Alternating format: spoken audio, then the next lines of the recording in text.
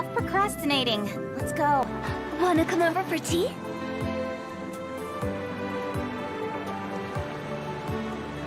If we've got nothing else to do, why don't I tell you a story?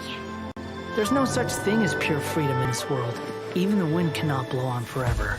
Those plants have withered. Paimon doesn't like the look of this.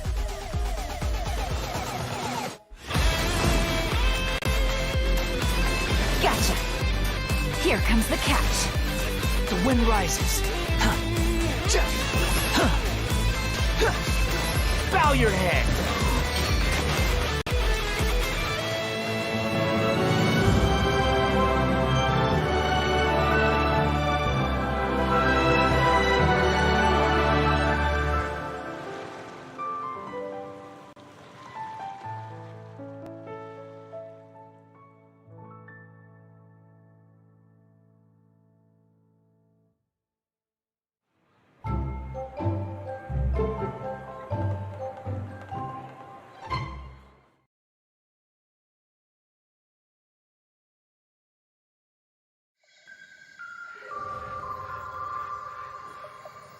A friendly word of advice.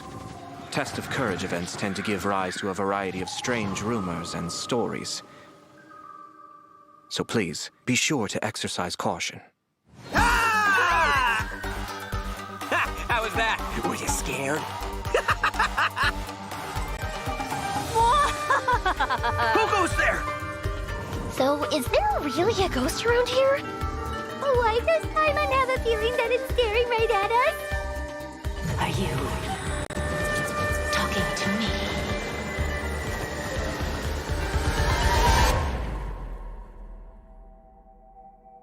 Jester, I have completed the task you gave me.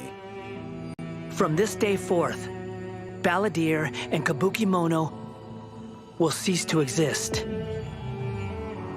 Did you really think you would be able to see through my plan? Dottore.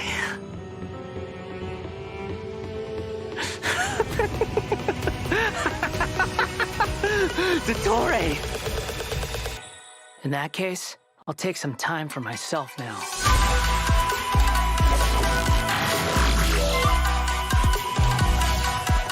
Squall and Fury!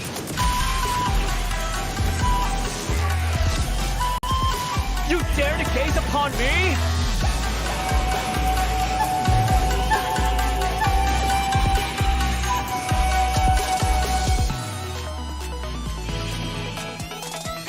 Dare to mess with me?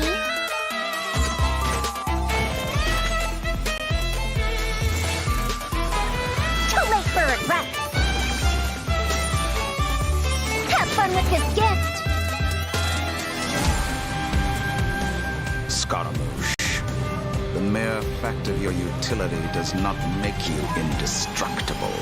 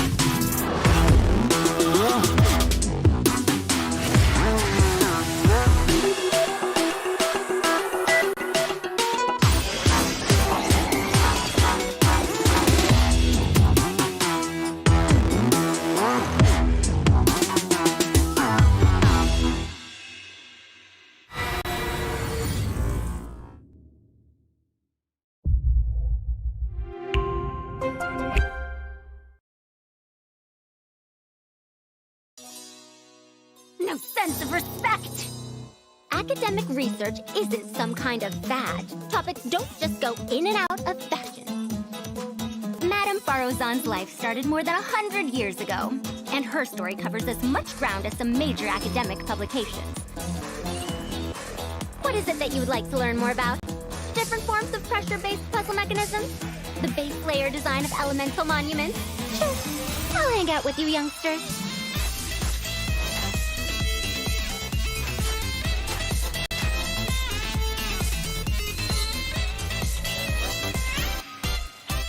Dare to mess with me? Truth repeats its course.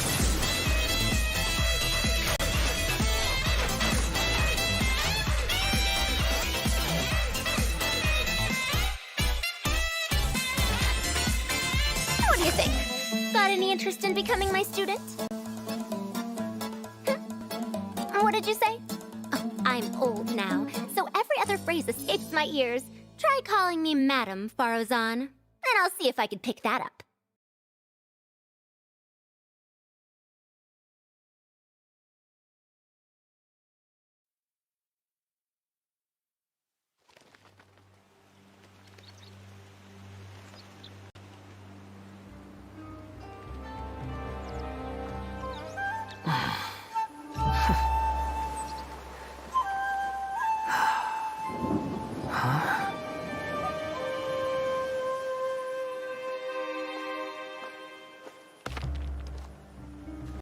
Hey, you there! We heard there's an inn near here. Gonna need you to show us the way. Huh?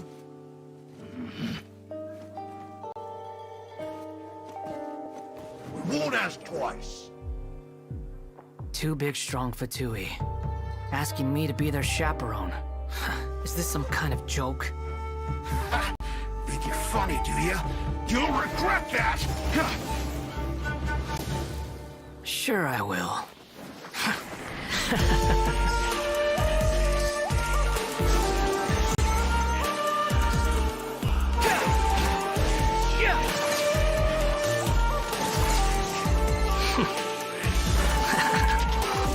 The wind rises.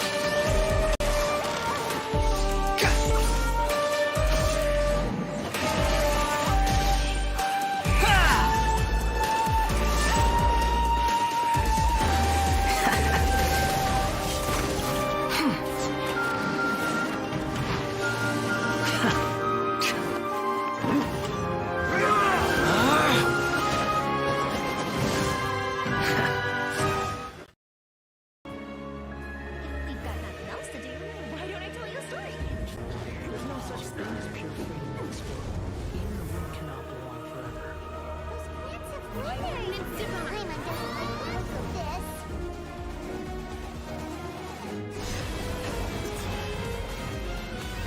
Gotcha. Here comes the catch. Wind rises. Bow your head. Welcome, travelers around the world. Come over, guys. Yeah, I'm Chuchu, your host for today. We're right now in KLCC Convention Center, Kuala Lumpur, Malaysia, for the Genshin Impact Southeast Asia Carnival. Now we have so many cool cosplay. Come on, guys, don't be shy. Anybody else want to join me for the opening? We have right now. Do you know that we have tournament right now? Oh no, it's actually a carnival. Do you know that we have carnival right now? Oh, why so shy? Come here, don't be scared. What are you cosplaying as? Chi-Chi. Chi-Chi. How's Chi-Chi posture usually? It's not this? I'm just kidding, I'm just kidding. What are you cosplaying as, sir? Albedo from Genshin Impact. Albedo. And the last one? Oh, okay, I'm the tallest of them all. So they're so cute right now. Okay, if you guys have no clue, right now we have ongoing from the Southeast Asia qualifier up till the playoff. We have 8 teams down to 4. There's 4 teams competing, if you see over that booth there. So you guys can just check it out. Yeah, you guys have Instagram before that. You guys have Instagram? Yeah. What's your Instagram? Wani Noko 123. Max 3. You have Instagram? Won't ask twice. No. Oh, what? Come over! Why so far? Come! We have to toss over to casters later. We have so many good characters here today. Oh my god, look at all these cool cosplayers. Oh, even your eyes are like, wow. I mean, like, this Hutao is next level, guys. Don't kid with it, okay? So are you guys ready for the Genshin Impact Carnival playoff today? Yep. Come on, guys. Are you guys ready? Yeah, because we have down to 4 teams in the semi-finals today for over 10,000 USD prize pool. And this sponsored by Genshin Impact, supported by Predator, and definitely brought to you by IO Esport. We can't wait to see what's going to happen in the playoff. You guys want to see it's going to be over there for the cosplayers. So we're going to toss it over to our casters here, none other than Julian and Sadafa. Are you guys ready? Yes. Yes! Let's toss it over to casters! Take it away!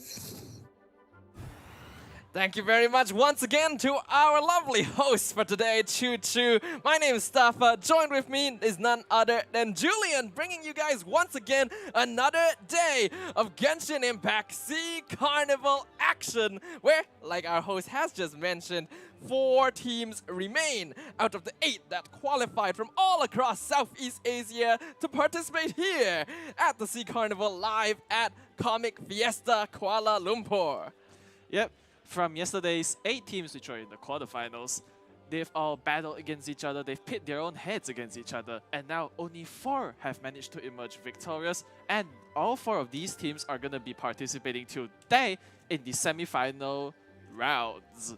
Are you excited, Staffa? I'm super excited right now because, yes, we have 4 teams remaining, but at the end of today, we will only have one, our grand champion, the first ever champion of the Genshin Impact SEA Carnival, taking home quite a notable prize pool. But how are they going to achieve that? Let's talk a little bit about our playoffs format once again.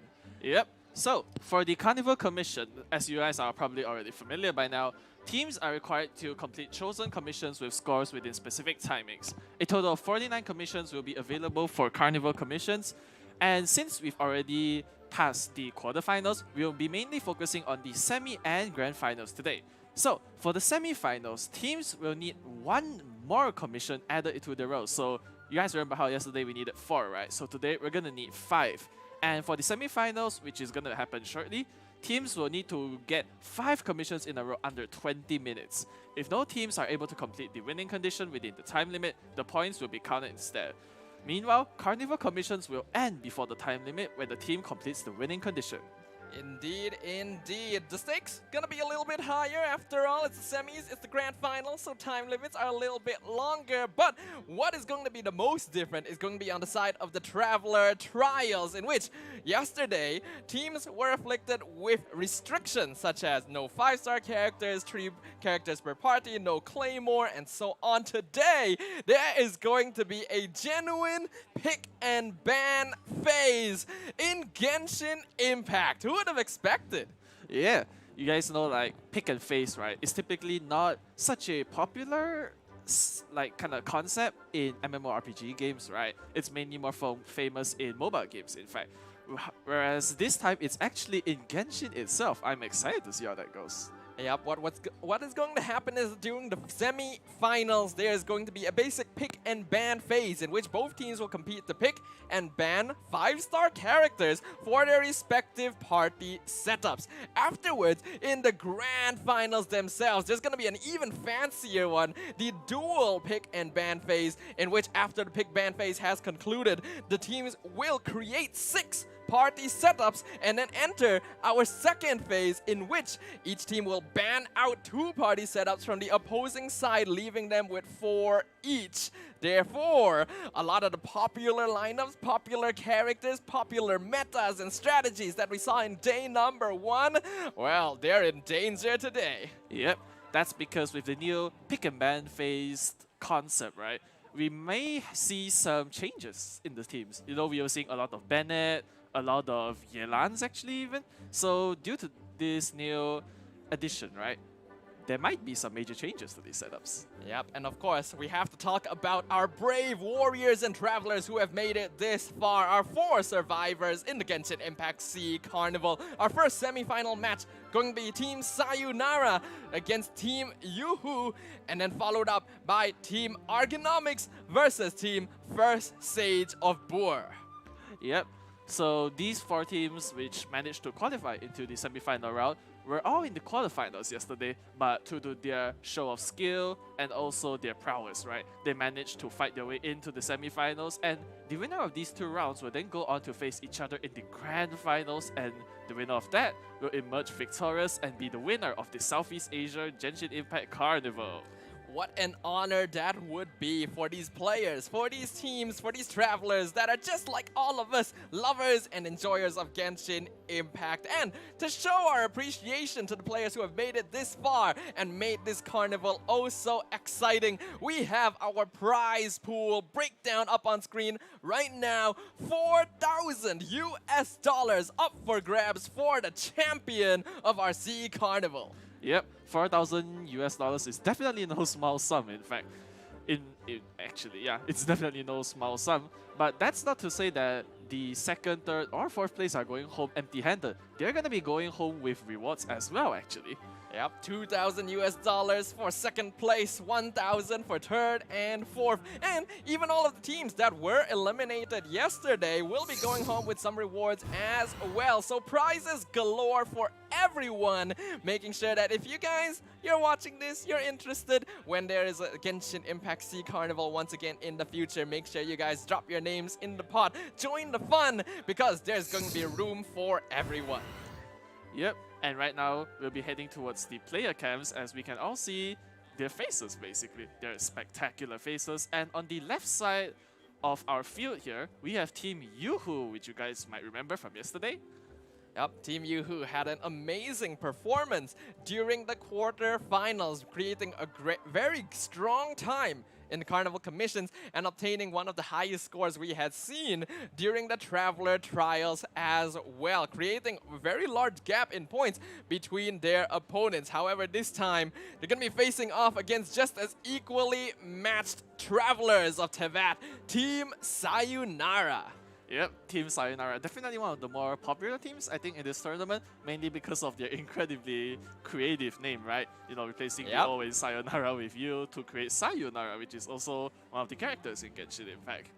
Yep, very cute name, very cute logo, and a team that I personally find myself to be quite a fan of. They definitely had a fairly hard-fought victory yesterday as well. From what I can recall, their point difference at the very end of their quarterfinal match was only something like 10 points. Literally 10 points was all the difference to make it so that they would move on in the competition, and that does feel very scary. I imagine we're gonna get a lot more tight matches this time as well. We will definitely be getting more tight matches because, as you guys know, we got the new pick and ban phase, right? And so when you are able to like ban important, very strategical, very tactical characters from the game, right, it will definitely make everything much more chaotic, much more hectic in terms, I think.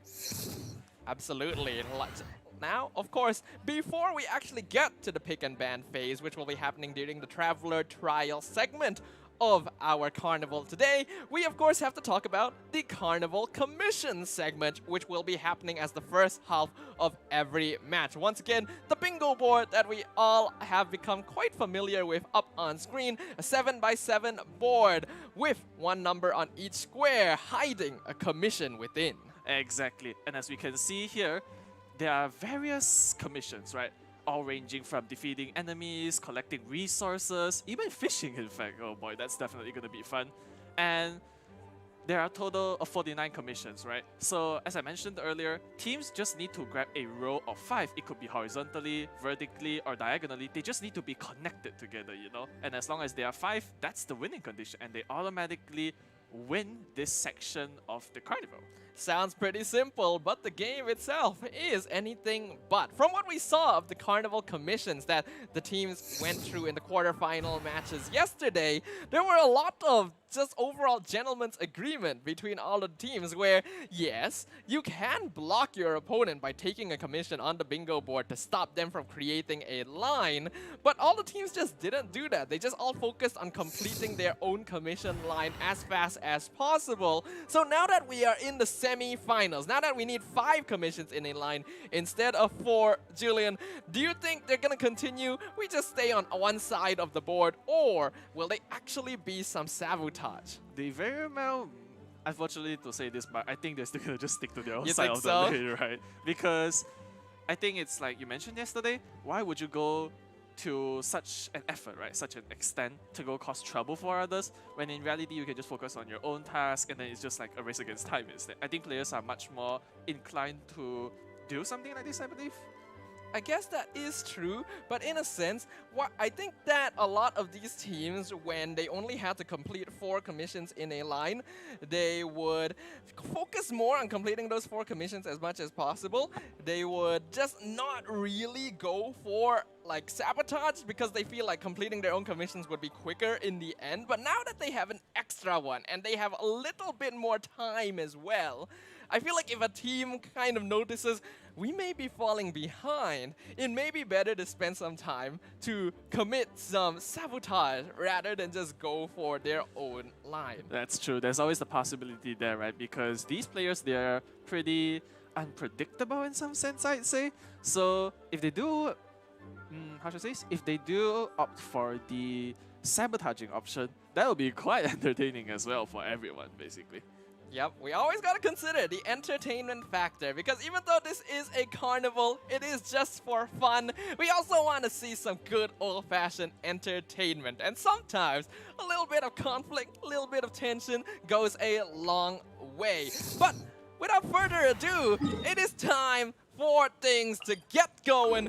Well, let us have a look at our first semi-final match, Genshin Impact SEA Carnival Day number 2. It is going to be Team YooHoo up against Team Sayonara. Yep, that's right, people. Right now we have Team YooHoo, and their commission appears to be clearing out a camp which consists a lava churl. And they've already managed to find one. Going for an interesting duo this time. We got Kamisato Ayato as well as Yoimiya. So both DPS characters, no supports here. But this will result in the creation of vaporized reactions, which of course, as we all know, one of the strongest reactions in the game. Yep, as we've seen yesterday, right? Especially the national vaporized team, which consists of Yelan, Bennett, Xingqiu, all those good characters there. It's truly incredible, honestly. But right now, we have Team Sayonara, and their quest appears to...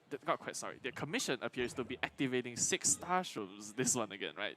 Yeah, we have seen a lot of this commission so far here, and they're gonna have to look for these starstreams in the first place. Can be quite an annoying task to do. This side, Team Sayonara, they've got Yelan as well as Kuki Shinobu right there. They are collecting mushrooms right now. One of those actually, I think, was a starstream, but not sure if they actually managed to activate them. We have 3 activated starstreams in their inventory right now, but they need just a few more. Yeah, that's right. We need 6 in total, right?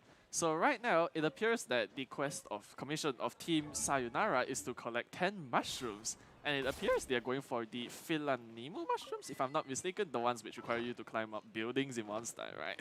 That is correct, the Philanemu mushrooms, which I think a lot of us were quite used to collecting during the early days of Genshin Impact. Like you said, we have to climb up rooftops and collect them. It is quite interesting that Team Sayonara have decided to go for these mushrooms in particular, because, like you said, you have to climb up rooftops. It could take a little bit of extra time, but one of the benefits of this is that we do innately know where a lot of these mushrooms are. That is true, because we've played Genshin from like pretty much the start, right? And I'm sure that some of these players might have done the same, in fact. So these mushrooms, they're definitely quite easy to remember their locations at, right? So that's definitely quite a good choice for all of them.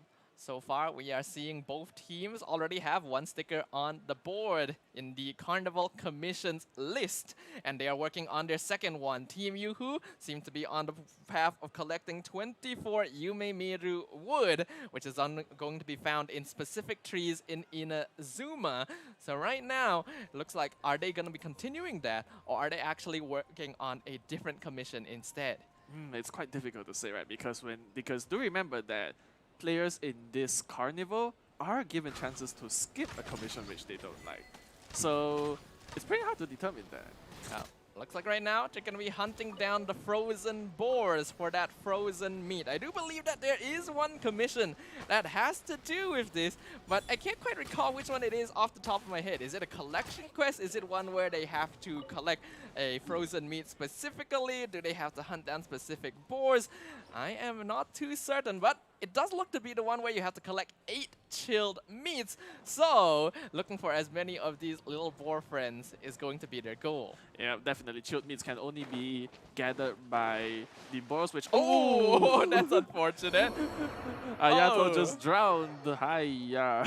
That's not what you want to see happen. Kamisato Ayato, a pretty tall man by all accounts, and a Hydro character himself. The last thing you would expect to see is him drowning. I don't think that was anticipated, but you know, we all make mistakes in the heat of the moment. As we can see, the competition getting a little bit more intense right now as Team YooHoo are actually focusing on blocking out Team Sayonara from completing their line. It appears so, actually, but their sabotaging doesn't appear to be leading anywhere, as right now it looks like Sayonara's more focused on collecting Valberries.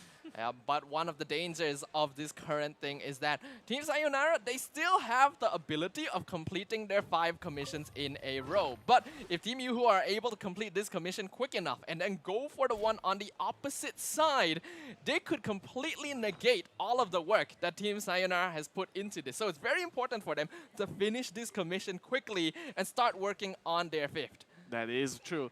As said earlier, right? During the semifinals and grand finals, players will need 5 stickers actually. And Team YooHoo, look at that. They're already working on that final one on the opposite end of Team Sayonara. They want to block them from completing their 5 in a row.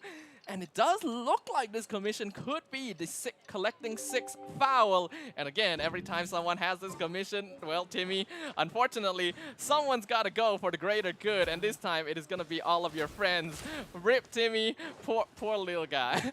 Yeah, he just wants to feed his birds, right? But unfortunately, when the commission calls for his birds to be slaughtered, the players aren't going to hesitate on that decision. Currently have 4 foul in the inventory of IMCKC. I wonder if they do have 2 on the other side here. We have to get confirmation on that. But if they're able to collect this 6 foul, they're going to be completely stop Team Sayonara in their tracks. All of the work that Team Sayonara has put in so far has to complete this 4 in a row. And now that they realize, oh no, our efforts have been thwarted, they have to go in a completely different direction. Yeah, that's some incredibly sick play out of Team YooHoo, honestly, blocking Team Sayonara at that very last moment, right? Those few crucial moments, and then just like that, they have been denied the victory.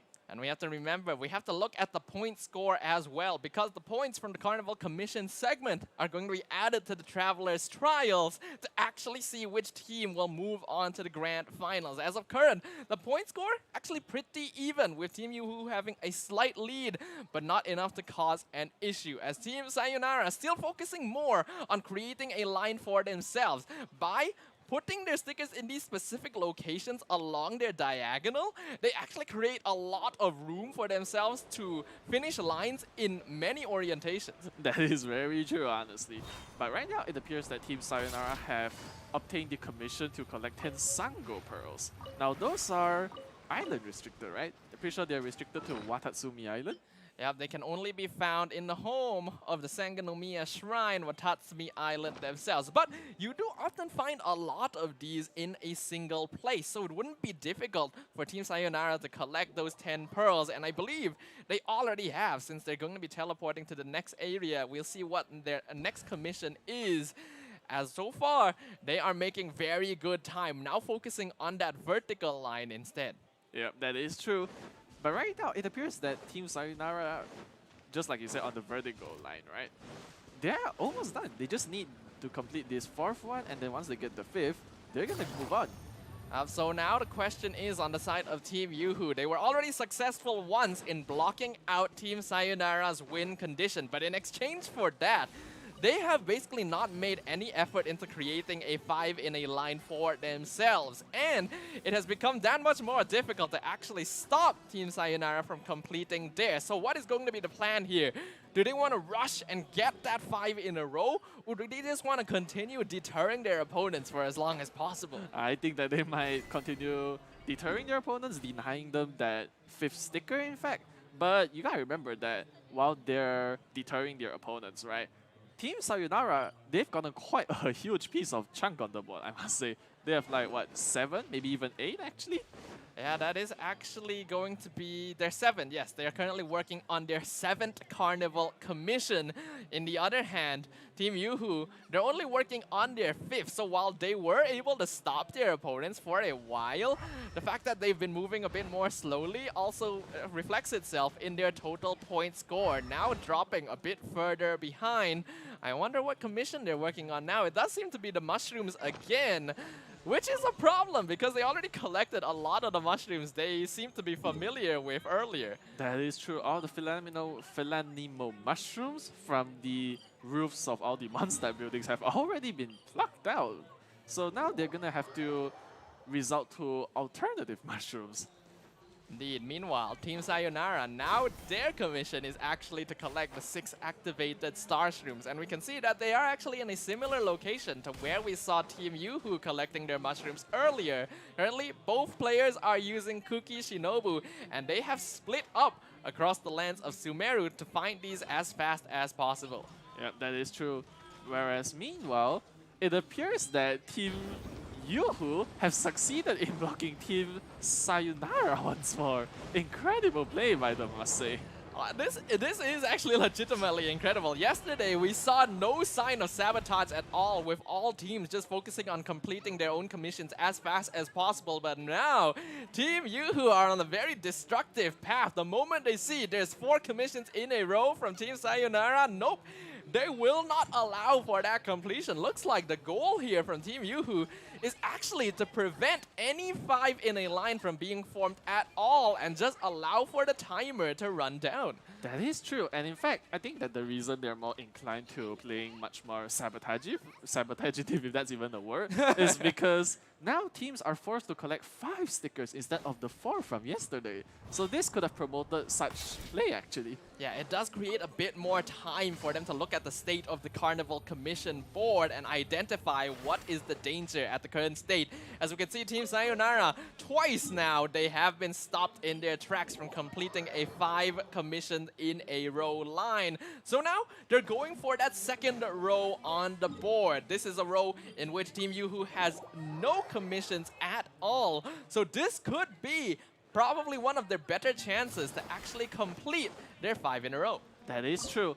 But I also think that there's an opportunity, right, for Team YooHoo to block the 2nd row as well, if you think about it. Because if they block the 2nd row on, let's say, the 2nd column, actually, then they can even create their own vertical line downwards, which will give them the win as well. Ooh, that is actually true. That could be quite a danger right now, and hopefully Team Sayonara is aware of this, as currently Team YooHoo, they're still working on the 3rd row instead. Looks like they do want to create a bit of setup for their own line if possible, while Team Sayonara, they've got a slightly more difficult commission there where they actually have to cook some, I believe, veggie soup. I wasn't too clear on the recipe, but that's going to take a little bit more time for them to complete, and this could allow for Team YooHoo to start catching up in terms of the number of commissions completed. Yeah, that's true. But based on the remaining amount of time left, right, I think there's a possibility that no one might get the 5 in a row, actually.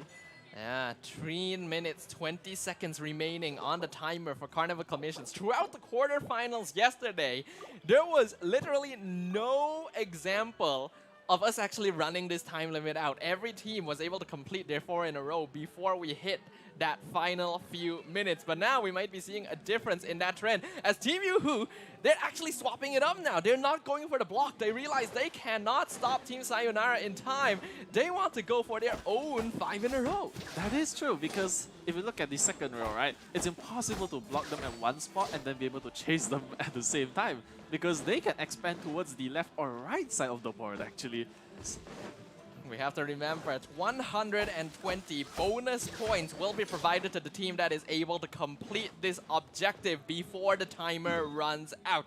And 120 points has made the difference between victory and defeat in the past. So you can imagine that both these teams are hungry for that 5th commission sticker. And right now, we can see Team YooHoo, they want to collect that maple wood, want to be able to get one more sticker on the board. Team Sayonara, they've got their 4 in a row. There is no chance for YooHoo to stop them now. It is all about which team gets that 5th sticker first. Yeah, that's true. Look at the board. They're already expanding towards the left side and taking up the 5th slot as well. And I believe they're in the process of it. But once they're done, and they win the additional juicy 120 points right there. The victory condition currently for Team YooHoo will all depend on how difficult this final commission is for Team Sayonara. Hopefully, we'll be able to move over to them to see exactly what it is. Team YooHoo, their current commission involves fishing up 3 koi, which honestly should not take that long, but it's gonna be excruciating when you just have to wait for the fish to bite, knowing that your opponent could be seconds away from winning the Carnival Commission segment. Yeah, that is true. Fishing, right? One of the much more annoying tasks in this game, honestly. Like, who enjoys fishing for, especially when you're up against time, right? I'm sure no one enjoys that. I think there's a lot of fishing mains who would beg to differ with you no. out there. But yeah, we can see here, Clarice from the side of Team YooHoo having a little bit of difficulty. Not sure if they recall which bait is needed for that fish to grab onto the line. But we are seeing a stop. It does look like the Carnival Commission segment is officially over for our first round of semi-finals, and we have our results here, which I believe will be coming up on screen very, very soon. Yep, that is true. And right now, it appears that our judges, right, our faithful judges who are totaling up, they're accumulating the score right now. They're just gonna, double check, real quick and see who won. Indeed, indeed. But from what I can tell, it does seem very likely that Team Sayonara were actually able to complete that 5th sticker right there. We have to get confirmation for that. But we have only about 1 minute left on the board. If they were able to do so, that is a huge clutch play. And unfortunately, the strategies of Team YooHoo may not quite have borne fruit this time. Yeah, unfortunately, the sabotaging play, right? It wasn't just quite as effective as they thought it was, unfortunately for them, because I enjoyed it, honestly. Yeah, it was really fun. It was. It does show that there is a degree of strategy to this, even beyond what you would think, because it does seem like a very simple format for our carnival today, but understanding not just how to block your opponents from finishing their line, but how to strategically do so to set up for yourself, that just adds a whole new dimension. It is, honestly. Like, just honestly, this new concept, right? Wait, sorry. Because, like, with their sabotaging strategy, it's honestly made it much more strategical, I think. Because there was just so many times, right, where Sayonara was gonna win, and then YooHoo was like, no, you will not win. They just block him right there, and then just like that, they had to expand towards a different direction. Yeah, you have to admire the perseverance of Team Sayonara, but we're talking about strategy right now.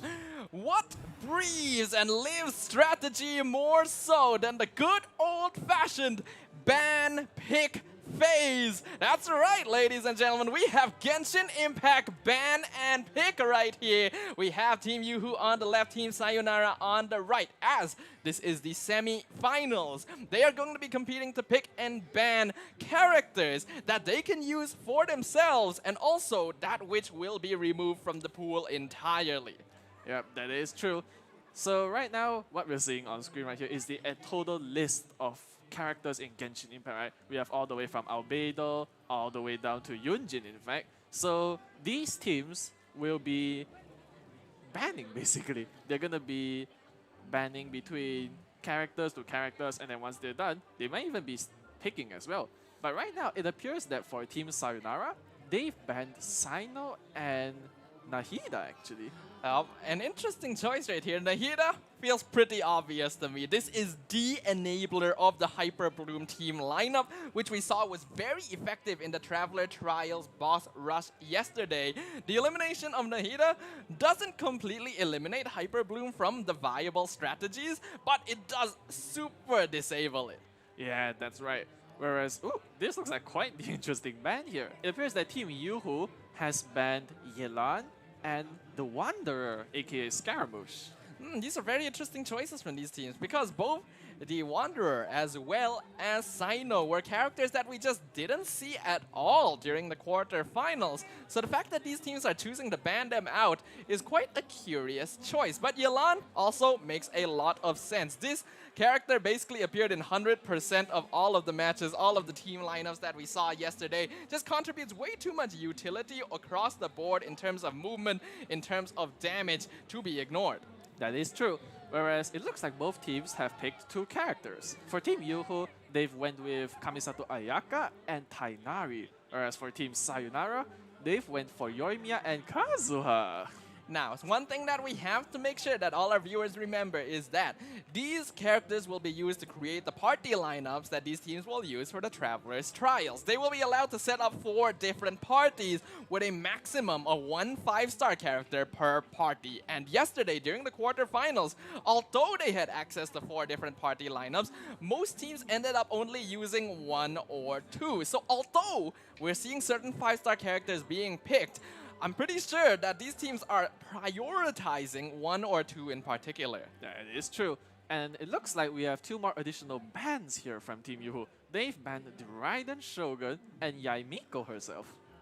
An interesting choice, banning out Raiden Shogun and Yae Miko. Why would they go for this at this stage? I suppose they are eliminating viable Electro characters from the pool to avoid people having an easier time facing the Raiden Shogun weekly boss, as well as our good friend Asimon, as we see a familiar face on the ban phase. Hu Tao. Really? What? Really? We had to go like this. We literally did not get a chance to see Hu Tao yesterday, and now she's banned. Okay, everyone, I see what it is. Aside from the notable Hu Tao ban, which I'm pretty sure upsets you a lot, Staffa, Yep. Jean has been banned as well. Jean, an interesting choice here.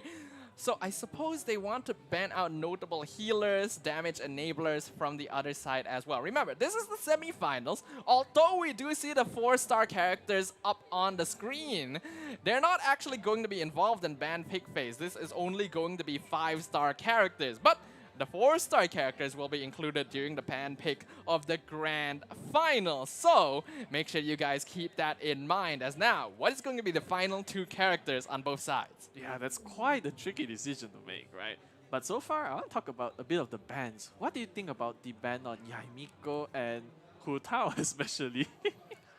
Well, Hu Tao as a character is very strong. She's probably one of the best main DPSs in the game entirely. We just didn't get to see a lot of her because there is a risk associated with playing her, and teams aren't really willing to bring shield characters. But it does look like the final couple of characters have been locked in now. And it is time for us to enter the party setup phase for both these teams. That's right. And as we can see here, we have 4 different party configuration setups here. As we can see, there are a total of 12 spots. So for each 4 spots, there can only be 1 5-star as mentioned yesterday.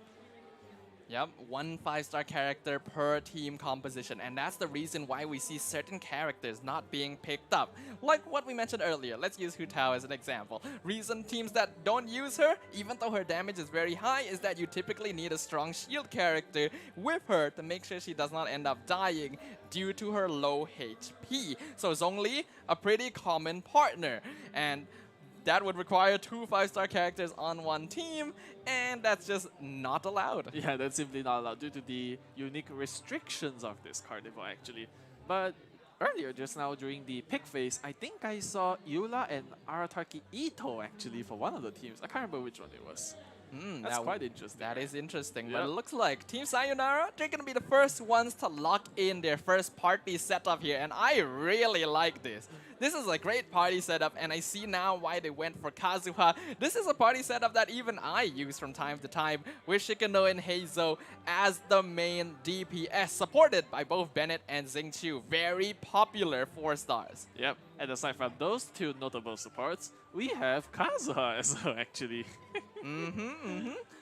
So being able to gather enemies together inside the Bennett Elemental Burst to apply Pyro and Hydro as well as Swirl alongside the animal characters going to be very powerful overall. We're now seeing some additional signs of the following party setups that the teams have not quite yet completed, but looking at what they've got, what do you think about these potential setups? These are quite interesting revelations actually. So for the first team setup for Team YooHoo, we have Shenhe, Diona, Kaya, and Rosaria, a full cryo team. Wow, okay, that's quite unusual as well, because I do believe that Team YooHoo has access to Kamisato Ayaka. So if we wanted a full cryo team, we would have expected her to be part of it. And typically, Shenhe is considered one of the best cryo support units for Ayaka, but sadly, they are both 5-star characters, so they cannot share a party composition. Thus, Team YooHoo has decided to allow Shenhe to buff up 3 different 4-star cryo characters instead. That is true. Whereas on the other side of things, Team Sayonara have a Yoimiya and Yunjin actually. What do you think about that? It's pretty common to see Yunjin with Yoimiya. This is basically one of her basic team compositions as a character that's able to buff basic attack damage, and Yoimiya being the premier normal attack unit in the entire game. You can definitely see why they would go for that. Now, usually as well, you would like to have Xingqiu or Yelan with this team, but Yelan is no longer allowed because Yoimiya is the dedicated 5-star, and Xingqiu has been used on the Kazuha team. Remember, only the characters cannot be repeated. They can only exist on one party setup at a time. Yeah, that is true. Whereas for Team YooHoo, their second lineup appears to be a Ayato and a Barbara. Barbara, quite the amazing healer, I must say. Especially when we don't have access to Bennett, right? Yeah, when you don't have access to Bennett, having Barbara as a healer could be quite helpful. The reason teams end up not using her very often is because she doesn't contribute a lot of Hydro application needed for Vaporize compositions, and her elemental skill consistently applying Hydro to the active character is the source of annoyance for a lot of players, considering how often we will get frozen midway. Yeah, that is true. I have very grave... how should I say this? I remember many experiences, right? Many memorable ones where I would be fighting a cryo-based enemy, and the moment I used Barbara's elemental burst, I got frozen instead. Yeah, definitely not so ideal. So I'm still waiting to see how exactly they intend to complete. Okay, it is not an Ayato lineup, which makes a bit more sense. Instead, it is going to be Kamisato Ayaka with Barbara and Chi-Chi with Sucrose. That feels like a bit too much healing on one team comp. Wait, but aside from that, Chi-Chi's a 5-star, no? Just as hold Ayaka on, you're is. right. Okay, that means that team composition isn't actually complete yet. Yeah, I think so too. Whereas for the third party setup for Team YooHoo, they have an Ayato, a Xingqiu, a Cookie Shinobu, and a Kale actually. Interesting. So that is actually a derivative of the Hyper Bloom comp. They don't have Nahida around, but having Kale does provide a little bit of assistance. Xingqiu and Cookie Shinobu are just very common additions to that. On the opposite side, what's interesting to me is that Team Sayonara, they've actually set up an Arataki Ito team. They have Ito, Goro with Ningguang, as well as Shinobu, just to provide a little bit of additional healing. And we have not seen an Ito team being used thus far. Yep, that is true. Arataki Ito has definitely been one of the more rare characters, in fact. Alright. Right now we have both sides. They're going to be competing against each other in the Traveler Trials. So for those of you who have already forgotten what we're supposed to do in the Traveler Trials, right? Basically, teams will be competing against each other in terms of time. But most importantly, they're going to be fighting a lot of bosses, actually. Yeah, it is basically a boss rush in which teams will to defeat bosses in any order that they so choose as fast as possible, with each boss having specific points assigned to them, all of which will be totaled up towards the end of this challenge to determine which team will come out on top. Team Sayonara, they're going to be using this Kazuha Heizo composition, a very powerful one. Their first target going to be our good old friend, the leftover turkey. Nice name we have going here. Alright, so meanwhile for Team YooHoo, they're going to be moving on to the Electro Hypostasis with their team composition of Bennett, Yanfei, quite the interesting pick, Tainari, and Fischl. Okay, this is a very strange composition right here, in which having Tainari along with Bennett and Fischl implies that they are going for something akin to Burgeon, but I do feel like that when you are playing in this sort of style where there are 3 different players or characters coexisting, Burgeon isn't really a composition you will, a reaction you will get consistently, and they will consistently apply things like Quicken and Aggravate as well, all of which do actually contribute to their overall damage. That is true. Whereas meanwhile, we have Team Sayonara moving on to our good friend Asimon once more. Yep, I see that you have now picked up that acronym as well, my friend. Yep, that's gonna be our good old friend, the algorithm of semi-intransient matrix of Overseer Network, shortened to Asimon, just as a good old friendly nickname. On the other side, Team YooHoo, they're gonna be challenging the Cryo Hypostasis, and that is not good. That is basically their main DPS. Tainari gonna get taken out, but again, this is okay. This is an overworld boss, not too far from the teleporter, so they'll be able to return in time to provide backup. Very fortunate for them. Thankfully, the Cryo Hypostasis is located just a stone's throw away from the teleport waypoint, right? But meanwhile, it appears that the rest of the team have succeeded in taking down the Cryo Hypostasis. Meanwhile, Team Sayonara, they're going to be going over to our good friend once again. It is going to be none other than the Aeon Blight Drake. Again, a risky enemy to fight when you don't have a bow character. But from what we saw from the quarterfinals yesterday, that's not a concern for these teams at all. Yeah. If they're able to just burst it down before it can even take off. Exactly.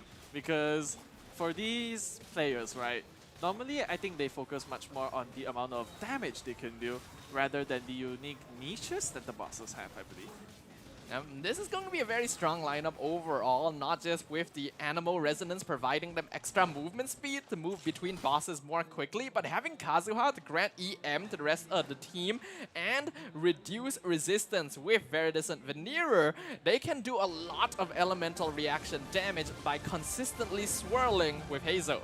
Exactly.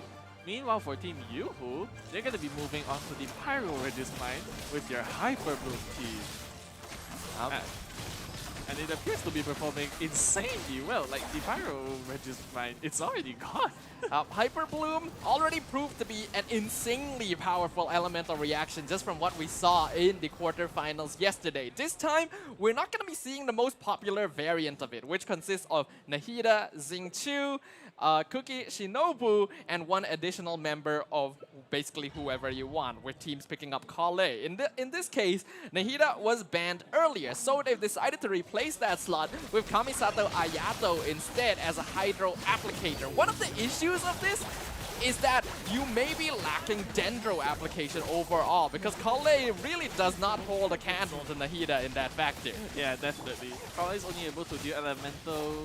No, sorry. She's only able to deal Dendro damage by her charge attacks, her elemental skill, and her elemental burst. But aside from that, she doesn't really have that constant application available, right? Yeah, so it'll come down to what kind of weapon choice they've actually decided to fuse on Kale. They could be using Sacrificial Bow to increase the Dendro application by having the chance to reset on her elemental skill, but other options like the Favonius Warbow are also pretty good in that it'll allow the team to gain more energy through ER. Exactly, energy recharge, very useful to have, especially when we are taking on bosses, right? Well, speaking of taking out bosses currently, both teams, their momentum looking pretty smooth, pretty good sailing so far. But Team Sayonara going to be slightly in the lead, 160 points ahead of Team YooHoo as of the current stage. And both teams seem to be focusing more on the weaker bosses instead. So far, the only weekly boss that has been challenged has been Child on the side of, I believe, Team YooHoo. So currently, Team Sayonara's effort of going for the easier and quicker bosses to defeat seems to be working out for them. It is. It's working out quite effectively for them, rather. And right now, it appears that they're going to be bowling the Cryo Hypostasis to death, man. It's gone, folks. Yep, beautifully done right there. That is a bowling game, of course, but if you're able to whittle down its Cryo Shield before the bowling phase even comes out, then, well, it just makes your job that much easier. Whereas here, Team YooHoo got a pretty easy job as well of taking down the Magu Kenki. Outnumbered, outgunned, and out-hyperbloomed, going to result in a very quick demise. Yeah, hyperbloomed. It just feels way too overpowered, I must say. But right now, it appears that Team YooHoo are going to be moving on to Asimon, whereas Team Sayonara are going to be challenging the Raiden Shogun. Yep, quite a dangerous opponent to have to deal with. This relies very heavily on teams being able to rush down her HP bar as fast as possible before she's actually able to enter her empowered second state. And yesterday, we kind of expressed a little bit of confusion as to how teams were able to identify the correct illusion so quickly. We actually got that clarified, in which they are waiting for all of the illusions to attack. And the correct one is the one that has a cross-shaped strike, whereas everyone else has a single line. Yeah, honestly, before yesterday, right, I never knew. Yeah, right? Yeah, exactly. Because honestly, I didn't even realize there was a difference between the four clones, but hey, the more you know, right? After all, every strategy that helps you reduce your time is going to be a valuable one. As now we can see Team Sayonara definitely getting into that danger zone. Raiden Shogun charging up her second phase. Looks like she will be able to enter it pretty soon. They gotta rush her down. I hope they got her HP low enough, because if not, this is going to be a very slow process. Exactly. The special shield which the Raiden Shogun has, basically it gives her resistance to all sorts of damage basically, but thankfully she was low enough and they got the job done. Yeah, what's important in the Raiden Shogun fight is to get her HP down to something around 5% before she enters the second phase, because otherwise you're in for a very slow time, and time is the name of the game here in the Traveler's Trials. As we can see, 17 minutes remaining on the challenge timer. The points are pretty close, but the defeat of the Raiden Shogun gonna be giving Team Sayonara a pretty nice boost. Yep, and speaking about boosts, they're gonna move on to another weekly boss, also known as La Signora herself. Yep, La Signora, a very important boss that requires pyro application specifically for that cocoon phase in order to take it down. We saw in the quarterfinals yesterday where the last quarterfinals had a restriction where all Mondstadt characters were banned from being chosen, including Bennett. And at C6, a lot of teams are using his pyro infusion to take down this phase of La Signora a lot quicker. Yeah, it's definitely much more faster to burst down the cocoon compared to waiting for the moths to spawn, right? But meanwhile, we have Team YooHoo taking out our poor forest chicken once more.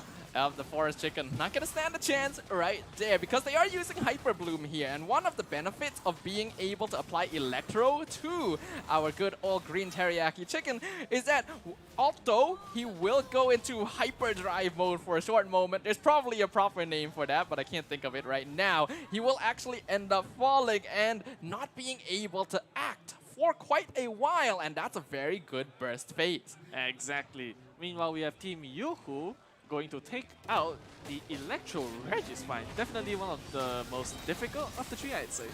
Yeah, but they do have two Pyro characters as well as Tignari, and I think Dendro does a pretty solid job of breaking down the Corolla on this boss. As we can see, Tignari, being a bow character as well, will be able to aim for the Corolla in the eye rather than waiting for it to come down to the stomach. Exactly. With that incredible accuracy, actually, they were able to pierce through the Corolla on the top of the Registine, and now it's down for the count.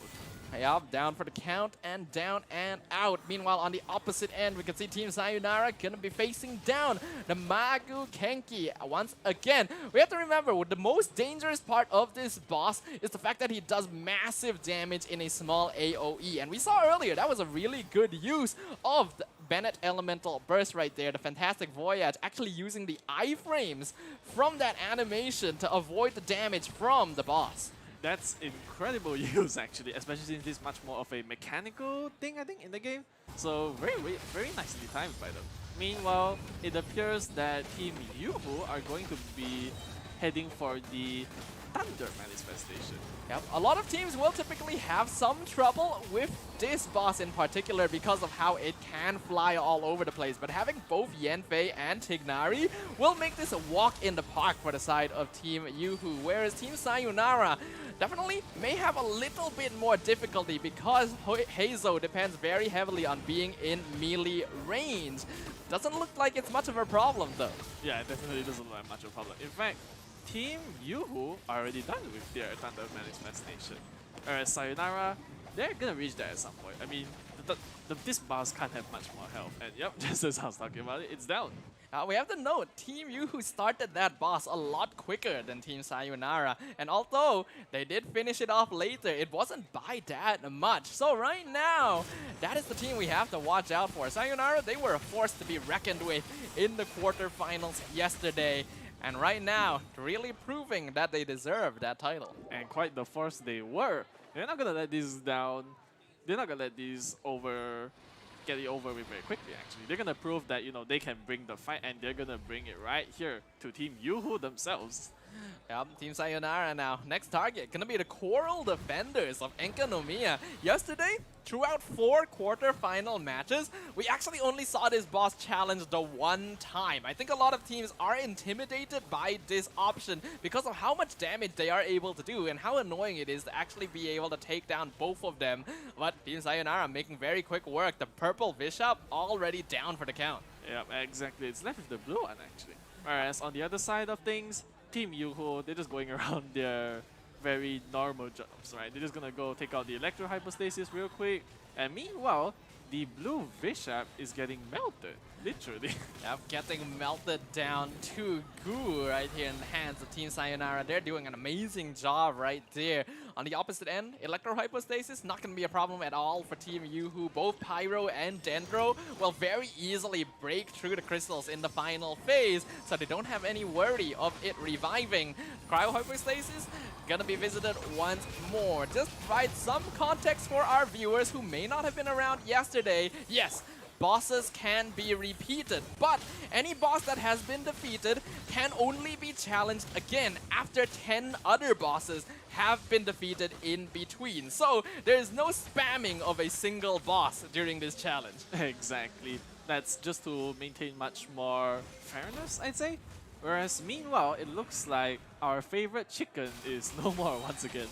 Yeah, going to be used as an ingredient in our good old Japanese curry recipe right after this. Meanwhile, Team Sayonara gonna be heading back over to our good old friend Asimon, the Pythagoras theorem, the geometry class, right down here in the middle of the desert of Sumeru. Again, this usually is a boss that would ideally want Electro on your team during the challenge, but it is not actually necessary if you are able to burst him down quick enough, and that's exactly what Team Sayonara are doing.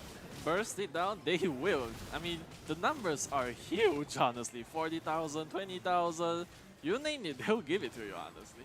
Absolutely. Being able to consistently use Fantastic Voyage, the Elemental Burst from Bennett, will just empower the DPS being done by all of these players at the same time. There's a lot of value in this Elemental Burst, especially in a co-op environment, because it's going to be buffing 3 players, all dishing out DPS simultaneously. Yep, and while we were busy arguing about Fantastic Voyage's benefits, the Pyro Registine was destroyed meanwhile. Yeah, we already know Pyro Registine, unfortunate victim of consistent home invasions by our participants in the Genshin Impact SEA Carnival. My condolences. But you gotta make some sacrifices for the greater good, and in this case, it is for one of these teams to move on for that coveted Grand Final spot. Exactly. And speaking about Grand Finals, it looks like Team Sayonara's in the lead right now. Yeah, consistently maintaining that, but not by too much. We have to remember the points that these teams earn during the Carnival commissions will actually be added to their point total here in order to figure out which team moves on to the next round. And from what we can recall, although the results were never officially announced because some calculations still needed to be done, Team Sayonara seemed to be in a more favorable spot, having completed their commission line. So, not only does Team YooHoo need to be ahead, they have to be notably ahead. Yeah, definitely. Remember that Carnival commissions, right, the points that were accumulated there are brought here as well. They're both going to be added together. So if Team YooHoo wants to even have a chance of progressing to the next bracket, they're going to have to fight very hard for it. Yep. And what we mentioned during the pick and ban phase as well, a lot of the teams here in the SEA Carnival do like to rely on 1 or 2 universal team lineups for the Traveler trial, so that they don't actually have to consistently swap teams between bosses. So even though we did see 4 different party setups being created by both sides, in the end, they're going to be keeping to the trend we saw in the quarterfinals and having one strong lineup that they're going to use to clear everything. Yep, that is true. It's like more of a, like I mentioned yesterday, right? It's more of a quality versus quantity thing, am I right?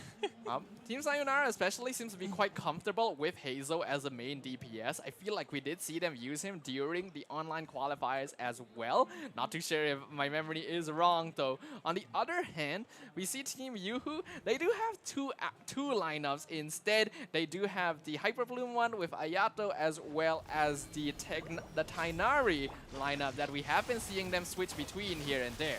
Yep, so all in all, they're basically going to be relying much more on the Dendro reaction. Pretty cool. Whereas meanwhile, it appears that Asimon is once again being absolutely destroyed by Team YooHoo, whereas Trout is getting invaded by Team Sayonara. Again, this is obviously one of the most battle maniac characters in the entire game. So unlike a lot of the other bosses who probably don't appreciate their homes being invaded and them being taken down time and time again, I think this is just another typical weekend for our good old friend, the 11th Harbinger. Yep, Child definitely does appreciate a good battle. Whereas it looks like both teams are going to be moving on to the Aeon Light Drake, if I'm not mistaken. Oh, no, sorry. Sayonara's moving on to the Cryo Hypostasis, whereas YooHoo's going to be taking out our Mechanical Chicken this time. Yep, these last few minutes are going to be very important. 7.5 minutes are left on the challenge timer for these two teams to complete their round of the Travelers Trials. And with that, we will be able to confirm who our first grand finalist is. So maintaining stamina, maintaining consistency at this point is very important, because we got to see yesterday in the quarterfinals, there were 2 teams who were neck and neck for the entire 30 minutes of their trial time, and just one mistake at the end cost them the chance to move on. Yeah, very unfortunate for those 2 teams, right? But right now, it appears that our favorite chicken's getting deep fried once more by the one and only Team YooHoo. Yep, Team YooHoo getting ready to prepare yet another microwave dinner right here, as Hyper Bloom going to be a pretty good choice up against our good friend, the Jade Plume Terror Shroom. Once again, being able to empower them and then use that timing when they are down in order to take them out as quickly as possible. Whereas Team Sayonara, they're back on the Raiden Shogun once again. Now, so far in this trial, it does look like Team YooHoo has just avoided going for this particular weekly boss. Yeah, definitely. Do you think there could be a specific reason why they're choosing to avoid the Raiden Shogun? Well, I mean, when you're just not confident in your ability to take them down, it is safer to go for bosses that you know you can clear instead. Because we have already seen teams fail at the Raiden Shogun boss a couple of times. So this is one of those high-risk, high-reward situations. If you can defeat her consistently, that is a lot of points for your team. But if not, you are losing out on precious time. That is true. Time, once again, very much up the essence right now. But it looks like the Raiden Shogun is able to enter her second and deadliest phase.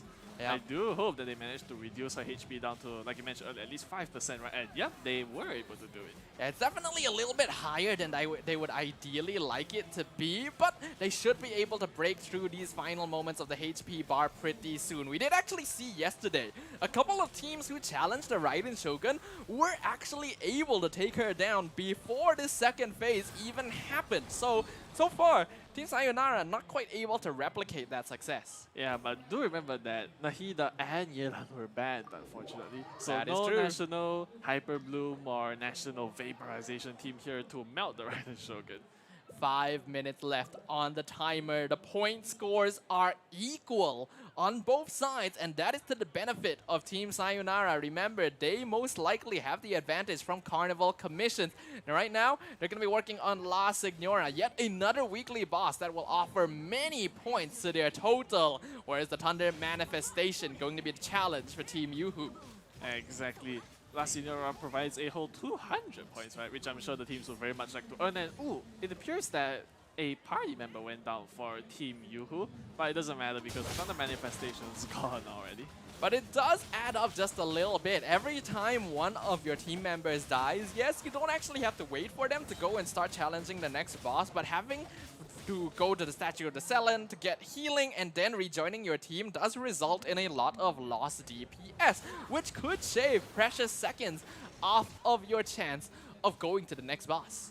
Exactly. Time is incredibly vital in this carnival, just as it is in most of them. But right now, it appears that the Thunder Manifestation is getting challenged once more, whereas La Senora has entered her second phase, and honestly, it doesn't make much difference to our players. They've already done this probably, what, 10 different times at least? Yeah, and we've seen the Traveler's Trials occur many times already. Already 4 matches of quarterfinals yesterday. Just from that, we recognize the value of one particular character, which of course, our favorite Benny Boy from Mondstadt. He is basically 100% present in every team composition because he provides damage buffing, good pyro application, while also healing the team, thereby preventing them from needing to rely on shield characters or other healers that don't provide more utility. That is true. Meanwhile, the Mago Kenki, the poor puppet here, is getting taken apart once more by Team Sayonara. And for Team U, I believe they just took down the Cryo Regis. And Kazuha is dangerously low to fainting right there. Yeah, that was very risky. That was a slightly failed dodge from Zephyrix on the side of Team Sayonara. If he wasn't actually standing within the grounds of Fantastic Voyage, he would have probably died in that moment. He would, actually. Alright, so meanwhile, it appears that they're going to be challenging the Electro Manifestation for Team Sayonara, whereas YooHoo's going to be heading for another Electro boss, also known as the Electro Hypostasis this time. We can see the value of Yoimiya against this boss, and a lot of Hypostasis bosses in particular, because during the phase where they are floating above the ground and shooting projectiles, having a bow character that is able to automatically home in their shots does allow you to treat that as another DPS phase rather than just waiting for it to come down. That is true. Meanwhile, it looks like the Thunder Manifestation is getting shredded once more. Very unfortunate for this thing. Yep, with 2 minutes left on the timer though, the score still being pretty neck and neck, with Sayonara consistently holding on to that lead, not letting these points go in the other side's favor. So far, just from preliminary investigation, preliminary observation, it does seem very likely that we will be seeing Team Sayonara in the grand finals. Yeah, most likely. I mean, in addition to their lead, which they have garnered in the Traveler Trials, do note that the points that they've accumulated in the Carnival Commissions are being brought here as well.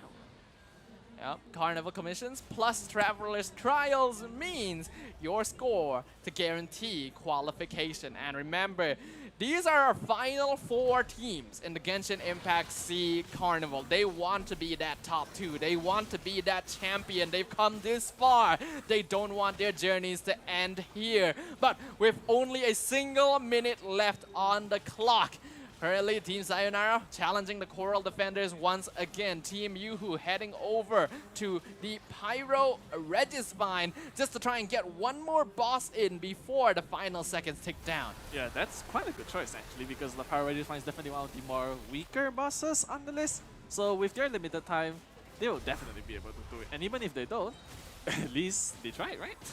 They're going to be able to take it down very easily. In fact, they may actually have enough time to go for another easy boss, like the Cryo Regispine, but that depends on whether or not the flow matches them. And ooh, that is not ideal. Hazel going to fall in quick succession, followed by Kazuha, leaving only Xingqiu and Bennett. But that is going to be the last boss they take down, and they were able to successfully do so. So that will mark the end of our first Traveler's Trial today. The semi-final match has concluded. Yep, that's the end for our first round for the semi-finals actually. And meanwhile, it appears that our judges, they're going to be tabulating up the score. You know, they're going to be collecting it, and then I believe we'll be getting the results shortly. Yep, do give us a few moments, our lovely viewers, to make sure that all deliberation has concluded as we officially announce Team Sayonara as our first grand finalist of the Genshin Impact SEA Carnival. Huge congratulations to them, honestly. I mean, they played very well. And yeah, huge props to them, honestly. I mean, they play quite a variety of teams as well. At least it's not as limited as during the quarterfinals, right? Where there was like only one party, so at least there was two being used, I must say. But they did seem very comfortable with it. They mainly did end up using the Heizo-Kazuha combo there, and that's just really strong. Again, Bennett and Xingqiu showing up in the lineup, enabling that damage, creating elemental reactions, and allowing Sayonara to really go for that win. They were very comfortable taking down weekly bosses as compared to their opponents. They were, actually. In fact, they challenged the Raiden Shogun herself a number of times, in fact. Whereas Team YooHoo, I think they were not as confident in their abilities, I'm afraid.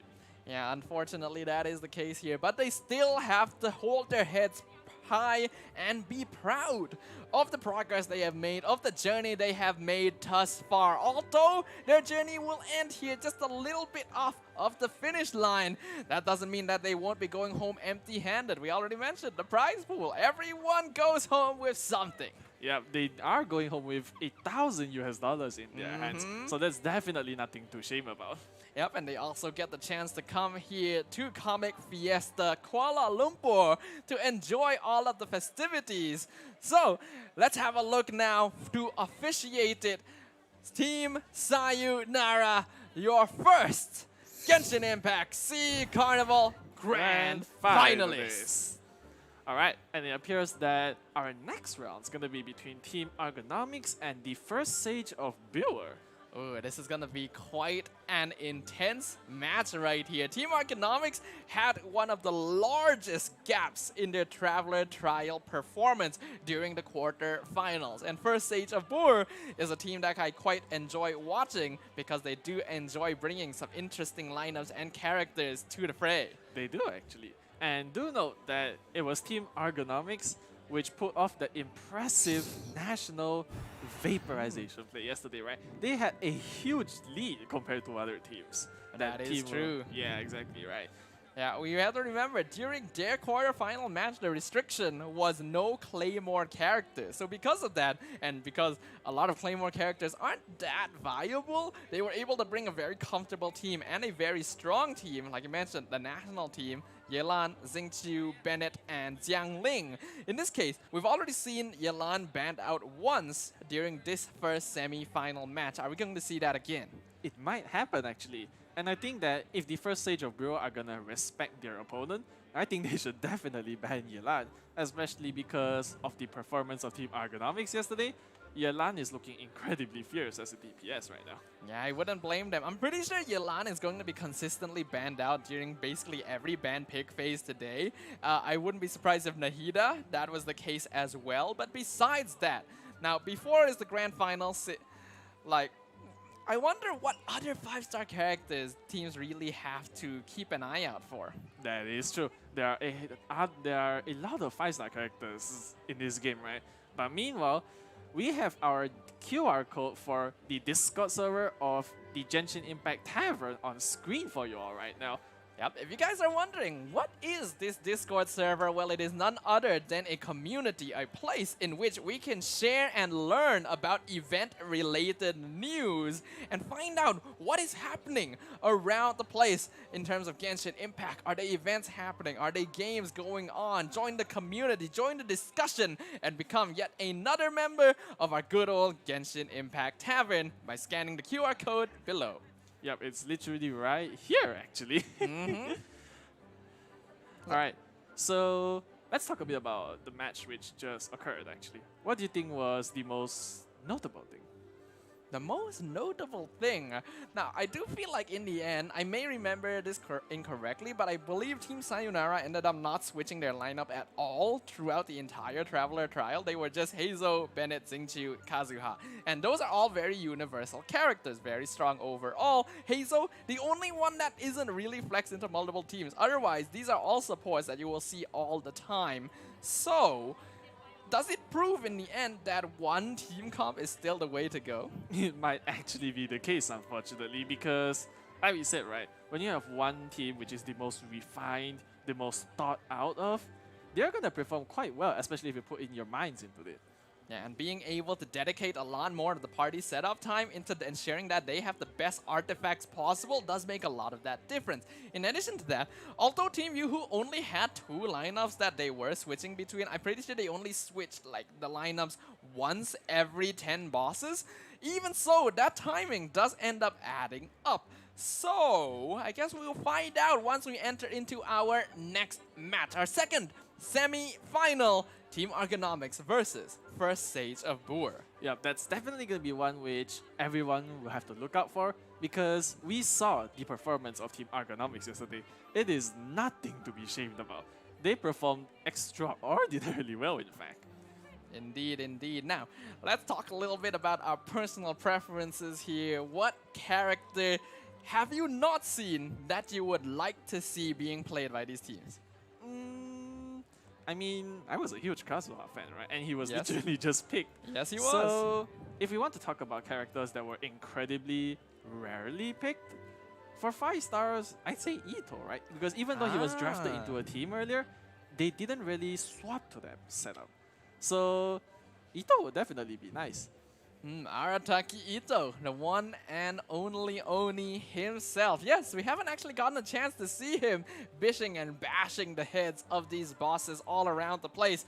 But I suppose that's also kind of understandable in that he requires basically a 3 or 4 character Geo team to truly be effective. And that results in a lot of elemental reaction damage being lost. And although Ito himself does a lot of DPS, he requires enough ER and a very specific lineup to be used. Yeah, that is very unfortunate for most Geo characters, in fact. Because, you know, Geo as an element, even though the shields from crystallization are very nice to have around you, unfortunately, they don't just proc as much damage as the hyper blooms, the vaporizations especially. Unfortunately, they just aren't up on par. Yeah, it's an unfortunate thing, and I as well, hoping to see Hu Tao at some point. We've heard it over and over again, and I'm going to say it over and over again. You can't stop me. Like, you want to see it. I think she has a lot of damage, but teams aren't willing to take that risk. We've already seen it over and over again. If a team lineup involves playing with some risk, it is just better not to go for it. That's why Bennett is on every party, because that healing is just so necessary. Exactly. Even though it doesn't heal the characters all the way to full, it keeps them above at least 70% of their max HP, which, you know, when you aren't able to sacrifice the 1 5-star character slot for another 5-star healer or shield character, I'd say, he's very nice to have. We literally saw some of those boss fights where it looked like a player was about to get taken out but survive with just a little bit of HP and then are topped up to nearly full again because they are standing in that Bennett burst. So, definitely something that teams have to watch out for, and something you guys have to watch out for as well is our amazing sponsors for this event, because the Genshin Impact SEA Carnival is sponsored by Genshin Impact themselves, organized by IO Esports, and supported by Predator. Without all of these amazing sponsors and people contributing to this event, you wouldn't be able to watch all of this, and we wouldn't be able to bring it all to you as well. That is true. So huge shout out, massive thanks and appreciation to our sponsors, supporters. We love you guys a lot, actually. I love our sponsors, love our players, love our viewers, and love each other. Exactly. Yeah, love all around, you know? Yeah. Love you guys too. Also, Hu Tao. Play some Hu Tao for me, guys, please. Thank you. Alright, so what do you think we're going to see much more of in the second round? Well, I guess that'll depend on the teams themselves just a little bit here. As we can see up on screen right now, they're going to be setting up their PCs, making sure that all the configurations are in order. This is none other than First Sage of Boor up on screen right now. Yep, the First Sage of Boor. They definitely look like quite the bunch, I must say. Quite the bunch. I feel like that's a very vague description there. What exactly does quite the bunch mean? They look like quite a good group of friends, I see. And meanwhile, we have the fearsome team Argonomics on the left side of the tables. They are definitely quite fearsome, I must say, especially with the performance of yesterday. I'd be afraid to face them. I thought you were about to say quite a bunch again. I can't use the same term twice in a row. Quite a bunch, quite a bunch here, quite a bunch there, you know. But yeah, Economics, quite a scary team. They had basically a 1,000-point lead, and we just had one of their fans walk up in front of the camera here with his phone as a Team Ergonomics for the win right there. So they've got some supporters here at CF. Yeah, supporters, definitely a huge morale boost for all of them, I'm sure. All right, and right now it appears that both the teams are strategizing. They're gonna be picking out points. They're going to be picking out their characters. In fact, maybe even discussing about the band pick, which may happen later on. Okay, so I just got some confirmation. The fan that walked in front of us just now was actually a player. It was Arcadia from Team Blue Rats, who ended up ending their journey during the quarterfinals yesterday. But he just wanted to give a quick shout out to some of his favorite teams, Team Ergonomics and Team Sayonara, the latter of which is already in the grand final. So, will our friend here be a bit of a... will they be able to predict the future? Yeah? He might, honestly. I guess it is quite unpredictable in the end, right? It is unpredictable. After all, Team Ergonomics, they put up an amazing showing. 1,000-point lead against their opponents yesterday, Team Epak Ena officials. But this time, they're up against First Sage of Boer, who had a very close fight themselves. So, once again, they're going to be facing off on the Carnival commissions. Yep, the Carnival commissions, the bingo board of danger. Alright, it's not as intimidating as I made it sound, but once again, they're gonna be competing against each other in completing these sets of tasks, actually. Yeah, so from what we saw earlier, there was actually quite a bit of sabotaging going on. Team YooHoo specifically wanted to prevent Team Sayonara from completing their line at all costs, and while they were able to do so for quite a long time, it didn't quite work out for them in the end. Do you think we'll get to see this again? I mean, I can't blame them if they don't do it, because we see that it's not that effective of a strategy, unfortunately. But if they do it, it would add a lot of entertainment value, I'd say. It certainly does. And we also got to see earlier that commissions can be repeated. In the case of Team YooHoo, they got the same commission of collecting 10 mushrooms twice, which resulted in a little bit of slowed down time for them because they seem very familiar with where some of these mushrooms were initially. But once they got the same commission, they were definitely running around a bit wondering, oh, where do we find more mushrooms? Yeah, we could definitely see the panic in them, right? Because they thought, alright, we've done this commission once, it's definitely not going to come out again. And then it appears once more, which is unfortunate for them. But meanwhile, we have Team Ergonomics, the incredible bunch, I must say. The incredible bunch. So not just quite a bunch, the incredible bunch now. Yeah. What are they going to be at the end of this? The ultimate bunch. The grand the finalist absolute bunch. The one bunch. Yeah. Alright. Meanwhile, yeah, they're probably just thinking right now. They're going to be strategizing a lot. Carnival commissions, if you can get your team a massive advantage by winning the Carnival commissions, then later on, you may not need to commit just as much. You'll be like, alright, we just need like a certain amount of points. We know we have the Carnival commissions carrying us forward. So that could definitely be what they're thinking about. That is true, that is true. I think teams may at first think that if most of the points come from Traveler's Trials, you can definitely ignore Carnival commissions to a certain extent. But we've already seen how much of an advantage that early lead gives to a lot of these teams. So you definitely cannot ignore any part of this carnival here. Every single point is just as important. Yeah, exactly. And it appears that there is a Cookie Shinobu on the team on the side of the First Sage of Boer, which I saw for a while. So, based on that, there are signs telling that it might be another Hyper Bloom team once more. Well, again, for Carnival commissions, there typically isn't that much fighting involved. Yes, Exactly. there are fighting commissions, but Hyper Bloom isn't really a team composition that'll help you out there much because you only have 2 characters in the hands of 2 players. That is true. You're not going to be able to get a lot out of that, so the focus is more on moving quickly and just having effective DPS characters. That's why we see Yelan being prioritized so much in this phase. Exactly, but that could be signs for afterwards, I guess. Alright. Okay. Yeah, you'll give that to me, alright. So, Right now, it looks like they're still thinking about which character they're gonna play in the Carnival commissions. Just as you mentioned, I do expect that we'll be meeting a lot more Yelan this time. Yep, Yelan, just gonna be a typical mainstay in the Carnival commissions. After all, there really isn't a lot in the character pool for Genshin Impact that can match that kind of usefulness. But disregarding the technicalities of things, disregarding the statistics, personally, which of these two teams do you want to move on to the grand finals? That's quite the hard decision to make because it'd be showing biasness if I'm... You know, bias is part of everyone, you know? There's gotta be a little bit of bias. The bias makes the world go around. Alright. In terms of performance, I'd say that Ergonomics might have a higher chance of advancing, but the first Age of War, that's not to say that they're automatically out. They could definitely mount the fight if they so wish to. I see. Alright, that makes sense. Well, let's find out exactly how that will turn out because we will now officially commence the Carnival Commission segment for our second semi-final match of the day. It's gonna be Team Ergonomics up against Team First Sage of Boer. And yep, just like we both predicted, Yelan's definitely gonna be a famous pick. In fact, out of 4 players, she's picked on 3 of them.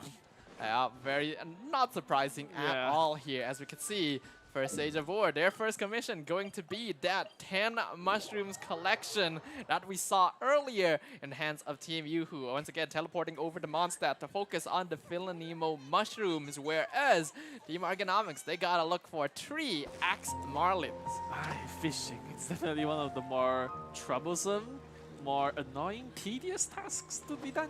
But unfortunately, you gotta do what you gotta do or you gotta skip the commission. And it looks like they're gonna be trying their best to fish these Smartins. Yeah, Team Ergonomics seeming to be quite comfortable with this right now. Gonna be splitting up their workload as well. This is definitely one of those commissions where you can split up and try and get both players to fish as fast as possible, just to reduce the time spent on the commission overall. Because in the end, being able to complete those 5 commissions in a row comes down to a certain degree of speed. Yeah, definitely. Speed is definitely much up the essence right now.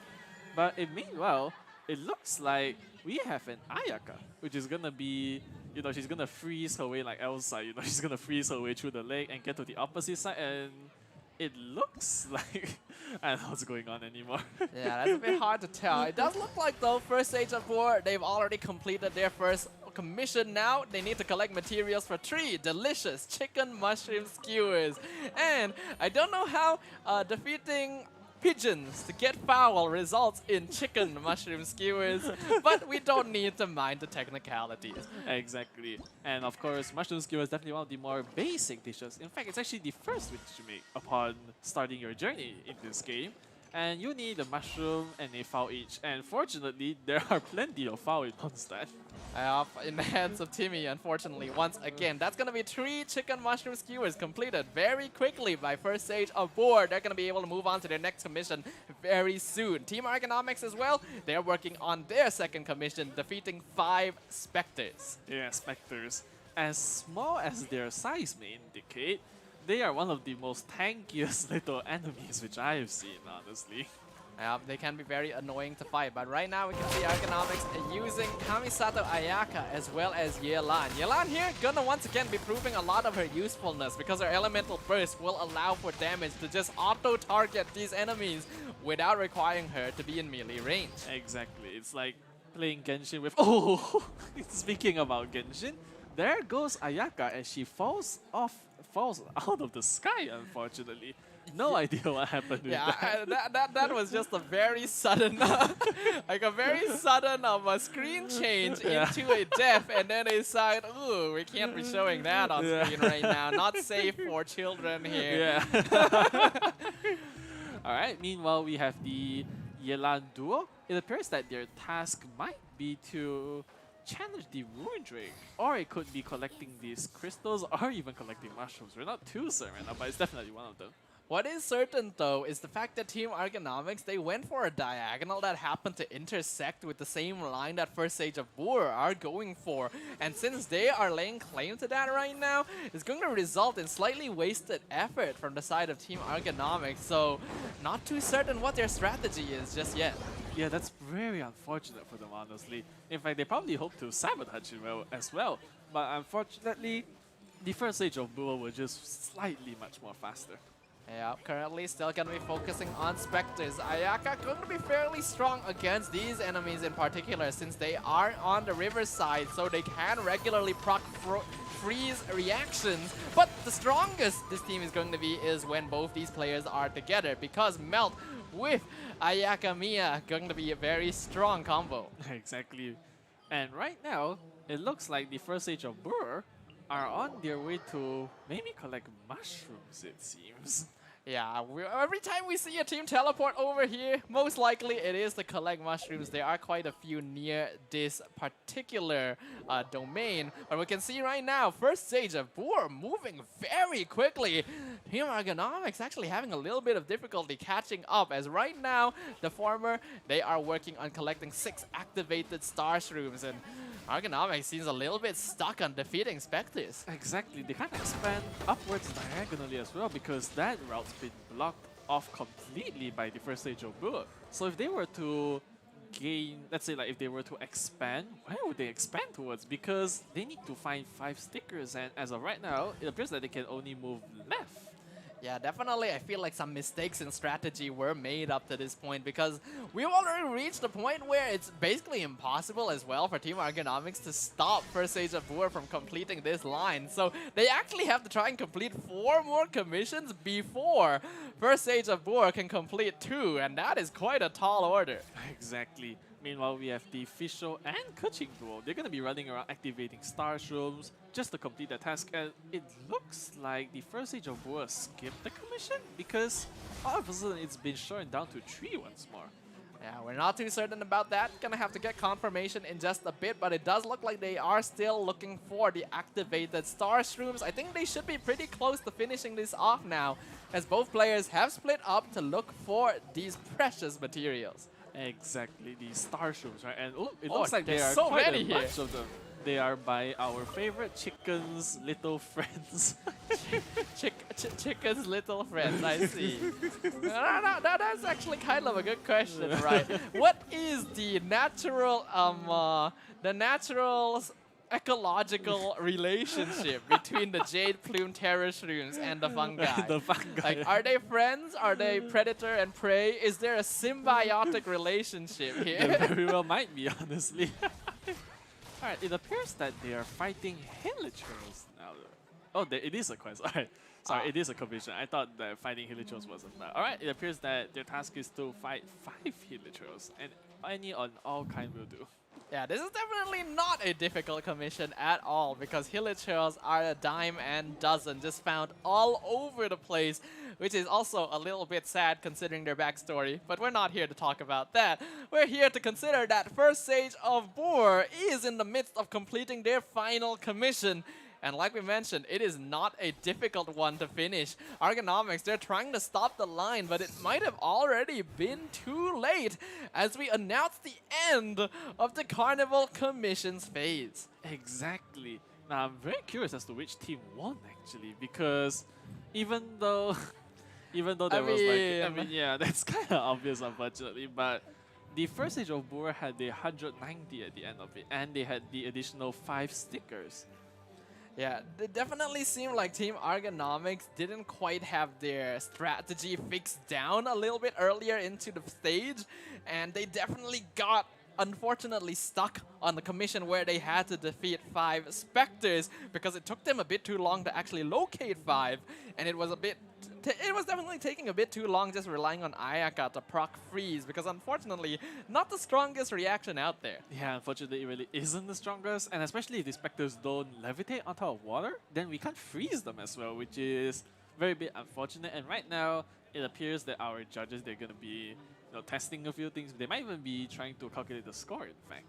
Yeah, we've got our marshals here. Does look like, from what I can tell, they're going to be explaining how the pick and ban phase will be executed, which will be happening right after this to determine which team lineups these two teams will be able to use in the Traveler's Trials boss rush. Exactly. We're already going to be anticipating some of the more common team setups, especially, you know, the huge vaporization national team which we saw yesterday. Or it could just be Hyper Bloom once more. These two are definitely one of the more famous ones. Alright, right now it appears that our players, they're going to be adjusting their team compositions. They're going to be discussing, hey, what we're going to ban, what we're going to pick later, you know? So, from what we saw of the first ban pick phase earlier today, the characters that were banned the earliest were Nahida, Sino, Yelan, as well as, I'm missing someone here. I can't quite remember. All I know is that Hu Tao was banned. Wow, you really needed to rub that in right there. Yes, of course. Yeah, definitely. Okay. Sorry to do that, but But yeah, so we did see Nahida and Yalan banned. I'm pretty sure we're going to be keeping that. And we have to remember, this is the semi-finals, so only 5-star characters are going to be picked and banned. So no ban on Bennett just yet. So considering that, what else needs to be removed from the pool? Currently, I think that Nahida and Yalan's definitely got priority to be banned. But aside that, I can't think of any others right off the head. After last round, I think Kazuha might be banned as well, I'd say, because of the team that played. I can't remember which one played him, but they did quite well with him, actually. Yeah, definitely feels like the most obvious characters to ban out during the ban pick phase would be those that have universal application. Nahida and Yelan are obvious, but we already saw the strength of Kazuha in his ability to just provide elemental shred to the rest of the team. Besides that, I feel like going for main DPS bans isn't really necessary because there are unfortunately just way too many in the game to have to consider. So support's definitely going to be the target. Exactly. Now that I think about it, Scaramouche was actually banned. I believe he was the that character which you briefly forgot for a moment. So that was quite an interesting ban out of Team YooHoo, I believe, because Scaramouche, he's one of the more newer characters, and he's a animal character, actually. Indeed. Now, one thing that could potentially be done by these teams is, we already mentioned a lot about the strength of Hyper Bloom as an elemental reaction. And at this stage where Sumeru and Dendro as an element is still very young, there are only a few Dendro characters in the game at all. Nahida going to be the most obvious one. But besides that, Tighnari as well as Collei are the only other characters that can allow for this reaction to be proc. So, do you ban Tighnari? That's quite some logic you've given us, and I think that there is a chance that Tighnari might be banned. So I guess that if you are pretty much afraid of Hyper Blue, then sure, you should definitely ban Tighnari and Nahida to stop the opposing team from abusing that strategy, honestly. On the other hand as well, we mentioned yesterday, Argonomics put up perhaps one of the most incredible performances in the quarterfinals we saw so far, and that was with the national team, one of which being Yelan, being its only 5-star character. Now, considering that this is a character that is most likely going to be banned out anyway, will Argonomics repeat and fill in that gap with something else, or just decide not to use it? It's pretty difficult to determine at this stage, unfortunately. But I assume that Yelan's definitely going to be banned no matter what. Because, like you mentioned, right, she's just such a useful asset to have on your team, you know? So I think Yelan's definitely going to be banned. And just as I was saying, there goes Yelan and unfortunately Kazuha as well. Wow, instantly. The moment they see, Kazuha, he did pretty well earlier in the hands of Team Sayonara. Gonna be removed from the pool entirely along with Yelan. Now, one thing we have to note is that these teams take turns banning, but they also take turns picking. So, first stage of board, they actually have first pick here, and they chose not to ban out Nahida, which Argonomics definitely caught on to very quickly. You cannot give that away to them. Yeah, definitely. And just like that, Nahida and Scaramouche once again being banned, unfortunately. Meanwhile, on the side of the first stage of Brewer, they have picked the Raiden Shogun.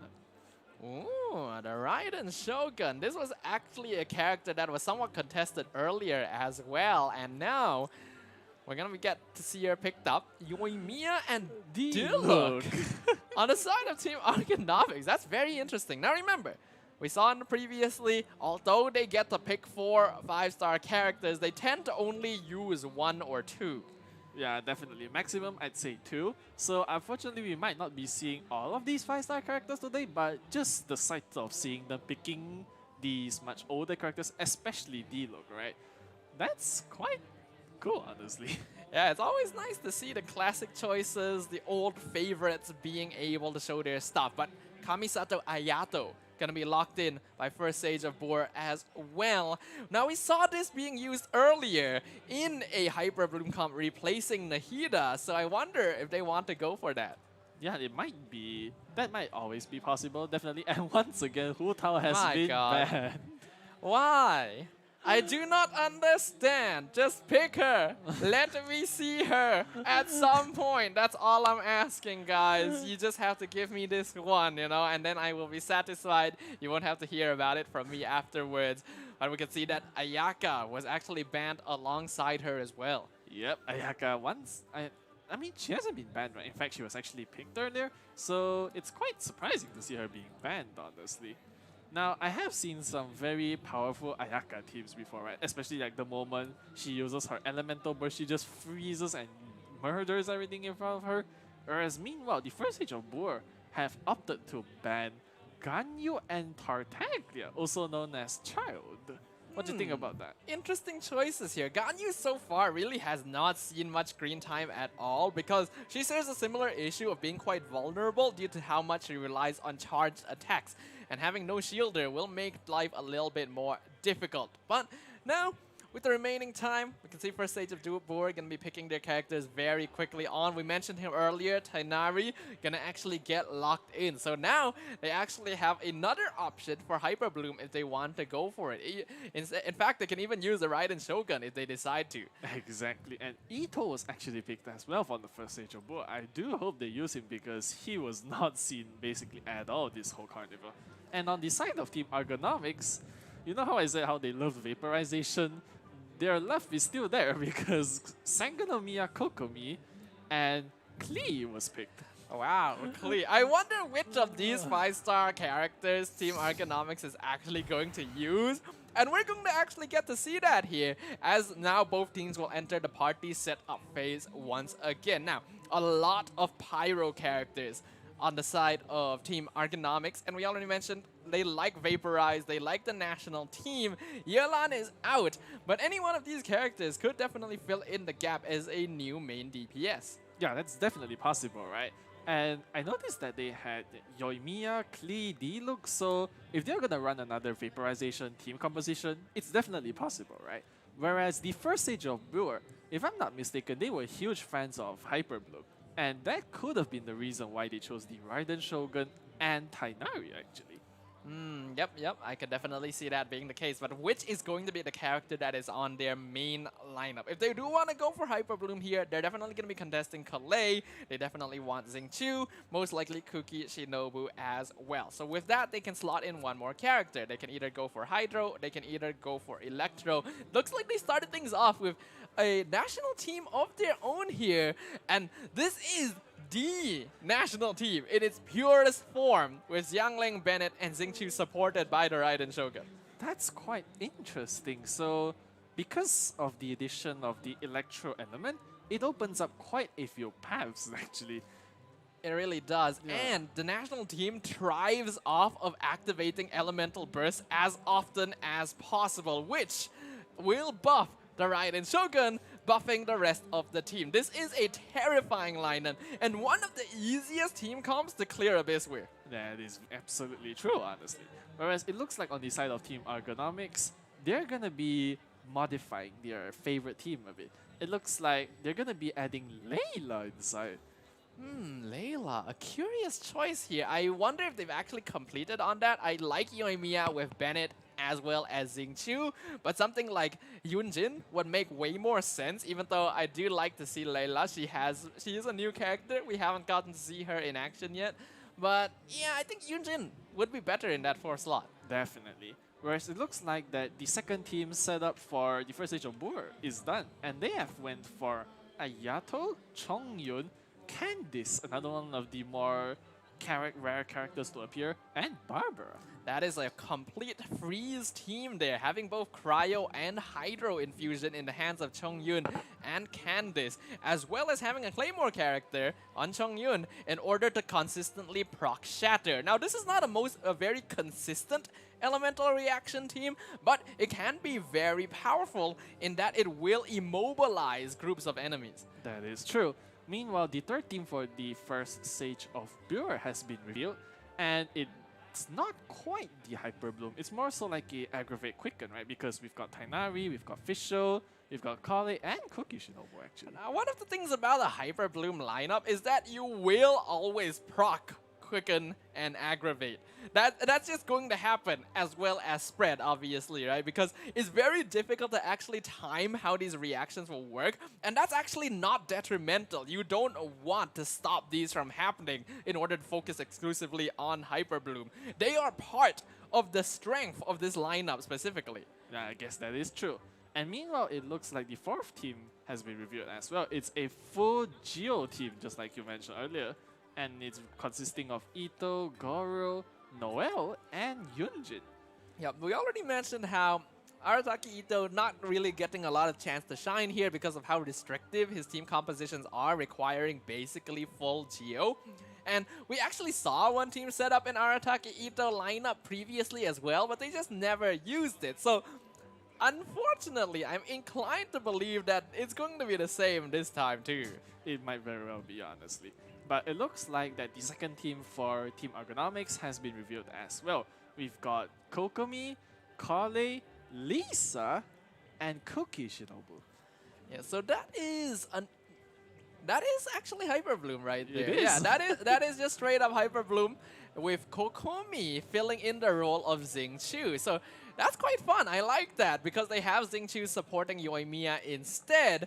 So okay, I can see how this works. And having Lisa there, that's quite unique from Team Ergonomics, because if I remember correctly, it was first stage of Boer who used Lisa in their lineup at one point during the Warriors expedition for the online qualifiers. I could be remembering this wrong, and some people, especially the fans of these teams, will definitely be quick to point that out, but that's what I think. Yeah.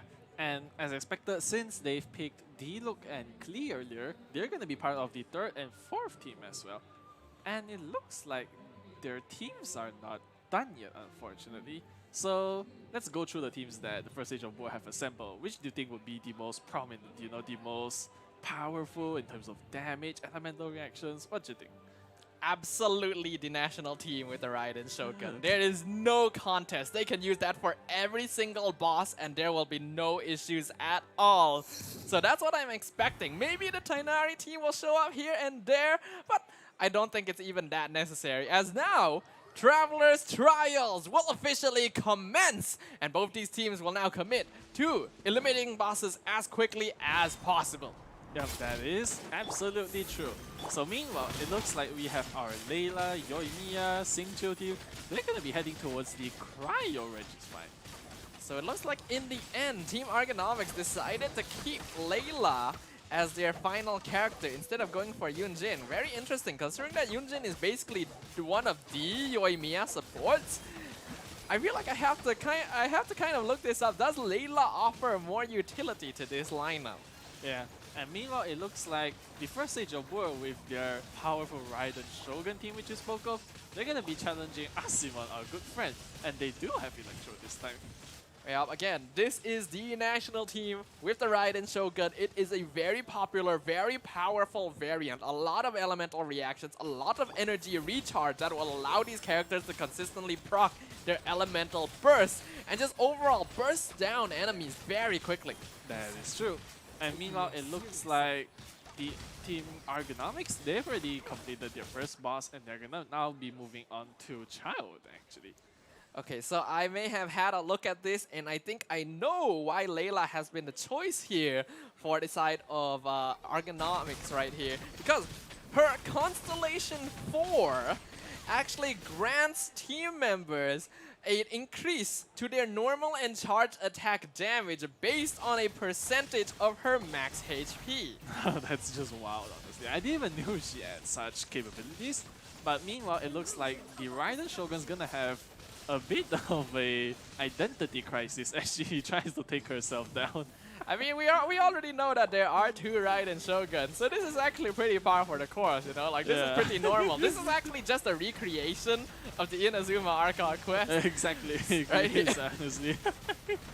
Alright, it looks like, just as you mentioned, they are doing quite a lot of damage and even managed to take her down before she entered her second phase. Yeah, I'm terrified of this team lineup. It is so strong right here. They're going to be able to get 200 points after defeating the Raiden Shogun, so that'll put them slightly ahead of Team Arcanomics. They seem to be quite comfortable with this Yoimiya team comp buffed by Bennett, Xingqiu, and Layla. And so far, they are keeping up the pace here. Should be able to take down the Electro Hypostasis very quickly, and that'll put them in the lead once again. Yep, that is gonna be the case here. And it looks like right now, the first stage of Bua with their terrifying team, they're gonna move on to the Mago Kenki just as the Raiden Shogun decides that she had enough of this. Ah, the disrespect right there. Able to take down the Raiden Shogun with no problem at all, but losing the Raiden Shogun to Magu Kenki. Definitely not a situation you want to see happen. And right now, for some reason, it doesn't look like the Raiden Shogun is gonna be respawning right here. They're gonna be focusing instead on taking it down with Xiang Ling. One of the unfortunate situations of being the host, having 2 characters, is that you really want to avoid having one of them die because you don't have the luxury of respawning and rejoining. That's definitely the case. It's much of a more mechanical issue, I guess, but aside of that, Team Ergonomics just destroyed the Cryo Hypostasis, and right now they're gonna be searching for the new target, which appears to be the Aeon Blight Drake, actually. Yeah, they should be able to take this down again pretty simply right here. One of the benefits that Ergonomics will have is that they will have a really easy time against flying enemies, the ones that are a little more difficult to catch as compared to their opponents. But again, this national team, very strong. We saw it in the hands of Team Ergonomics in the quarterfinals, where they had Yelan instead of the Raiden Shogun. And I have to argue that this may actually be a more potent variant. It might very well be, honestly. So meanwhile, it looks like Team Ergonomics, they're going to move on to the Animal Hypostasis. One of the bosses which you mentioned weren't challenged as frequently. Indeed, but they shouldn't have too much problem. Again, the most dangerous part of the Animal Hypostasis is just to avoid that massive burst that could one-shot your characters. If you're able to dodge that, then you are absolutely fine. It just takes a little bit of additional time to collect all of the orbs and wait for the Animal Hypostasis to actually respawn so that you can finish him off. And that's why a lot of teams will tend to avoid this boss, because he just wastes too much time. Yeah, it's incredibly time-consuming, right, to challenge him. But right now, the points are quite even, don't you think? Yeah, quite even indeed. But there is going to be a slight advantage for the team that did take down the Aeon Blight Drake, because that's going to provide a few more points as compared to the Animal Hypostasis. And first stage of Boer, not wasting any time, moving on to La Signora. Yeah, La Signora. Oh, wow, at the same time, actually. That's quite the coincidence, honestly. So right now, we have a literal side-by-side comparison as to which team is much more effective. And just as you mentioned, right, the Raiden Shogun team is definitely doing much better of a job right now. And we have to remember, this is something that happened in Inazuma Archon Quest as well. The Raiden Shogun taking down La Signora is just par for the course. So, you could say that lore-wise, First Stage of Boer has a slight advantage. But both teams are progressing at a pretty even pace. And in fact, are gonna break down this Cryo Cocoon at around the same time as well, with Ergonomics doing it just a little bit quicker because, well, they have Yoimiya. Exactly, and I like how Ergonomics picked Layla, and they're doing quite well with it. It's truly displaying her capabilities to much of the audience which is watching the stream right now, right? Like, I've seen many people talking about how Layla isn't just as effective as a character, but at C4, she is working wonders right now. Yeah, but when it comes down to not melting down a Cryo Shield and just defeating the boss in terms of HP, then the advantage goes all the way to First Stage of War, taking down La Signora before she even has a chance to fight back. Again, the strength of the national team, a very strong team lineup naturally. Are we going to see the tornado? We are going to see the tornado. That is a rip right there for Team Argonomics, already falling behind in time just because of that. Exactly, it's very unfortunate, right? Especially when Sayonara enters this eye phase, I think you mentioned about yesterday. Eye phase, yeah, yes. it's incredibly difficult to kill. It's like difficult to get a timing, right? Especially, and they've got it. Yeah, luckily for them, it is not a phase that lasts that long, but every second does count here. As we can see, even though these two teams were completely neck and neck just earlier, First Age of War has already gained a natural advantage by being able to avoid the tornado phase. Exactly, and right now it seems that the First Age of War, they're gonna take much of a more relaxing fight, I think. After taking down the Raiden Shogun, they're gonna opt for a much more easier boss, I'd say, by taking out the Electro Hypostasis. Meanwhile, Team Argonomics, they're gonna be working on the Magu Kenki right now. Gonna be able to avoid the damage from the deflection of this boss by using Yoimiya's Elemental Burst. But this is the burst you have to be most careful of. But one of the benefits here, Layla, the second strongest pure shield in the game after the Geo Archon himself. And I am certain they have her built in max HP to gain extra benefits from her C4. 49,000 health right there for Layla. It's incredible, honestly.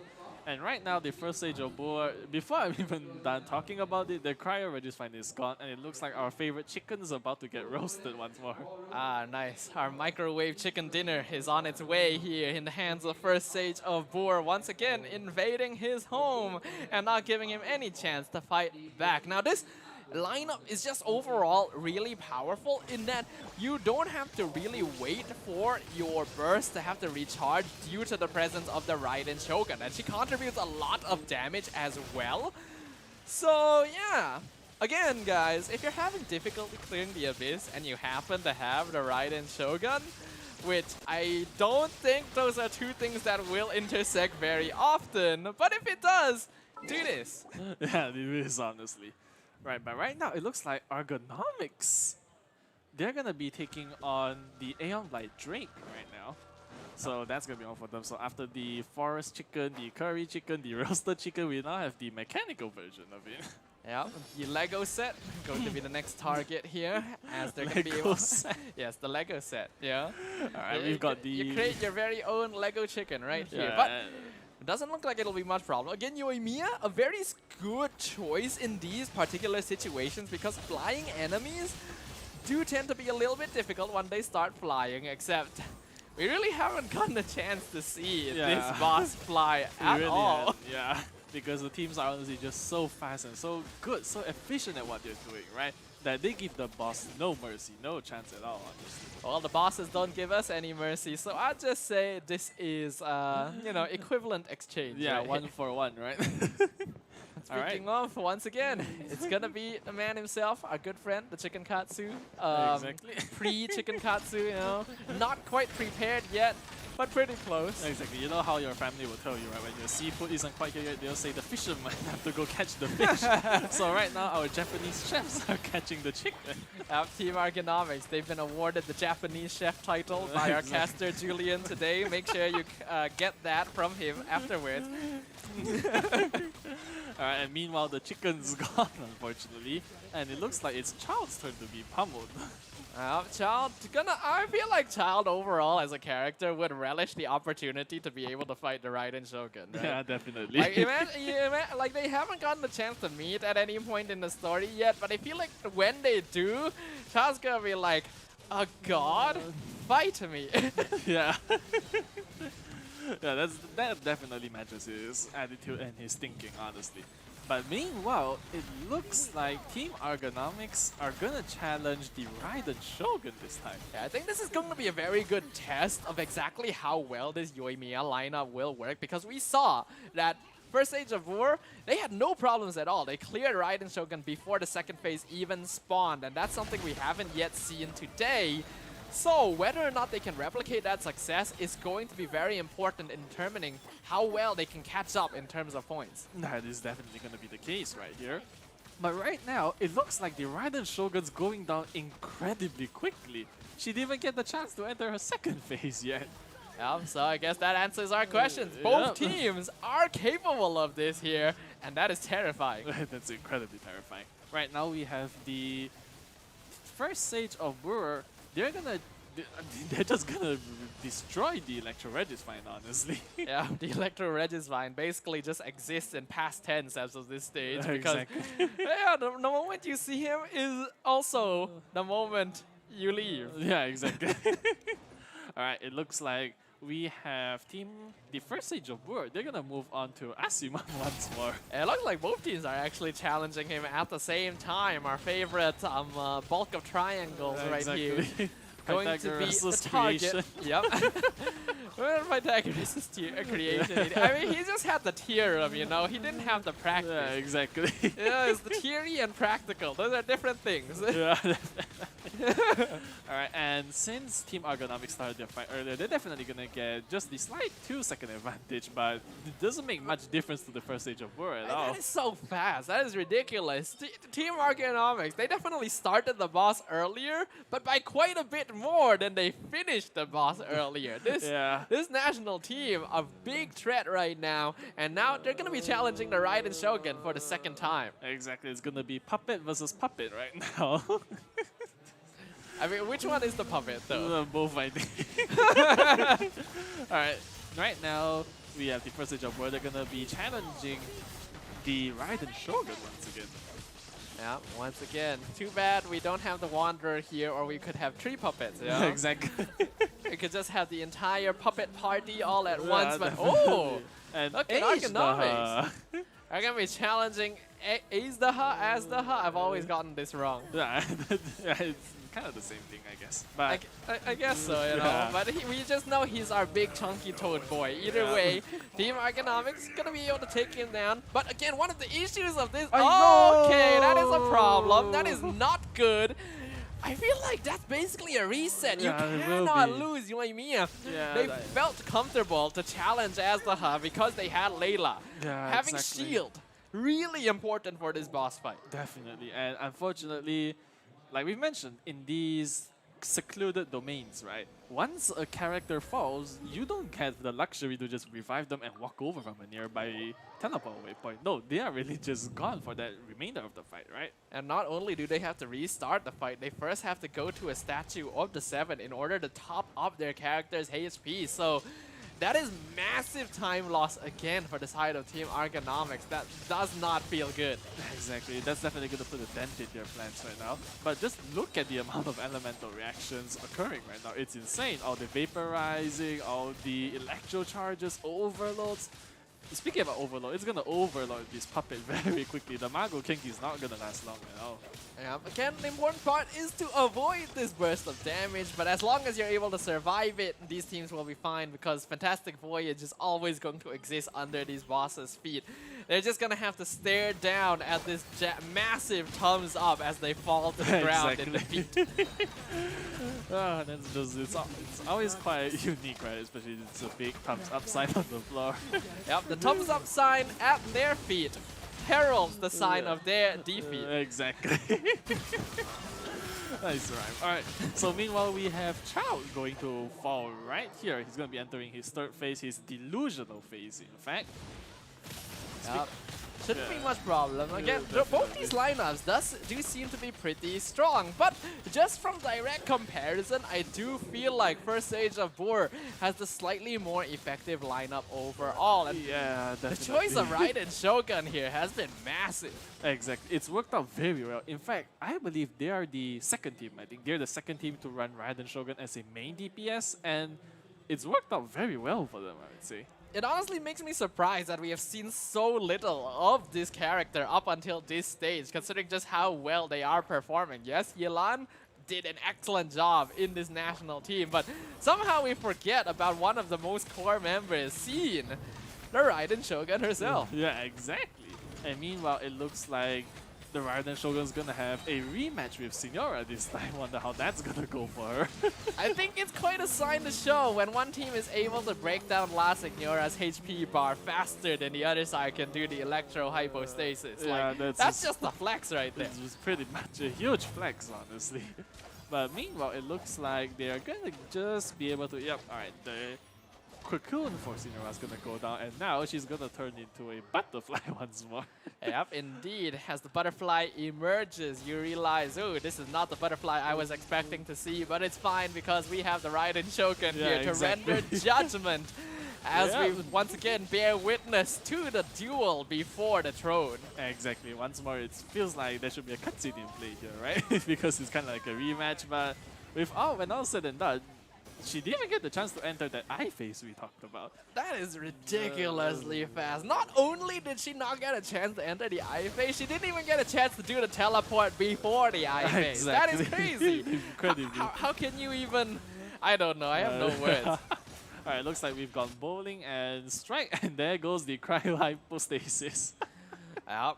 Again, at this point, the hypostasis, the Regis-Vines, you can just put the ED at the back, put it in past tense. They've been Regis-Vine, they've been hypostasis. Because these are just not challenging bosses for our players at all. Yeah, definitely. It's just like another day for them, you know. Another Tuesday for them, in fact. But meanwhile, it looks like it's gonna be another duel of the throne, as this time Team Argonomics are gonna challenge La Senora.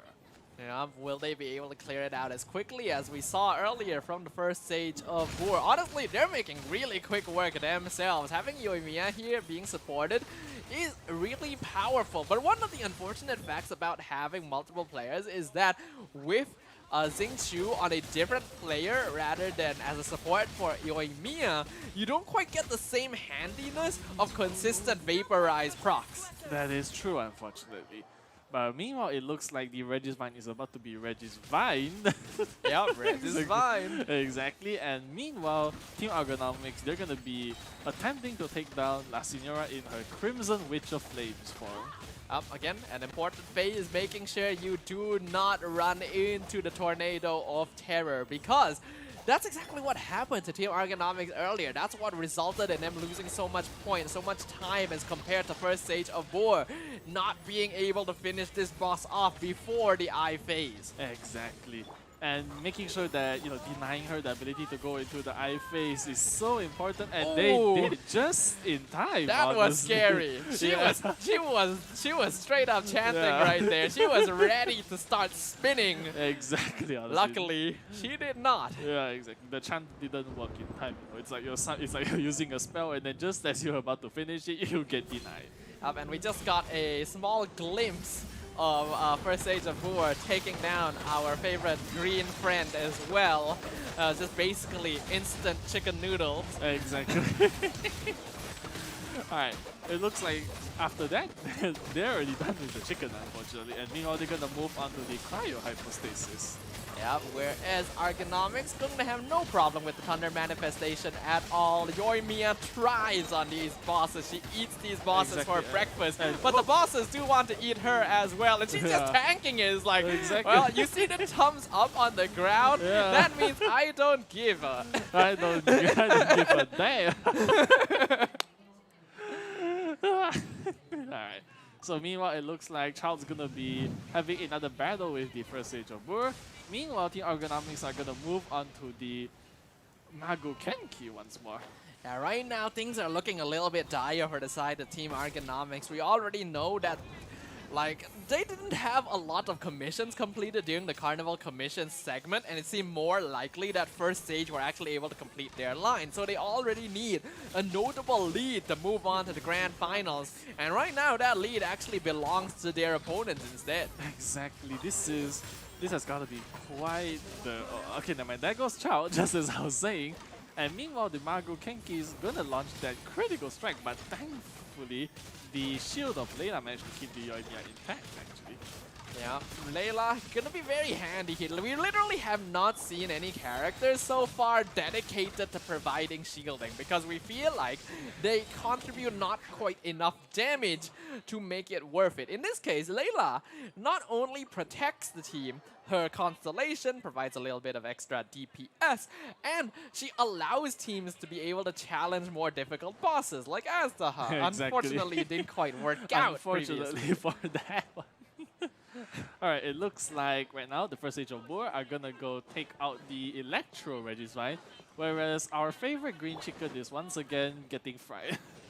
The problem with this format of challenge, this type of speed run, is that when one team falls behind in any way, shape, or form, it is so difficult to catch up. It basically entirely relies on their opponents making a similar mistake. Yeah, definitely. They're gonna. It's more of like, I should say, it's like chess, right? The moment you make a mistake, everything just starts going downhill from there, honestly. And yeah, meanwhile, sounds like the story of our lives as well. Exactly. of our roles. Yeah, alright. Meanwhile, after the green chicken is gone, the mechanical version of it is once again getting taken apart once more. You could create a storyline for this, right? The Jade Plume Terrashoom, his house gets invaded, he gets whacked, and he goes to the hospital. And they have to give him all the bionic parts, you know, and he finds a new home, and then the same people come and whack him again. he gets reattached with mechanical parts, right? And then he gets taken apart once more. Alright, it looks like Asiman, our good friend, is gonna fall prey to the first stage of Boer once more. 2 minutes, 20 seconds left on the clock. Currently, first stage of Boer sitting on a comfortable, nearly 400-point lead. That is effectively 2 weekly bosses. What could you possibly do in this situation to try and make up this difference? You pull out the plug out of the CPUs for the first stage of Boer and pray. You straight up commit sabotage. Exactly. But all things aside, I mean, it really isn't over. There is still 1 minute and 50 seconds left. So before time runs out, we really can't judge just yet. I mean, we could, but we shouldn't, honestly. Yeah, but it's difficult right here. We have to remember there are more points to be added from the Carnival Commission's phase, and it seemed like first stage of Boer had the advantage there. So, exactly. I mean, what can you do in this situation? It just feels so rough. Yeah, it really is just very rough, honestly. And do note that with the Carnival provisions factored in, they might have a total whopping 900-point lead, honestly. Yeah, and you can tell that a team is very comfortable when they are able to challenge the Raiden Shogun for the 3rd time as well. Exactly. Which is what first stage of Boer is doing. With 1 minute left on the clock, they clear her out. They have enough time to go for another boss. Exactly. I mean, the speed at which they clear bosses at this point is just absurd, I must say. Like, their strategy, as we can see, it's been well thought out, and it's working wonders for them once more. But we also have to give props to Team Ergonomics. This is not a common lineup. We have not seen this particular party at all during the SEA Carnival, and it is putting up a very strong performance. It's just, against this is just an optimized lineup. This is a party that people use to 36-star Abyss. Exactly. Yeah. But alright, meanwhile, the first stage of Boer, with their very last 30 seconds, they're gonna use it to try and dismantle the Mago Kenki, and it appears to be going quite well for them, as always. Well, we'll find out whether or not it does end up going well for them. With the last few seconds left, 10-second countdown, they're able to complete the Magu Kenki. And that is not going to be enough time to go for another boss. But they're going to try, and looks like time's up right now. Yeah, that is going to be the end of our Travelers Trials, the end of our second semi-finals, and the announcement of our second and final grand finalist for the Genshin Impact SEA Carnival first stage of Boer. Yep, huge congratulations to them, honestly, because they played quite the team composition, I must say.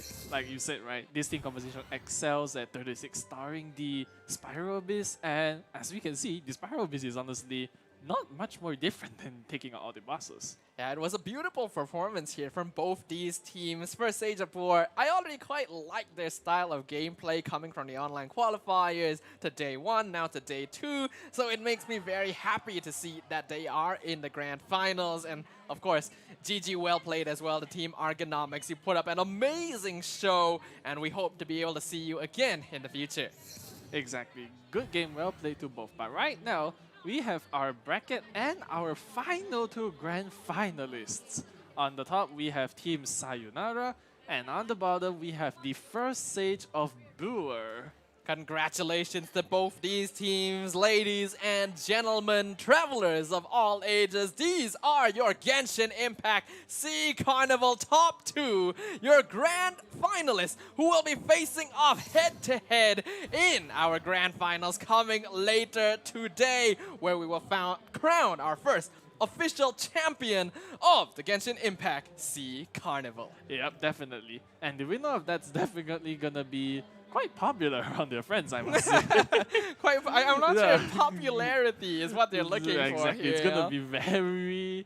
I mean, it's gonna be a good time for them if they win, alright? And most importantly of all, at least they had fun doing it, alright? Of course, fun. That is going to be the most important thing. But we're going on a short break. When we come back, there's going to be more Genshin Impact action, so make sure you guys don't go anywhere. We'll see you guys later.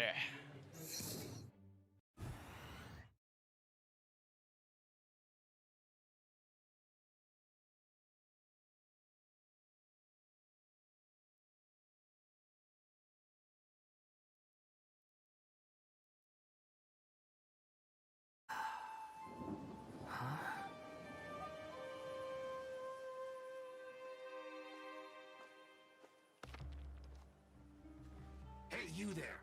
We heard there's an inn near here. Gonna need you to show us the way. Huh?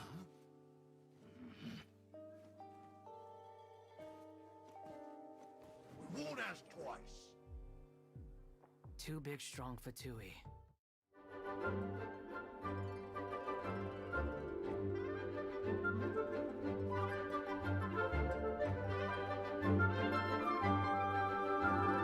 Sure I will.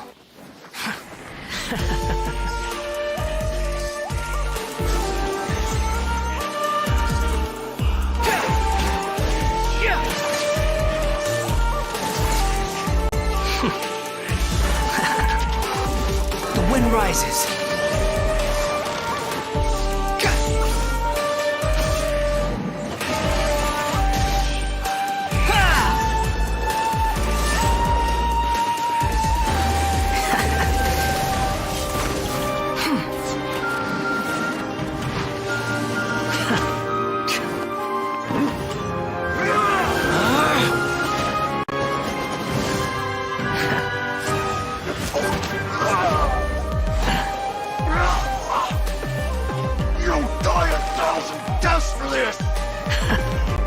I look forward to that.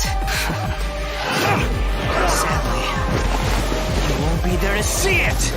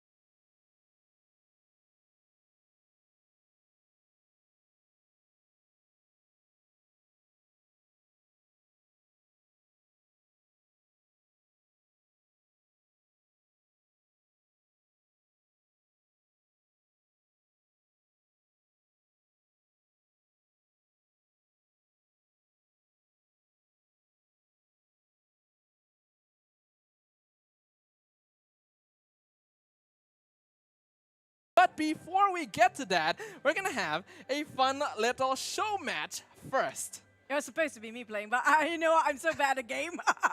So, if you guys haven't got a clue, there's the latest game in the game of Genshin Impact where you can play cards. It's going to be a card game, the Genius Invocation TCG. I think, you know what? I actually look up what's the meaning of TCG until I realized maybe it's the card game. Ah. Yeah, Yes. and you didn't figure that out as well. No. I am a card player. I have played card games. So as a card game player, it is very natural what TCG actually is. So, you know. You know what? All Just the kill me now. non-card game plans. Kill me now. Yeah? You guys have to Google it. You think it's the card game? No. Am I wrong? No, it is not the card game. Then What, you what is thought it was the card game? you looked it up and you thought it was the card I game? couldn't find what's the meaning of Genius Invocation TCG.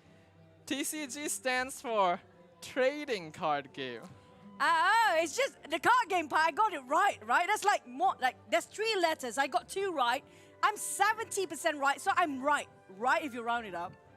Yeah, sure, you know. There's a lot of math involved in card games, you know, so we can use that, you know. It's technically a rule in the rule book. As long as you're 70% right, we can round it up. Yeah, I think I'm the winner here. Basically, if I'm to fight Sadafa. But I heard that you're very good at the game. But who's playing the card game today if I'm sitting here being one of the commentary on the desk as well? Well, that's the thing, right? So we obviously, we have you sitting here. So who is sitting over there in the player seat? Who could be competing in our show match for the newest game mode in Genshin Impact, Genius Invocation TCG? Well, I did think it was Julian, but you're Julian. Right now, oh my God, we're That's still true. not done with that. we're getting round in the vortex right now. This is Julian, so everybody here is Julian. Hello, Julians. Everyone is Julians now. I'm pretty sure there is a Julian out there in the crowd who just got very surprised, like, who's calling my name right now? I think it's more than one. But either way, yes, it is going to be our caster, Julian, playing in our Genius Invocation show match today. Who's going to be his opponent?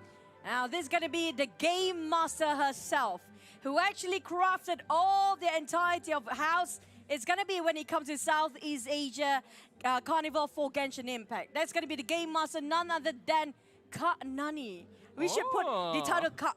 Basically, in Malaysia, we call it as... like sister? Kind of? Is it sister? It's more of a... It's a bit of a sister, kind of. It's but more also of a not honorary really. title, right? Honorary title of sister. Honorary sister. Like in Korea, you call it Nuna, right? Okay, that's Yeah. true. Yeah. You can use that. And for all the people who don't, who are not familiar with Korean culture, then, well, What else can we replace it with? I don't know. Okay, well then, if you guys happen to know about how do you call your bigger sister, other than Oni-chan, One-chan, whatever chan there is, I don't know what else do we have. But when it comes to the card here, Sadafa have to actually enlighten you guys for the details of the card, because I just played recently, and I played it for like 5 hours straight. So I think I'm representing all the new players regarding what's the card game is about. Basically, it's a very it looks simple. It looks simple, but every card will cost you quite a lot. So where you can find the game is in Genshin Impact itself. Yep, it is a new permanent game mode that was just introduced to Genshin Impact in 3.3, found in the Cat's Tail, which was also just added in 3.3. And as we can see up on screen right now, our show match participants, we have Julian, our caster, on the right, as well as Kakanani on the left. Looks like she's already done with her deck setup. Julian gonna take a little bit of additional time with it. He wants to make sure that he is not going to end up losing on this stage. But at the same time, I actually talked to Kak Nani. It's funny that I actually have to call her Kak Nani now, since I'm actually older than her. I mean, like, but okay, it's gonna work because it's Kak Nani anyways, our game master, who's gonna start off playing the Geniusification TCG. But so far that she told me, one of the craziest combos you can go with, or one of the strongest deck, is gonna be one with the one that you can summon a lot of, you know. Ooh. The summoner's card, usually. That is very annoying. Yeah, we can see here right now, Kagnani, she's going to be using the deck archetype that focuses around pure summons. We have the Oceanid, Rodea of Lock, alongside Fischl and Calais. Whereas on the opposite side, Julian, he's going to be playing more of a basic deck, but one that can be quite scary itself. Diluc as the main DPS, supported by Mona and Bennett. You know, if you guys are pretty new regarding the card game, like, why are these guys rolling all these triangles? It's actually 8-sided dice that you actually have to make sure that you can roll all of the elements that you should be needing to use when it comes to what kind of elements you have in your deck. So it's really a bummer if you can't actually roll up the elements that you really need, though.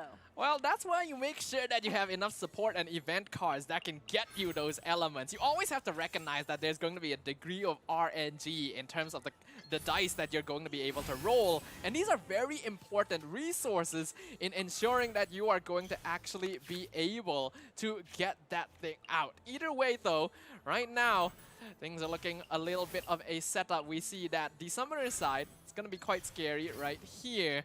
And so one of the important things right now is that the Diluc side going to be requiring quite a bit of setup because this does rely. I don't think it's a bit, it's a lot. It's a lot of setup, yes.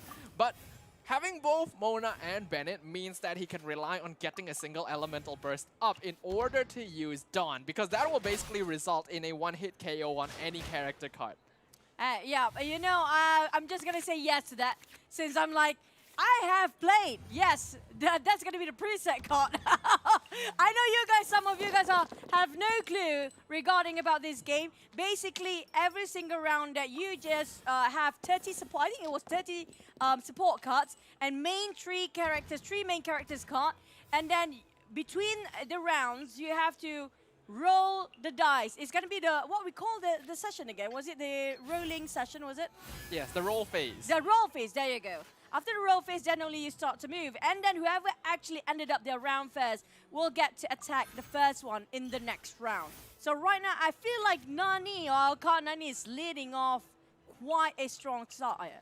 Yeah, it is a really strong start. Now, the thing about these decks in comparison here is that, like we mentioned, Julian's deck will take a little bit more setup. And while he can deal pretty consistent damage in the meantime, he really wants to go for that big one hit. But the same can also be said for the opposite side. Nani, she wants to play off the Oceanid's Elemental Burst, which is Tide and Torrent. It deals 2 damage base and then plus 2 damage for every summon that they have on their side of the field. Usually, this is going to be maximum 3 because that's how many the Oceanid can spawn. But both Fischl and Calais can add 1 to that number. Now, I have a question here, Sadafa. What happened, even though you have so many summons coming out from the right side of the deck, from Katnani's side, right? What happens if the Oceanid actually being attacked to 0 here? Will this summon still be there then? Okay, that is actually a good question. I do not have a lot of experience. For me personally, I want to see if that's going to happen. That's going to be experimental. So it's going to die as well. I think seeing as like if you're playing as a Fisher do have summons as well, if you ask me. So there's all summoners card on her side. So she have to make sure her Oceanid is always alive all the time. Now that's going to be tricky because that's her main card, supposedly. But if they finish off Oceanid too early on, I have a feeling right now Nani's tactical phase will be making sure that she's trying to actually, you know, tank it up with Calais and making sure she can sustain all 3 of her summoner's card to maintain till the end. But the problem is the Oceanid is quite low right now, and there are options where you have the ultimate ready up. It might be spread out in AoE. Yeah, they have to be a little bit careful here. Now, I got confirmation that apparently the summons will survive, even if the Oceanid is taken out. But they don't actually last for very many turns. So ideally, you want to keep the Oceanid alive to consistently get those summons off, because they also do apply a lot of elemental application. Having Hydro, Dendro, and Electro means that they can do a lot of damage through Electro Charge, which will spread across all of the units.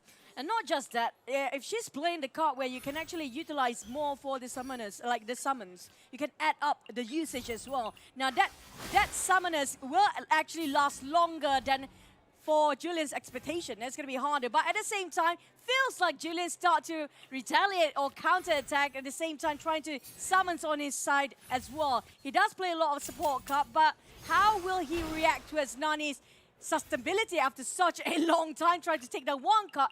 Feels like this is going to be a very long run here, Snuffer. Well, actually, this is starting to be the time where Julian's deck actually builds up a little bit of momentum. As long as he's able to get the Elemental Burst out on either Mona or Bennett. Mona having the priority here, then it is all about gaining energy onto Diluc. We have to remember Dawn does a lot of damage. I believe it's somewhere around 6 or 8 by itself. And Mona's Elemental Burst will provide a double damage bonus to the active character, so guaranteed death. Oh, that's gotta hurt. Now left with only 2 main characters, the Diluc and the Bennett on the side of Julian. I mean, like, oh, Julian, you might have... I think he should have actually fought me. I think he wished now he's gonna fight it against me because Nani just so good at his game. But the problem with Nani is gonna be the reroll phase. Can she land the element that she really... Can she get herself an Omni element as well? Now, Omni element, if you guys saw the silver thing with the triangle just now, basically it can convert to any element that you need if you don't have enough element dice. But Fischl going to be facing her end very quickly, quite afterwards. However, this does leave Diluc very vulnerable. Unfortunately, I don't believe that Julian has quick switch cards built into his deck. When the Crane returns, would have been very useful right now to make sure that he doesn't put Diluc in a vulnerable position. He did get a kill onto one character, but ideally, Diluc is able to finish off one more before he ends up falling. Oh, Nani, no mercy being shown at all. Look at this. How many can she summon right now? She's not stopping and not showing any sign of slowing down at all. You know what? What she told me earlier today, I told her, you know, yeah, it's great to play the summoner side, but the problem is, what if Julian's playing the card that actually can just terminate all your summoners? But she said there's going to be a costly card as well. So I don't think, do Julian actually have that card with him right now? Well, we will have to see. Yeah, you mentioned that's a very important card, the Xiao card specifically. I forgot the actual name of the card, but we all know what we're talking about. Julian, he's going to switch over to Bennett, and having both the Dawn Winery and Catherine will allow for this to be a free switch. But we see right there, Tide and Torrent. That is how the Oceanid deck plays. Build up the summons, go for the big nuke, and that's going to be instant 10 damage onto Bennett, with Diluc the only one alive. That's going to have to be the end of the turn for Julian. He has no more dice to play. And just look at this. This is ridiculous. That's it. That's the end. There is no chance of coming back from that one. That's what you get when you play against one of the best game master, by the way. She knows every nook and cranny when it comes to Genshin Impact. And we can actually just copy her deck just now. I think we should. I mean, I really don't like that kind of deck. It feels very gimmicky, but it's so annoying to have to play against because there's so much end phase damage that you always have to consider from all of the summons. I mean, like, that's why we should copy that deck. So people get annoyed by us. Like, how am I going to play against Nafa if I actually fight against it? I think you can play against players as well, right? I'm going to invite you to co-op party just to use those deck of cards. I'm gonna refuse that. But well, I mean, like Julian, he knows so well about the Genius Invocation game, but it just didn't work well for him this time. Yeah, unfortunately, he has a very basic deck overall, so it's a little bit difficult to have to deal with something that's quite as gimmicky as the Oceanid. But it does look like we're gonna go into yet another round here. Julian. Payback time! Julian, he has a lot to think about right now. What kind of deck does he need? Oh, this opening is just too hard for him. I mean, like, you know what? The moment you thought that on Nani's side, or Nani's side, she's gonna play, you know, Summoner's cards, maybe, just maybe, she actually switched things up in the last minute here. But on Julian, is he playing Determination of Summoners? We have no clue. He's still thinking about the main characters right now. Yeah, he's trying to figure out what kind of deck he actually wants to play. And I don't know what kind of preparation Kang Nani put into this show match. I don't feel like she even knew she was playing, like, not too long ago, and she just seems so prepared. She's prepared all the time. If it's about this game, Genshin Impact, she's like a walking Wikipedia. I'm not even kidding. You ask her anything, she will just, you know, just verbal that we are regarding Genshin Impact. I'm not even kidding. Have you talked to her regarding how much you know about this game? No, I have not. You should try. And now I'm terrified.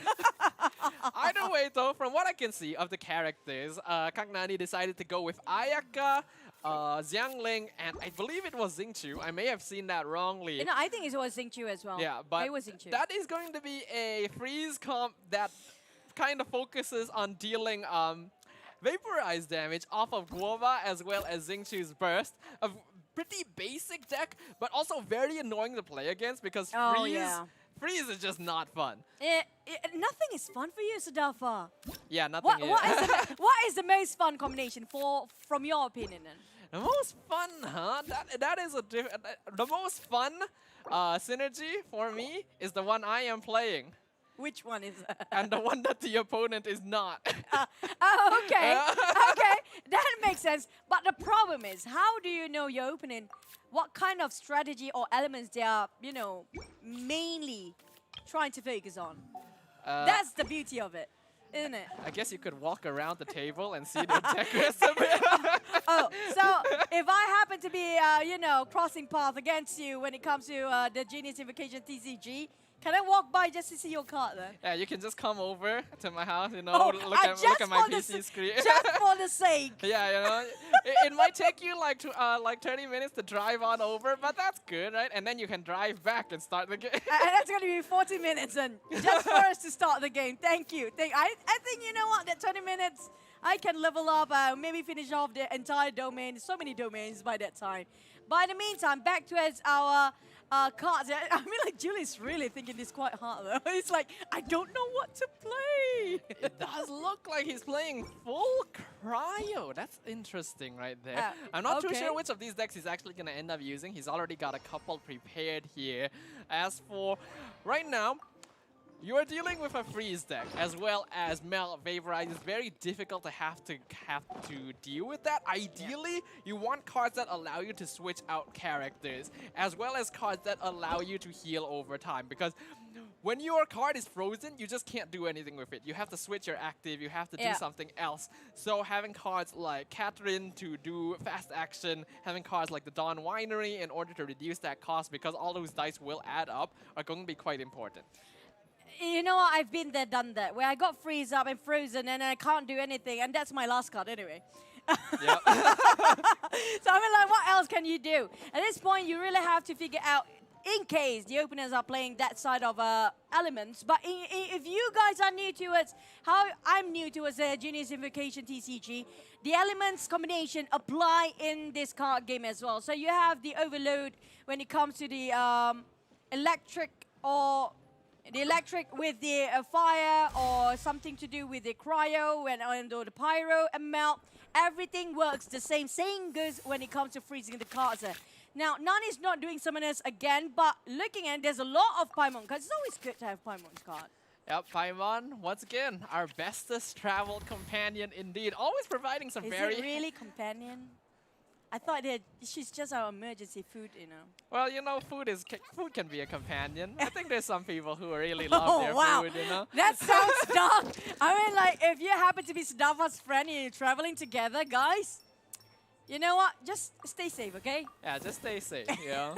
Otherwise, I'm going to ask you to buy me food. Wow. Either way, from now we can actually get confirmation. So, Kagnani is indeed going for that Vaporize Melt. Honestly, a very strong combo overall. A lot of elemental reactions can be enabled. And if he's able to combo Xingqiu's Burst alongside Ayaka's natural passive, there can be a lot of freeze action going on. On the other side, Julian actually kind of responding pretty similarly. He also has the setup for potential freeze. He has the setup for OTK with Ayaka as well as Mona. But having Jean here is actually really good to me, because Swirl is also a very annoying reaction in that it forces switches, and in a situation where Kagnani wants to switch into specific characters to activate reactions, that can disrupt her momentum. But at the same time, I do prefer Nani's side of the card though, because why? I do prefer the melt. The Swirl is not...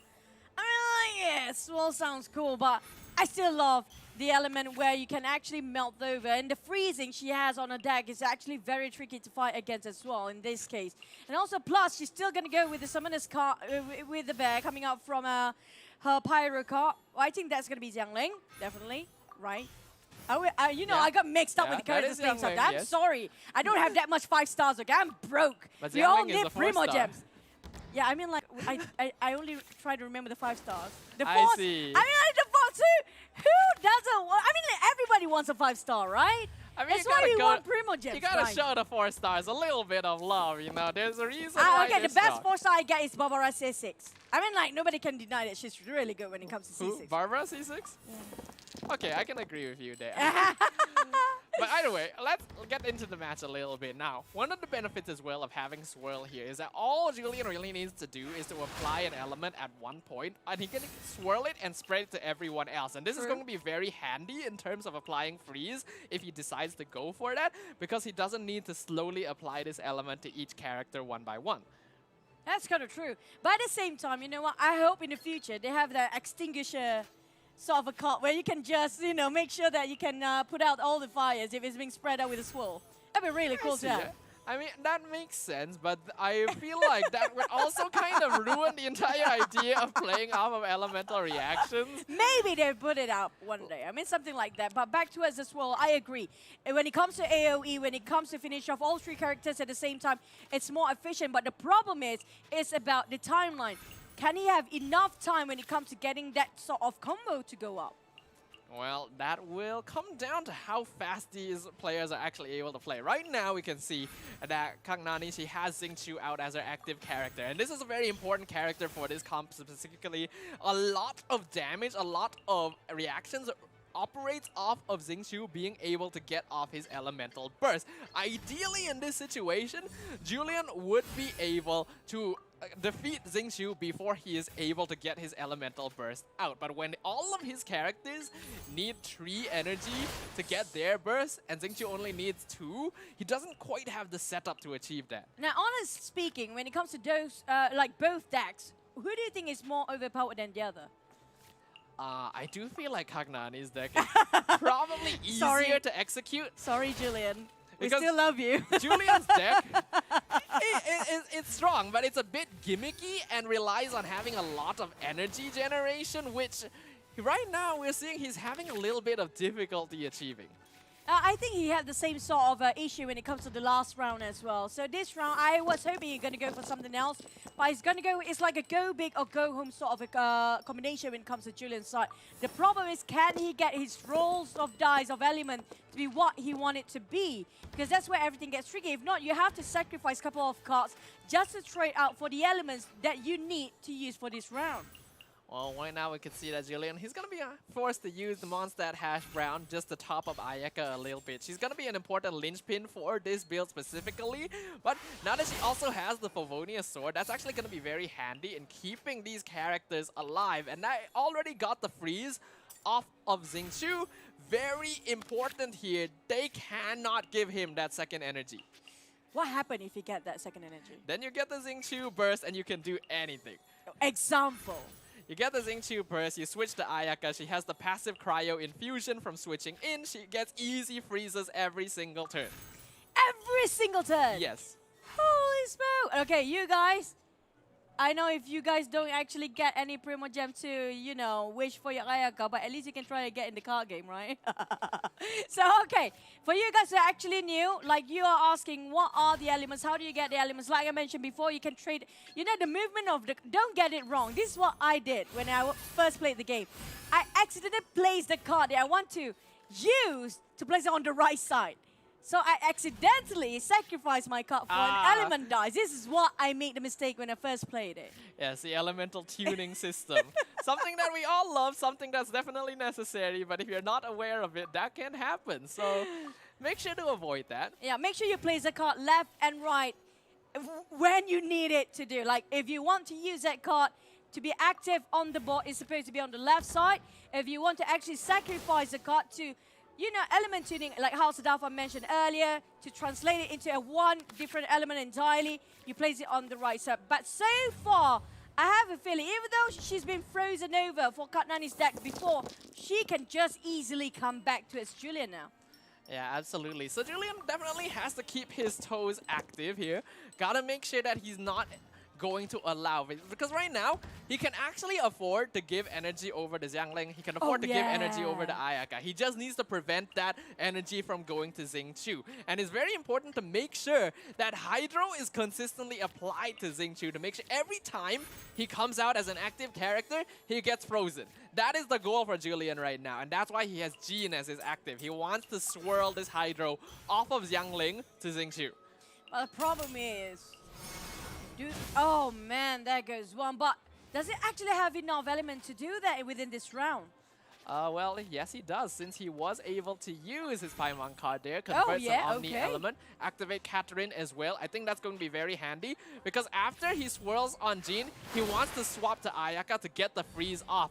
Because Xingqiu, he's going to get swapped out, and now Julian, on his next turn, he can quick switch to Ayaka, get the freeze off on this character once again. Ideally here, Kagnani wants to use a skill on Xingqiu in order to get that extra energy. She might be willing to eat that freeze, and I think that's what's going to happen. Freeze? You just stand there and take it. You know? Then you get brain freeze.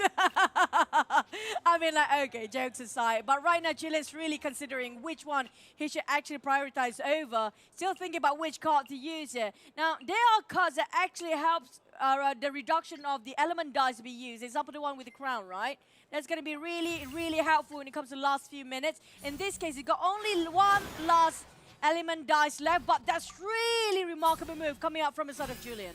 Yeah, that was a little bit unfortunate for Julian there, because he actually needed one more dice in order to get the freeze off of Xingqiu. So instead... He's not willing to sacrifice any card though. Yeah, instead of doing that, he decided to go for another attack on Jean instead to swirl Xingqiu away from being the active character. Now, this is a little bit risky because Jean has Pyro applied, and that can allow Sato Ayaka to get a melt off and then apply Pyro right afterwards with the Pyro Nado. So... he is willing to okay, hold on. Okay. He actually still had enough dice to switch to Ayaka. So that crisis is it is not averted. Oh, right. too soon You for forget that. about Guova. Oh, man. This is just keeps on going for sort of Nani. She's not showing you. You know the moment that Julian's nervous, he starts playing with his tie now. Yeah, it does look to be a little bit of a personal quirk right there. Can't confirm. Let's keep an eye out on that. But back to the side of our roll just now. It feels like Nani got herself what a nice roll. Look at that on the element. There's so much you can play along. Yeah, I'm pretty sure that came from Paimon, actually. Two of those came from Paimon. Not just because of the cards. He just know so well about what the kind of combination, how much the cost that she needs to every single combination that she wants to use. Here it comes. There's going to be a big one to the side of Julian. Oh, that hurts. Oh, man. That's actually quite bad right there, because Ayaka is designed to be a sort of main DPS and freeze enabler in this team. He still has a win condition, but it's going to be a lot slower, and he has to play very strategically. How do you want to swirl alongside with Jean at this point? It's going to be a bit slower. With all three elements still, oh man. It wouldn't even damage that much towards Nani's side. She's just not showing any sort of weakness in this match, and it just... so hard if you want to put a combination for Julian's side with not much to work with. And even the elements is not as much as we hope it would be for the side of Julian. Look at how much counter-attacks that Nani still can actually execute. Oh, down to 4 for his Mona. Just really scratching his head right now. Yeah, that was difficult, but definitely the necessary move there. In that situation, he could have actually swapped over to Jean and gotten a swirl off, but it also risks Jean taking a lot of damage. Mona, her elemental skill provides a little bit of additional defense, and she's still on full HP, so he was more willing to tank that damage on her instead. I mean, like, to compare right now, you have 3 versus 2. Yeah, definitely the cards outnumber, but if you know how to play around it, if he's witty enough, he still can be executed. Now, we haven't seen any ultimate coming out from that Jeans yet. We're still waiting if he can actually have enough, what do you call it, energy takes? Yeah, enough energy. Enough energy. So, still one more to go, but the problem is, does he actually have the necessary cards to actually play along with it?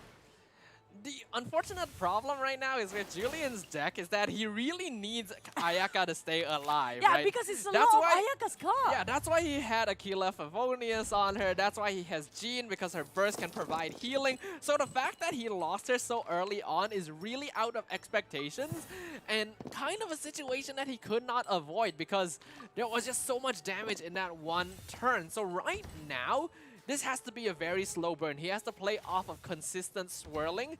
And to do that, Mona needs to be alive. With 2 HP really, Snowfall?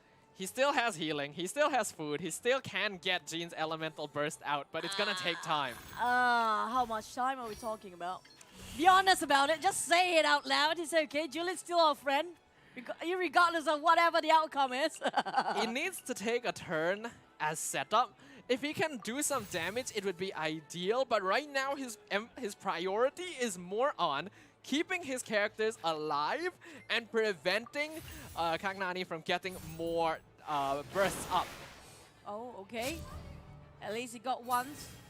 It's going to be 1-to-1 trade for now for their cards. Down to 2v2 here. But Artifact being applied towards the side of Nani's card. Feels like she's going to go full all out this time. There goes the double heal. She got herself quite a number of healing as well. Oh man, how do you take this person down? If there's any challenger in this venue feel that you can take down on Nani, do tell us. Do tell us. We have one here on the castle's desk. Definitely not me. Yeah, Are not you? me either, no. It's someone else. It's not us, by the way.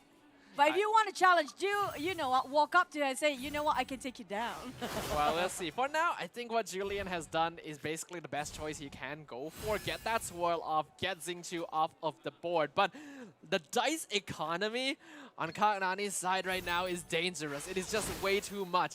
And with Jean going down here, this is not good. This is beyond not good. If you ask me, this is just really Julian holding on his last thread, hoping that Nani show a bit of a mercy. That's going to be a melt combination. And again, the Game Master got herself the victory once more. My goodness me.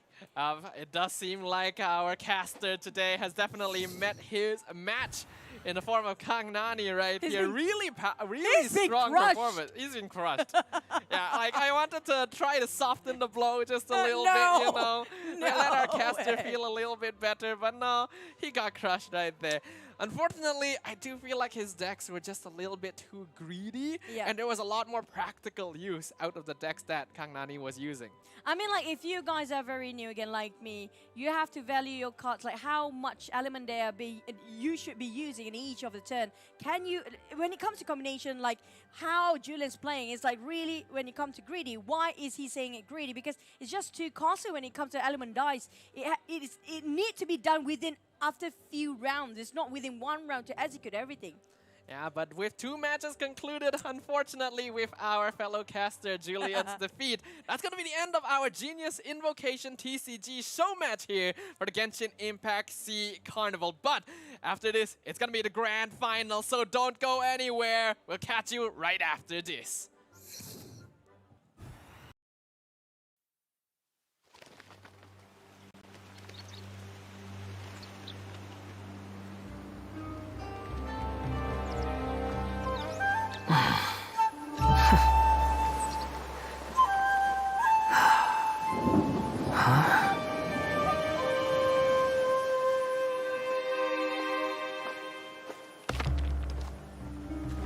Hey, you there!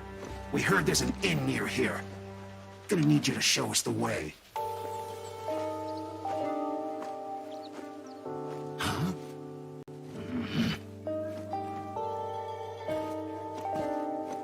We won't ask twice. Too big, strong Fatui. Asking me to be their chaperone. Is this some kind of joke? Think you're funny, do you? You'll regret that! Sure I will.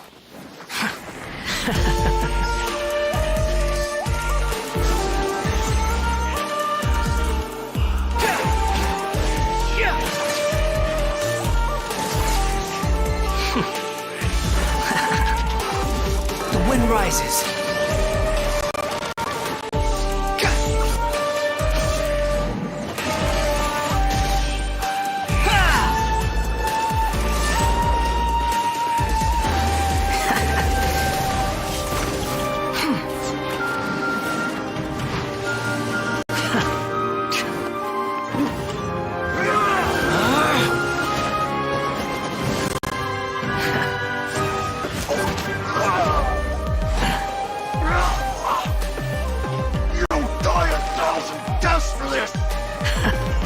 I look forward to that. Sadly, you won't be there to see it!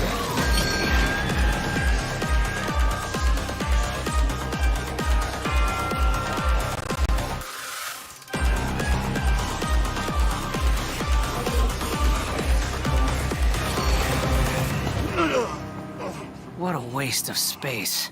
Just as useless alive or dead.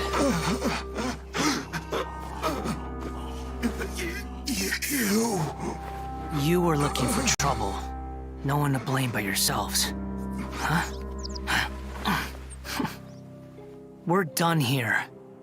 Next time you're looking for directions, I suggest you find your own way.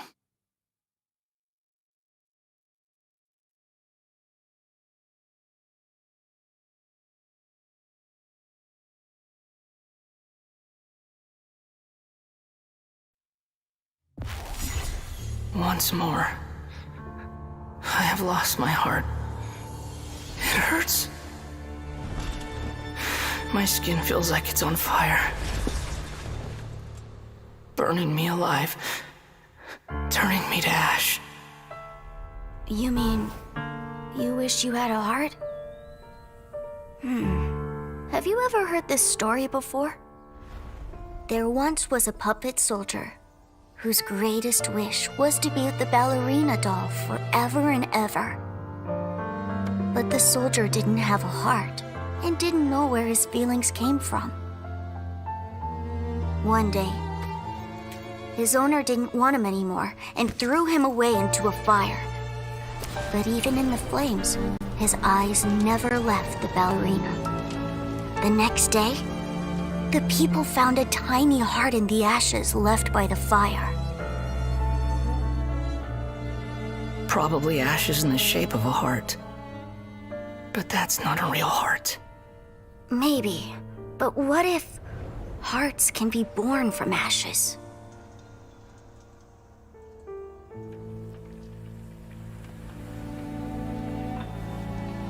How dare you die like this? And break your promise to me.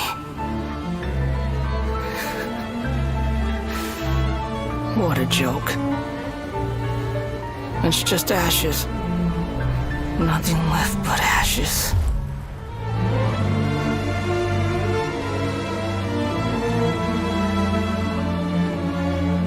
If only I could have burned to death in that fire too.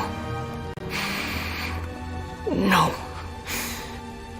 In fact, I wish I'd never been born at all.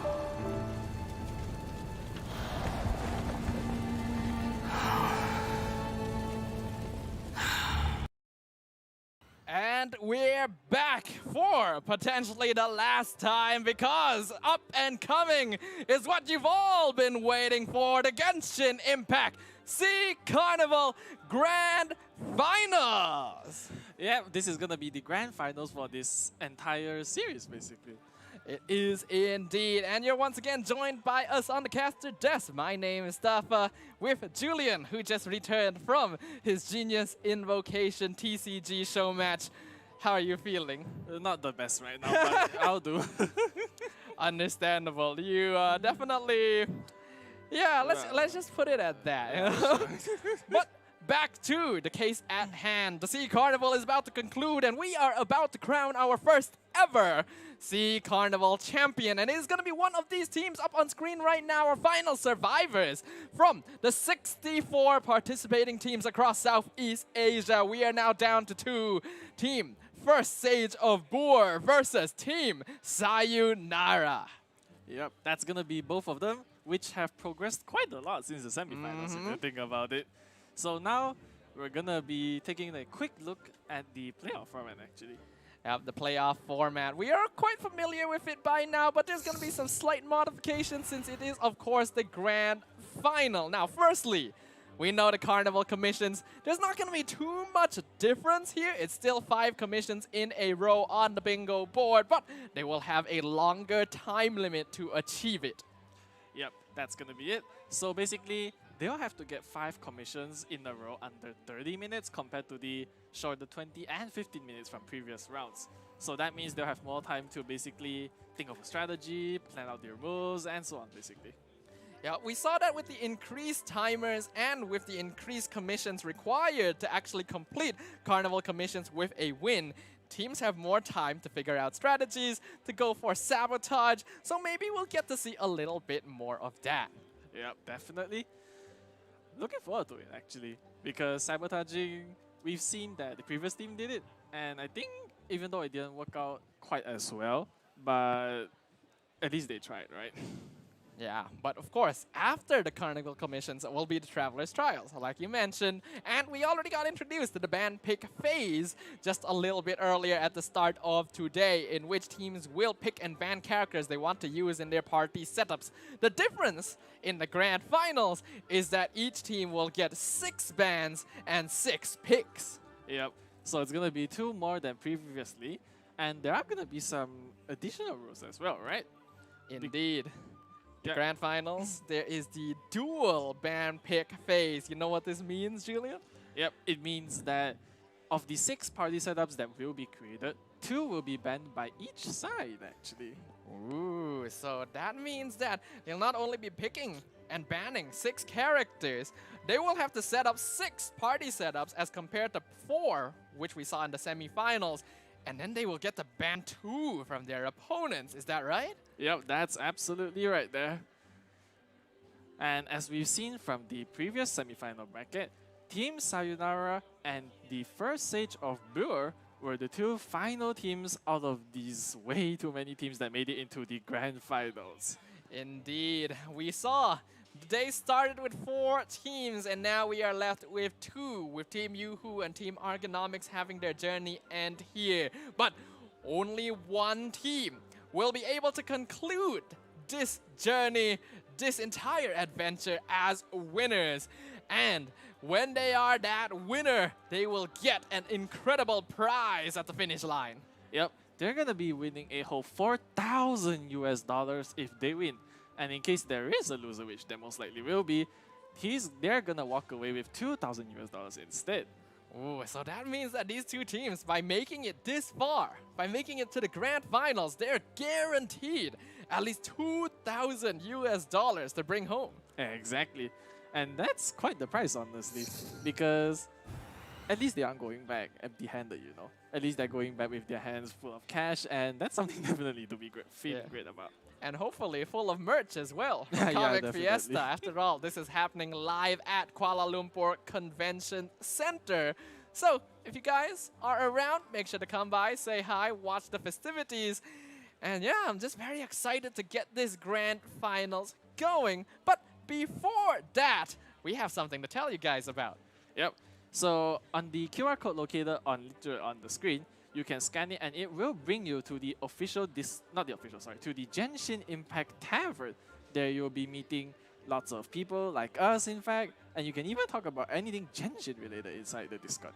Yep, and Genshin Impact Tavern has a specific focus on events and the community, so if there's any events happening involving Genshin Impact in the near future, that's probably going to be your best source of information as to when it is, what it's going to be about, where is it going to be, and does anyone want to join you for a road trip?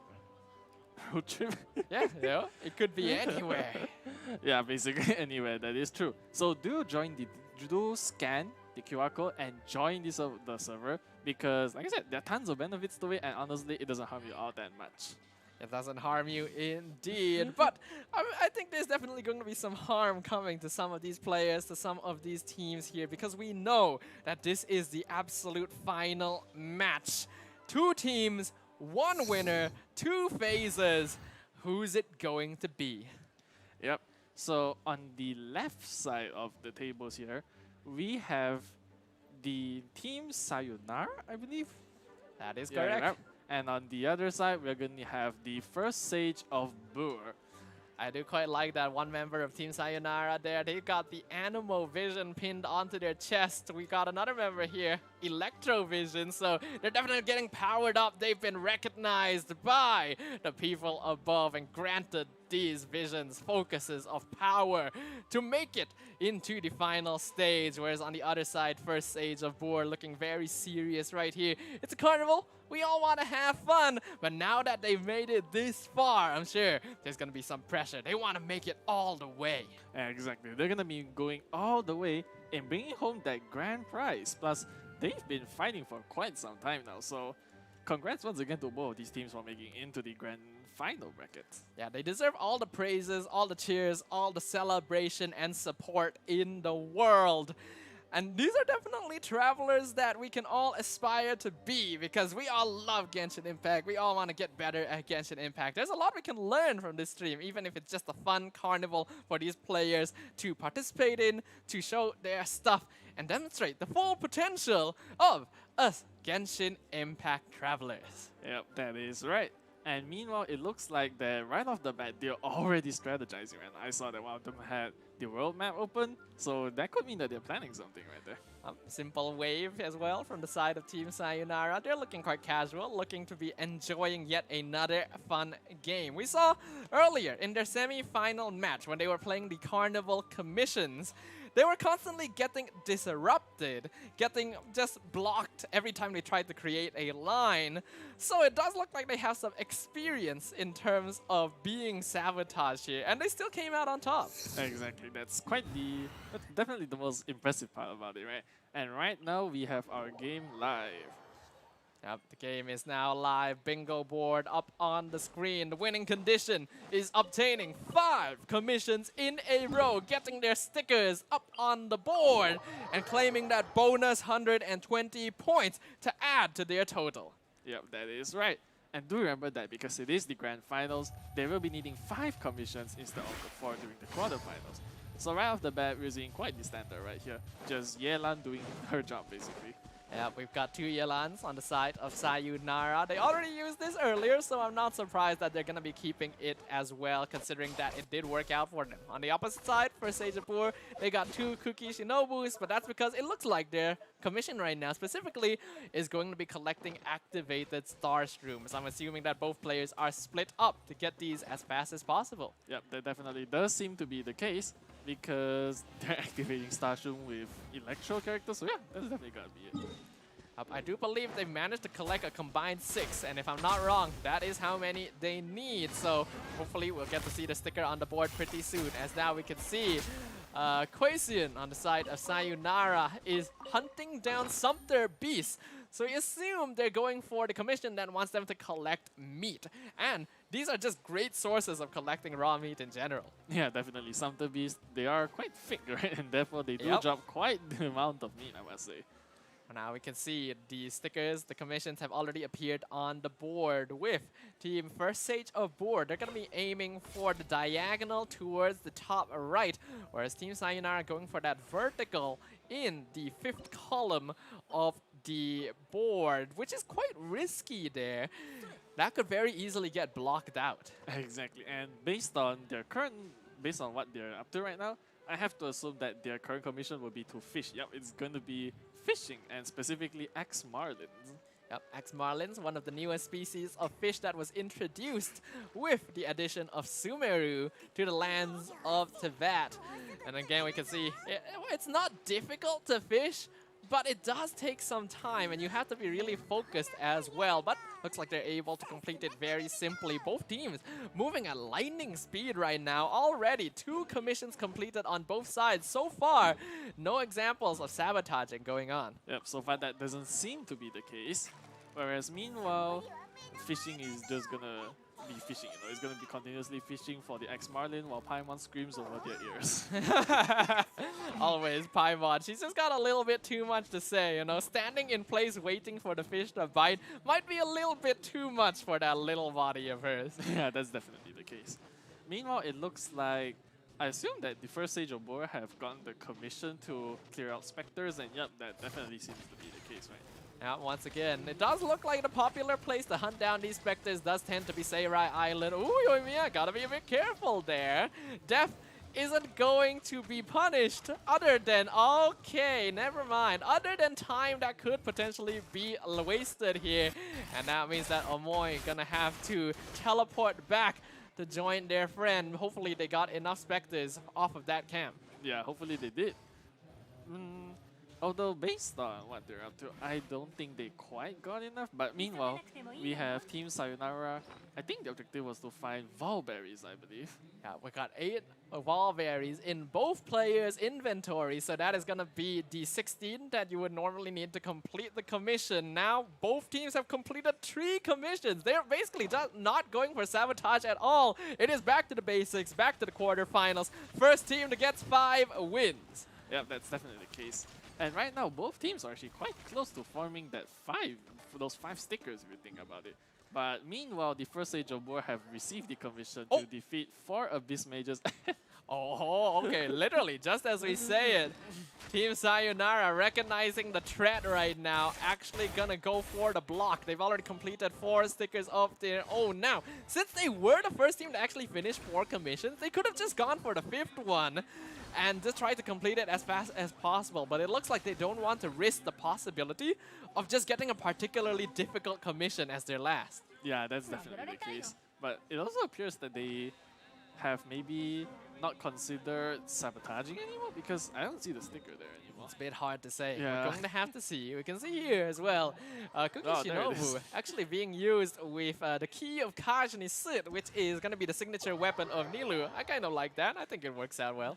Yeah, it probably will. And right now, it looks like their objective, their commission is to collect 10 mushrooms of any kind. And Yelan being used once again because, as you mentioned, right, she's simply way too great. Like, seriously, her kit, her prowess is just way too effective, basically. I'm really impressed by Team Sayonara right now. Look, they've already completed the block onto first stage of Poor, and now they're working on completing their line. Like, this is clean. This is excellent.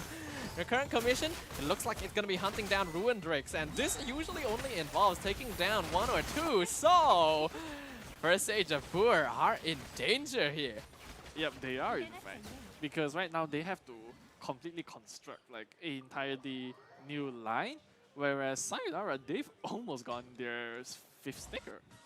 Yeah, right now we can see first stage of Boer doing a little bit of cooking right now. They got their chicken mushroom skewers, but having to construct an entirely new line, this is a problem for them, as we might be moments away from Team Sayonara walking away with this Carnival commission. We still have 14 minutes left on the challenge time. This is very quick.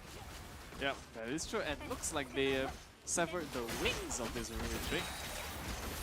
This should be their 2nd one, and I do recall the commission only needing 2. You can see they already got their hands up. They're telling the judges, the marshals, they're done. They got their line. They got their commissions 5 in a row. I think there's no doubt about it right there. 13.5 minutes left. One of the fastest Carnival commissions we have seen, and it is here in the grand finals. Yeah, that's truly amazing, honestly. Getting under, what, 7 minutes? Maybe like it's 30 minutes, right? So getting it at such exceptional speeds is quite amazing, honestly.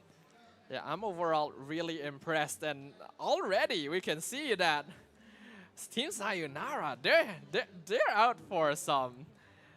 They're bloodthirsty right here. They're just going for it. They're just playing their game. They're enjoying themselves, but at the same time showing what they've got. Not only taking the time to block their opponents, but then even finish their line faster than they could. Exactly, and they even input a bit of sabotaging play as well. If you think about it, they completely denied the first stage of War their win by just cancelling it out at that very last moment, and they were forced to expand elsewhere. I feel like first stage of Boer needed to keep an eye on that and try to block Team Sayonara in response, but it seemed like they weren't quite able to finish their commissions fast enough, and because of that, they lost that opportunity, and all of a sudden, the chance to win the Carnival commission completely slipped away from them. Yeah, that's true. It's very unfortunate, but that's kind of how it is, because Team Sayonara, they simply played way much more intelligently, I must say. Yeah, intelligence, strategy, those reflexes, gonna play a big role in this, and that means there's gonna be a massive advantage for Team Sayonara as we head on into the Travelers Trials. Yeah, that's definitely going to be the case here. So congrats to them, honestly. They've already gone the first half of this grand finals done. Yeah, so what can we expect from the Travelers Trials after this, you think? Hyper Blue. You have no idea. You're just speechless. Yeah. You have nothing to say. Yeah. Okay, which team do you want to be the champion? This is kind of difficult to say, honestly, because I think both teams have shown that they have exceptional skill, they have definitely mastered their talents very well, and also they've done their part of research, I believe. So, I'm not sure, honestly. I can't pick one. Yeah, you can't quite tell because the teams are so evenly matched. They've both done their homework, and obviously, I think we both will love both these teams a lot. We've got to witness their whole journey all the way here. No matter what bias you may have had against one or the other towards the beginning, they both made it this far, and you want to be able to see them both succeed. But, well, that's the nature of the carnival. Only one winner. Exactly. There's only going to be one winner. And right now, we're going to have a good look at what they're up to. I'm having a good look. Right now, we are going to be setting up for the Travelers Trial segment. The final segment, in fact, of the entire Genshin Impact SEA Carnival. Honestly, it has been a long road to get here. And knowing that we are close to the end, that is quite exciting, but also very intimidating. And I imagine that same feeling is going to be permeating both these teams. It's definitely going to be permeating through them because this is what they've been training for, if there has any training been done. But they are whole 2 days of this, maybe even 3. This whole time, it's been leading up to this exact moment right here. Now, a single moment is going to determine everything. Consistency is key. Maintaining stamina is the most important. And being able to pick the strongest characters for your team. Remember, the grand finals. Not only do we have a brand new, unique dual band pick phase, but now 4 stars are included in the band pick. Yeah, that's definitely true. So now that 4 stars could be potentially banned, what do you think is going to get banned? Well, Bennett is very obvious. There is almost no way that Bennett is going through the ban section, considering that you now have 6 bans as well. Letting that through would be foolish. Yeah, definitely. But at the same time, do you think it's worth it to get it banned? Because once it's banned, both sides no longer have the ability to pick him anymore. So what if both sides just decide to let him free, honestly? Because you have to remember, ban pick, we allow 4 stars, so they can also pick 4 stars. And when you pick a 4-star or a 5-star, only your team can use it. Do you want to risk that? Do you want to let Bennett through? Unless you're the team that has first pick, then well, yeah, that's what you definitely. do. Alright, it looks like, well, they're definitely discussing about it right now, what their bans or what their picks are going to be. So, yeah, this is definitely going to be quite interesting to see. Very interesting to see indeed. What kind of surprises might we expect from this, Julian? Like, now that we are at the final match, is there still anything you're looking for? Is there still something you're expecting? I'm expecting the most intense gameplay I've seen within these 2 days, honestly, and nothing else. We did get to see a lot of national team supremacy. We got to see Hyper Bloom supremacy. National team definitely going to be at risk now. Yelan, common ban. Bennett would not be surprised if he's banned. Even Xingqiu, I wouldn't be surprised if he's banned. Does that mean that Hyper Bloom might be more viable? It might, honestly. Because, once again, we have no idea what they're gonna ban, right? And with this being quite a new, fairly new concept to them, anything is possible, honestly. Anything is possible. So is it possible that Hu Tao won't get banned? Hu Tao's getting banned. Terrible, man. At least console me, you know? Give me some support. Tell me that I will get to see Hu Tao once in the grand finals. They don't even have to play her. I just want to see her on a party setup. Is that so much to ask? Unfortunately, it is. Wow. Okay. I'll just go wallow in my corner now. Yeah. You can take over. All right. Bye-bye, everyone. Alright. So, what else do you think is gonna happen, honestly? What else do I think is going to happen? You know, I'm sitting in my corner, you know, right now, you know. So these teams, there's a lot riding on this. Obviously, we already said they will at least bring home 2,000 USD because second place, that's what they're getting. But first place gets double that. Like the prize pool, obviously, is going to be a major motivator. These teams, obviously, they're here to have fun, but they've also come all this way to be able to claim that championship title for the very first time in the history of this event. So there's a lot riding on this. There is quite a lot, honestly, because quite a lot of things are at stake here. You know, their pride, their money, especially. But all in all, the most important thing, like we mentioned, is to have fun. You know. Yeah, and the ones that allow us to have fun in the first place are obviously the sponsors of this event. We have thanked them multiple times, but it's only right to continue to show our gratitude to the sponsors, Genshin Impact, organizers, IO Esports, as well as the supporters of Predator for contributing time, money, energy, and allowing us to hold this incredible event, this really fun, really exciting carnival here at Comic Fiesta. Yeah, that's true. So big shout out, thanks, and we are all grateful to our sponsors, the organizations that made all of this possible. So yeah. Yep. But now that we are heading into the grand finals once again, we've already talked about a few of the characters that we may get to see. We talked about the metas that are very popular. And overall, I feel like this has been a very enlightening experience. I have learned things that I definitely did not know before this. We can't argue with you, that, especially about the Raiden Shogun. It's just the Raiden Shogun, right? Especially that one. Yep, X marks the spot. That's how we remember it. That's the code, you know. Every time we fight the Raiden Shogun every week now, we just have to remember X marks the spot. That is the correct illusion. Well, that's definitely going to be the case, right? Yeah. Definitely did not know that was a thing. Yeah. At all. It was always, is it this one? No, is it this one? No, you know, I thought that was the way. I thought it was always luck. Yeah, that's true. Alright, it looks like they're still not quite done deciding what they're gonna ban and pick. So I'm curious, you know, as to see what they're gonna come up with this time. Yeah, imagine this is the grand finals. We already said there's a lot riding on this. Emotions are high, tensions are present.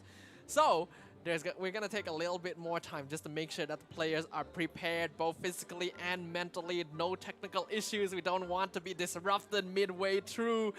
And yeah, I want to have the most excellent send-off in terms of a grand finals that we could hope for. Yeah, definitely. A grand set-off and a grand show as well by them.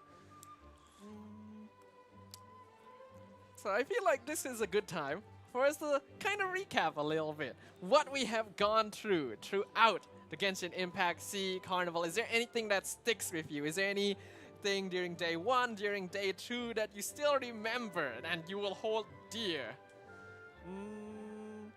Quite a lot of things, I think, but the most memorable one is definitely that, you know, now I've, just like you said, right, it's a time of enlightenment. So now I've definitely been enlightened, as in, like, you know, I just received so much boss knowledge and stuff, like how to kill the bosses most efficiently. Like these players, they have shared quite a lot of their information knowledge about it, and I'm grateful for it, honestly. That's true, but that's more general, you know? We want something specific, like memorable moments, like for example when Team Argonomics got that 1,000 point lead over their opponents in the quarterfinals, or that time, I forgot which team, used Hazo not just as a main DPS, but as a support with Prototype Amber to get healing, things like that. Is there anything that sticks out to you? Those are one of the few instances, I'd say, especially the 1,000 point lead, which Team Argonomics got. But now, unfortunately, they are no longer here with us. So it's really between these two teams, honestly. I'm really curious to see what they're going to be up to this time. I guess so. Curiosity, right? That's definitely going to be the name of the game right now, because we are preparing to head on into the band pick phase. And yeah, this is going to be a very different one. Not only dual band pick, there's going to be 6 characters picked, 6 characters banned. There's going to be 5-star characters available, 4-star characters available. Like, we already saw an example of what happens when Bennett is not available, right? During the time where the restriction was no characters from Mondstadt. Now that he's up for banning, feels kind of scary. Yeah, there's nothing about it. Yeah. And speaking about the most memorable experiences which you talked about, I think Bennett getting banned when he was picked literally every other single time, that was quite memorable, honestly. I see. Because like most of the teams relied so heavily on him for the support, the healing, the attack boost, everything which you mentioned. And then when he was suddenly restricted, when he was banned, right? It felt like suddenly everything had to change. And change it did. Well, change is inevitable sometimes, and while we as viewers are always going to enjoy seeing something a little bit different, I get the feeling the teams want to be able to stick with the strategies that have already worked out for them very well. But I guess we'll find out, because it is about time for things to begin. We can see right here challenge timing up on screen, and both teams are going to be ready to take on the Traveler's Trials. Yeah, that appears to be the case. But right now, something's a bit off, wouldn't you say? Okay, Alright, okay, that's what I was waiting for. I was like thinking, have we missed the band pick phase? Yeah. Did I just fall asleep for like the last 10 minutes and everything just happened? Did the band pick phase just get erased from the Ermin Soul? Yeah, it might have.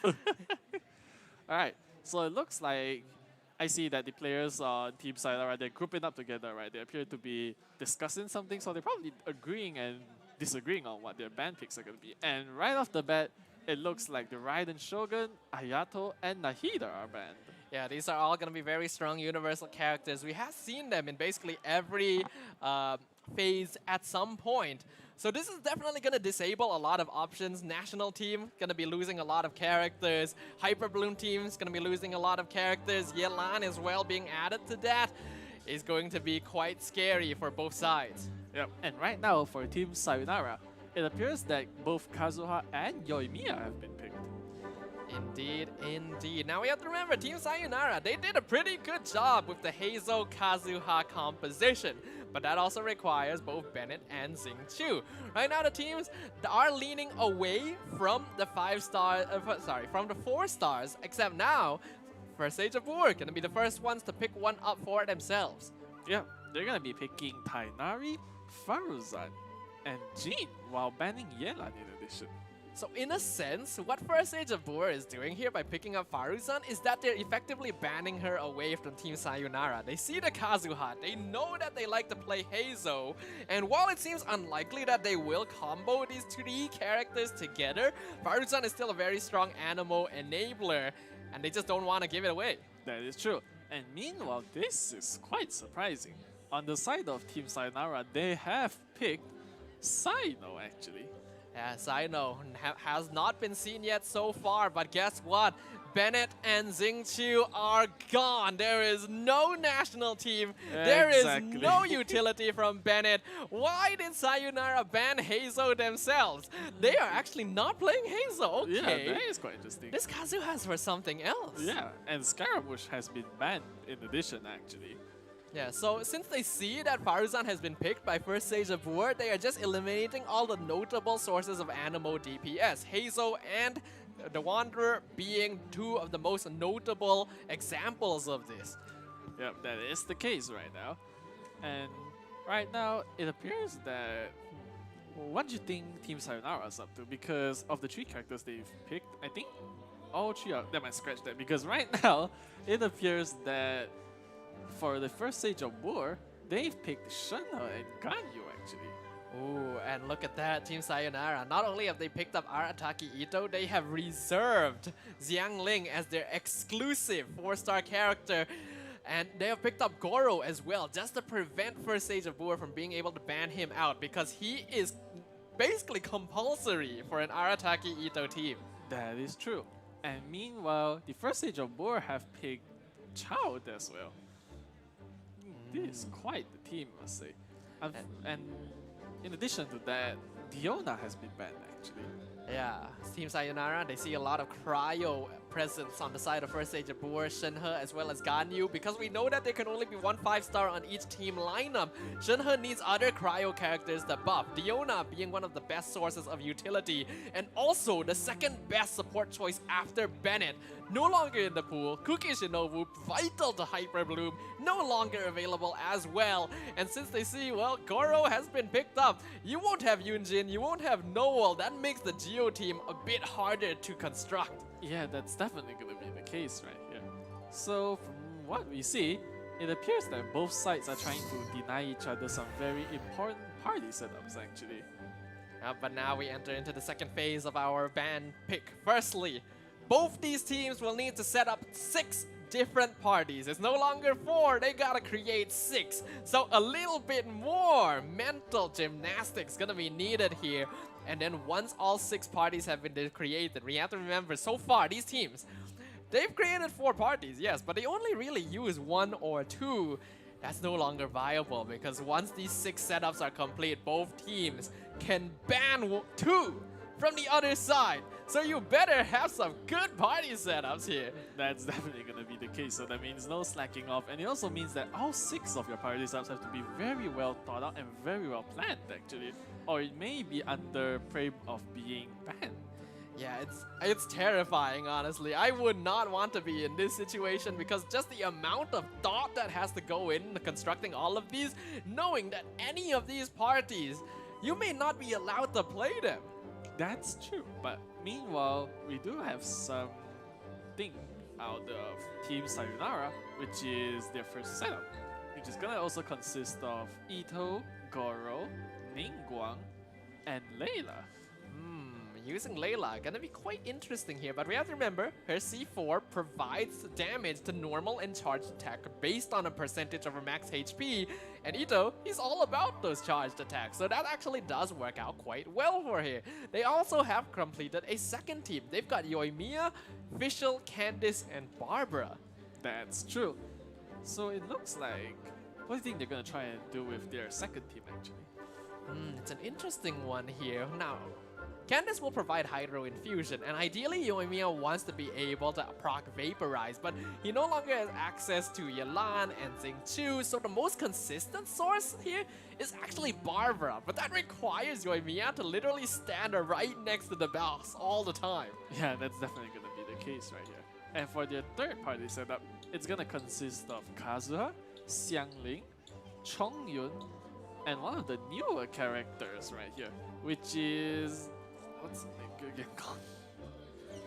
What is that character called? I kind of forgot the name right all off of the a top sudden, of my yeah, head. it's Dory, of course. Dory, yeah. For some reason, we really just couldn't remember that, but that is a lineup we have to watch out for. Yeah, Sayonara likes Kazuha.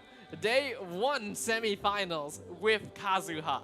And this has a lot of reactions. Yes, it's not the usual characters like Bennett and Xingqiu, but Dory provides a good amount of ER, also healing.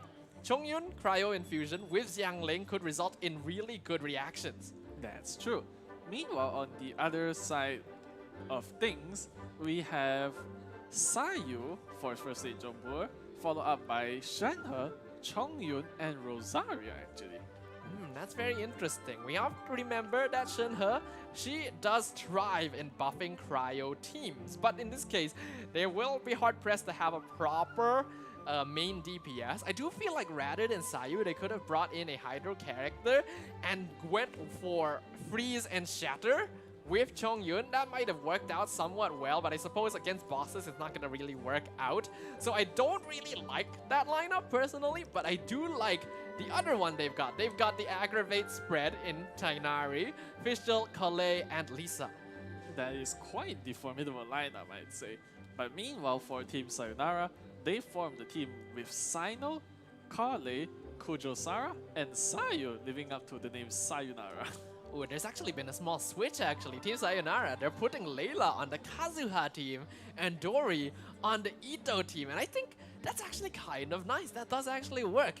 Because Dory will provide a little bit of that extra ER. They did need a little bit of healing on that side as well. So that's what Dory is going to be able to provide to that side. And Layla will just add to the elemental reactions on the Kazuha squad. Yeah, that is the case. And your wish Oh. has finally Oh. been granted. She's on a party setup. Yeah, that Thank is Luo you. My indeed. prayers have been answered. Please don't swap. We have Hu Tao with Yan Fei, which is kind of weird. That synergy doesn't work out too well as DPSs, but she has a C4. People might not be aware of this, but there is a support Yan Fei build that you can work on with Constellation 4 using Prototype Amber as a shield healer. That's quite amazing, And it honestly. specifically works well for Hu Tao comps because she needs a shield and it adds pyro resonance.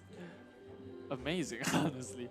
But meanwhile, for the first stage of Bur, they have a team of Ganyu, Yanfei, Kaya, and Sucrose actually. That's an interesting team comp. I assume Yanfei is actually gonna be used as a shield support in that team as well, and to apply pyro for Sucrose to swirl off of so that they can get melt procs with Ganyu and Kaya. And there was actually a switch once again. Layla going back on the Ito team. We already mentioned this kind of works. And Rosaria on the Kazuha team. And they have a superconduct squad with Eula and Razor as their final setup. Yo, that's quite a team, honestly. Typically, you wouldn't see these two together, right? But I guess because we have 3 separate players managing them, it could work out, honestly. Yeah, it definitely could, since they will have 2 sources of DPS. Now, honestly, I'm surprised that Xiao got led through this far, because Faruzan, Boss Animo, the first person you really should think of is actually Xiao. Because, yes, it helps Hazel, it helps the Wanderer, but Xiao gets so much advantage from having this Animo support, and he has been lacking that dedicated Animo support for a very long time. That is the case. But meanwhile, it looks like... Yeah, it looks like the 4th character is gonna be Beidou, actually. What do you think about that? That's kind of fun right there. Beidou, her elemental burst will be able to link to the current active character, and that will result in superconduct procs along with Layla, and allow for swirling as well, because there's going to be a lot of Animo you need elements to be able to swirl off of. I do wonder if it's going to be the most optimal choice, but it is not bad. And we're actually seeing the exact same Hu Tao lineup on first stage of Bur. Finally, all it took was these teams needing 6 party setups to finally have Hu Tao show up. That is indeed the case, so I gotta imagine you're quite happy about this, right? Oh yes, definitely. I'm ecstatic. Exactly. Thank you. Now, can I achieve the next stage of happiness and see Hu Tao being used primarily? Yes, that is the next stage. That's what we want. You're bargaining for way too much money. Alright, but I do notice that there was also quite a small change in which the Kazuha team for Team Sayonara, the 4th character was switched to a Rosaria actually. Yeah, they put Dory on the Eula team. I think that makes sense. They need energy, they need electro application, so that does work out. Rosaria, well, I don't think it's too much of a problem to have Rosaria around. It does kind of depend a lot as well on how these characters are going to be split between the players, because remember, the host will get 2 and then the other 2 players will get 1. So you have to be able to arrange them properly to make sure that these characters can make the most out of their reactions. That's true. Meanwhile, for another team set up for the first stage of Bur, they've got Child, Barbara, Candice, and Amber. I don't see this working. I'm gonna be honest with you. I don't know if I can see this working, but Amber does have pretty solid pyro application once she has all her constellations, because Baron Bunny as well as her elemental burst do a pretty good job. We're just waiting on that one final party to truly be locked in on the side of first stage of Bur. And then both these teams can get started on the party ban phase. Like we mentioned, 2 parties on both sides will be banned out by the opposing team. That's true. And the parties that will get banned are probably going to be, the Aggravate Quicken team. I suspected that one's going to be banned because of simply how potent it is, right, basically. Definitely. They also ban out the Cryo team with Shenhe, and yeah, I mentioned it. This is the team that Sayonara most likely wants to play because, remember, they specifically picked both Kazuha and Xiangling. They're just not gonna let them have that. And they even banned out the Aggravate comp in the hands of Sino there from Team Sayonara. So, this is it. These are the remaining 4 squads that both Team Sayonara and First Stage of Boar will have to play with. Yep. And lucky for you, Hu Tao wasn't banned in any of those. Yes, she wasn't. But are they going to play her? Now, looking at the remaining team lineups, which will most likely be the ones that these teams want to use? It's quite tough to say, I think. But for your sake, you're definitely hoping there's a Hu Tao team in that. I think on the case of the First Stage of Boar, the Hu Tao lineup is basically their most consistent one, which may be remaining. I could see an argument being made for the Xiao squad, but that's a little bit hard to play. I don't like the Child squad at all. I assume that the Ganyu squad has been completed, but I'm not too sure what they have left. It's gonna be Ganyu versus the world. Just Ganyu, just one Ganyu character. versus the world. Alright, so for Team Sayonara, what do you think? Team Sayonara actually still has some pretty valid options, honestly. I would like to see them use Hu Tao squad as well, but all of their other 3 lineups are perfectly viable. Yoimiya probably has the shortest end of the stick here because yes, she works well with Fischl, but she doesn't really have a lot of Hydro application from Candice and Barbara, but it can still definitely work. Eula Razor, we haven't seen that yet, but that could be excellent. And Ito, he's always the one and only. Yeah, he's the one and only that gets left out, unfortunately. So, in this case, it's kind of hard to determine which team they'll play. Oh my god, like surely you have some ideas right here. Some ideas. I guess since Candice was picked both, why not let's talk a bit about her, honestly. So, the way I see it, her role is mostly to be like kind of a tanker like that, I'd say, because of her elemental skill mainly. Like the ability to block quite a lot of damage. That is true. Yeah. And actually now thinking about it, I thought that the Yoimiya comp wouldn't work too well because they're lacking Hydro application, but that is if it is a one-player party, because Candice infuses Hydro, but Yoimiya obviously will override that, and you need her to be the one proccing Vaporize. But in this case, there's 3 players. Candice can always be on the field. So she's basically a more defensive-oriented Xingqiu. So, actually, that could work. It could work, honestly. And right now, it's like, how to say? It's like Candice is busy choosing her weapon. Yeah, gonna be assigning weapons, Yep. assigning artifacts here. Especially. Now that the teams know which of their party setups they're going to have access to, now is the time where they decide, okay, how do we want to gear these characters? What artifacts do we want to provide to them? Because now, although ideally, these teams want to be able to use 1 or 2 party setups max to be able to clear all of the bosses in the Traveler's Trials, but that is when they have access to all the characters they need. This time, they're definitely not fielding their A team of party compositions, so we may be seeing more switching. That's definitely going to be the case, right? Because right now, I have to imagine that they're using party setups that may feel quite alienized to them, because their usual team compositions, which would be like the Hyper Blooms, the Vaporizers, those have been mostly disabled. I wouldn't say completely, but it's been quite disabled, honestly, and quite rendered down to a much weaker version of it, I'd say. Yeah, I agree with you there, and that's why. That's exactly why switching becomes more viable, right? Because in the past, when you had a strong lineup, you just clear bosses quickly. You don't care. You don't need to swap. It's universal. Every boss will fall to the national team. They'll fall to the Hyper Bloom squad. But now, not every boss is going to be vulnerable to these team compositions. Yes, they are still strong. They're still viable. I'm pretty sure a lot of these can still full star Abyss without much problem. But it becomes more difficult. And it comes to the question is, sometimes it may actually be worth that little bit of time spent swapping the parties for the time saved on the boss. That could be the case, honestly. But I'm still hoping to see the one Ganyu versus the entire world setup. I'm pretty sure that Ganyu actually has a party setup. We just didn't actually get to see it. Alright, so yeah. What else is there? I think that the Eula Razor one, which is a team that you normally don't see that frequently, because when you're a single player and you're controlling 2 different Claymore characters at the same time, I think that's quite rare, right, honestly. definitely quite rare, and typically this isn't really a party setup that would work that well in like a solo player standpoint.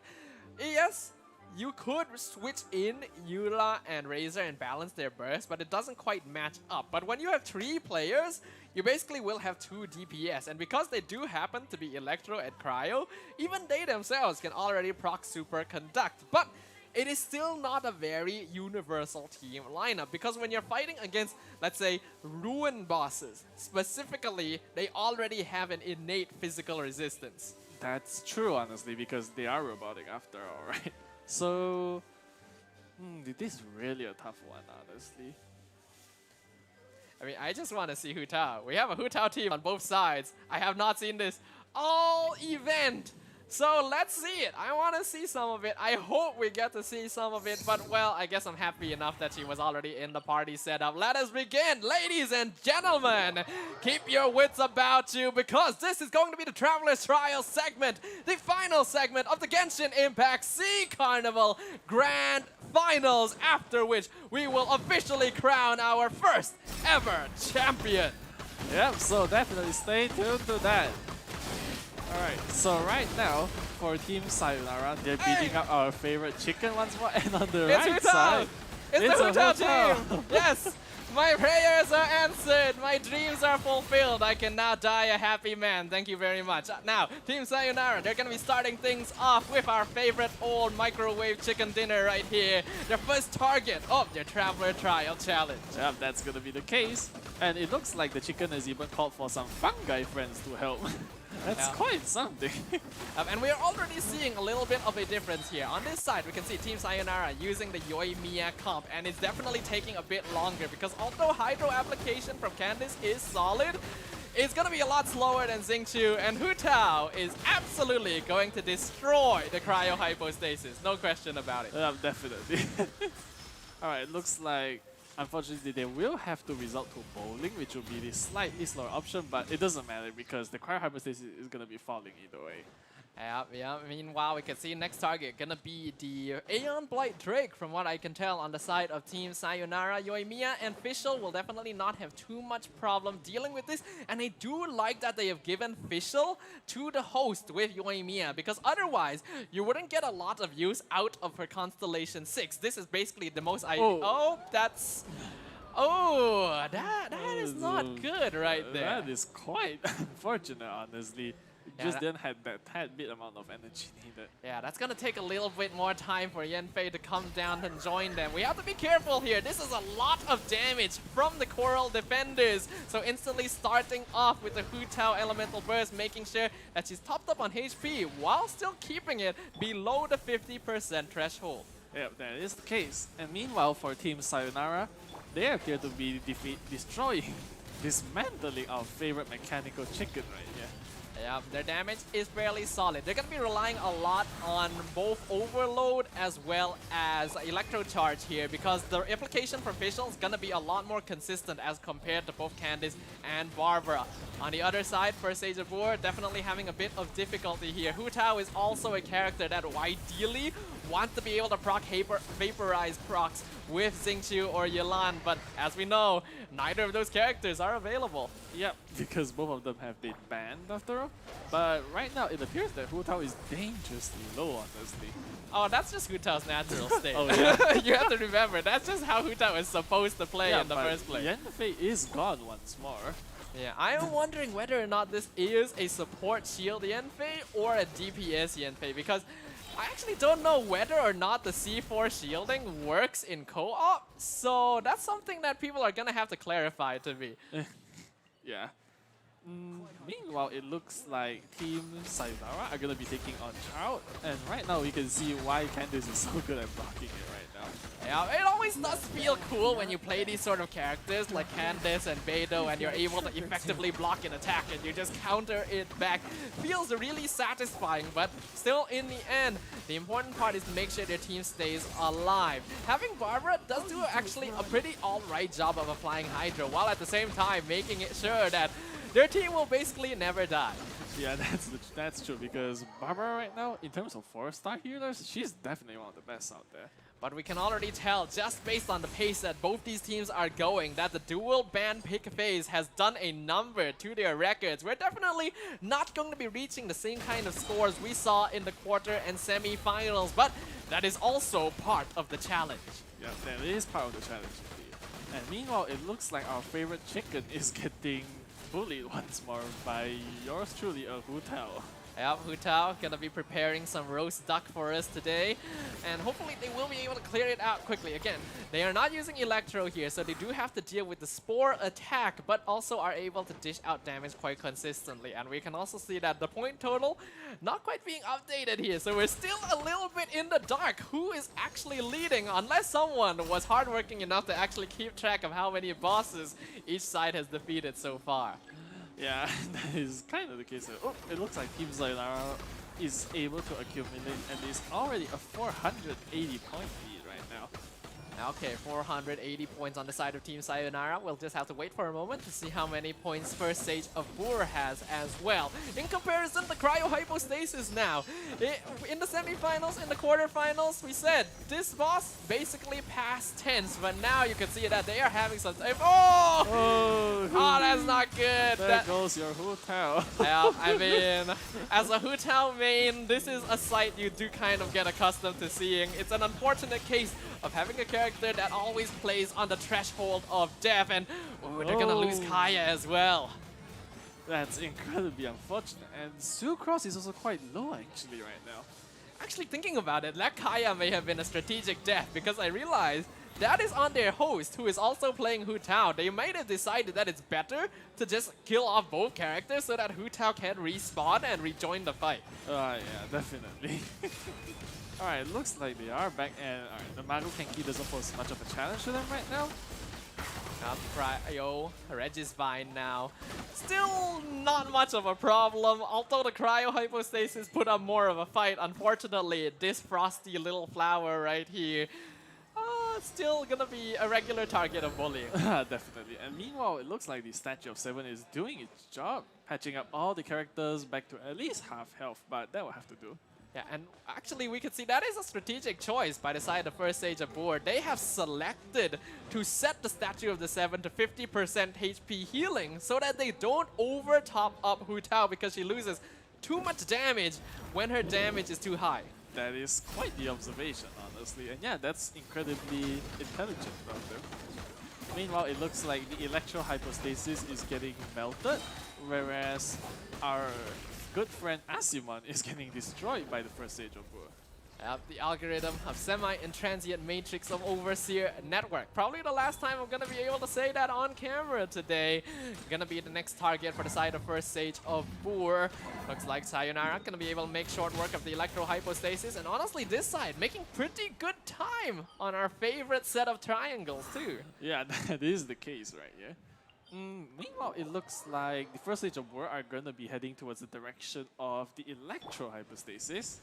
Whereas Team Sayonara are gonna be attempting to dismantle the Magu Kenki actually. Yes, Team First Stage of Boor, they had a lot of difficulty with this guy in particular because he does do a lot of damage, and like mentioned, their main DPS, Hu Tao, always on the cusp of death. This time, they will have Barbara, so she will always provide consistent healing, but we also have to remember that the Magu Kenki has some cryo attack, so they have to be careful not to get frozen. Yep, definitely. The last thing you'll want to do in a fight like this is get frozen yourself by trying to heal your teammates. But right here, Candice's elemental skill doing quite a bit of work, honestly, denying much of that damage. Yeah, they're doing a pretty good time on the Magu Kenki here. Definitely a little bit dangerous to fight this opponent when your main DPS is ranged, because he does have the ability to counter ranged attacks. But as long as they space themselves out properly and allow the correct character to tank it, in this case, Candice gonna be able to do a good job of that. They will be fine. On the opposite side as well, we saw first stage of Boor take down the Electro Hypostasis without too much problem. And so the competition going to continue. Yep.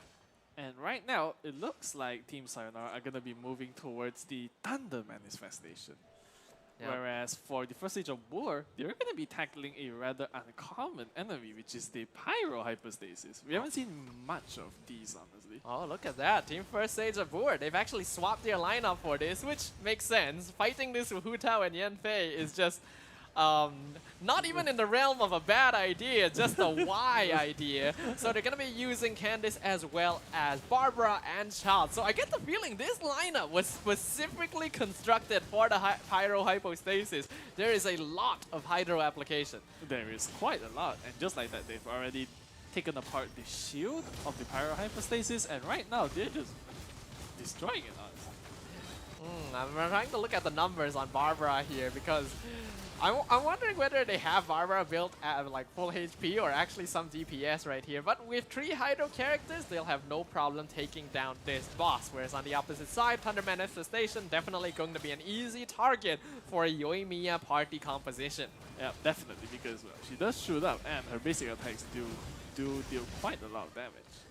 Both teams will take down their respective bosses at the same time. Not too certain if their point values are the same though. We'll find that out once the points are tabulated in just a few moments. But time wait for no one because Team Sayonara, next target, gonna be moving over to the Coral Defenders. Yeah, the Coral Defenders. Basically just 2 gigantic bishops chilling underwater, basically.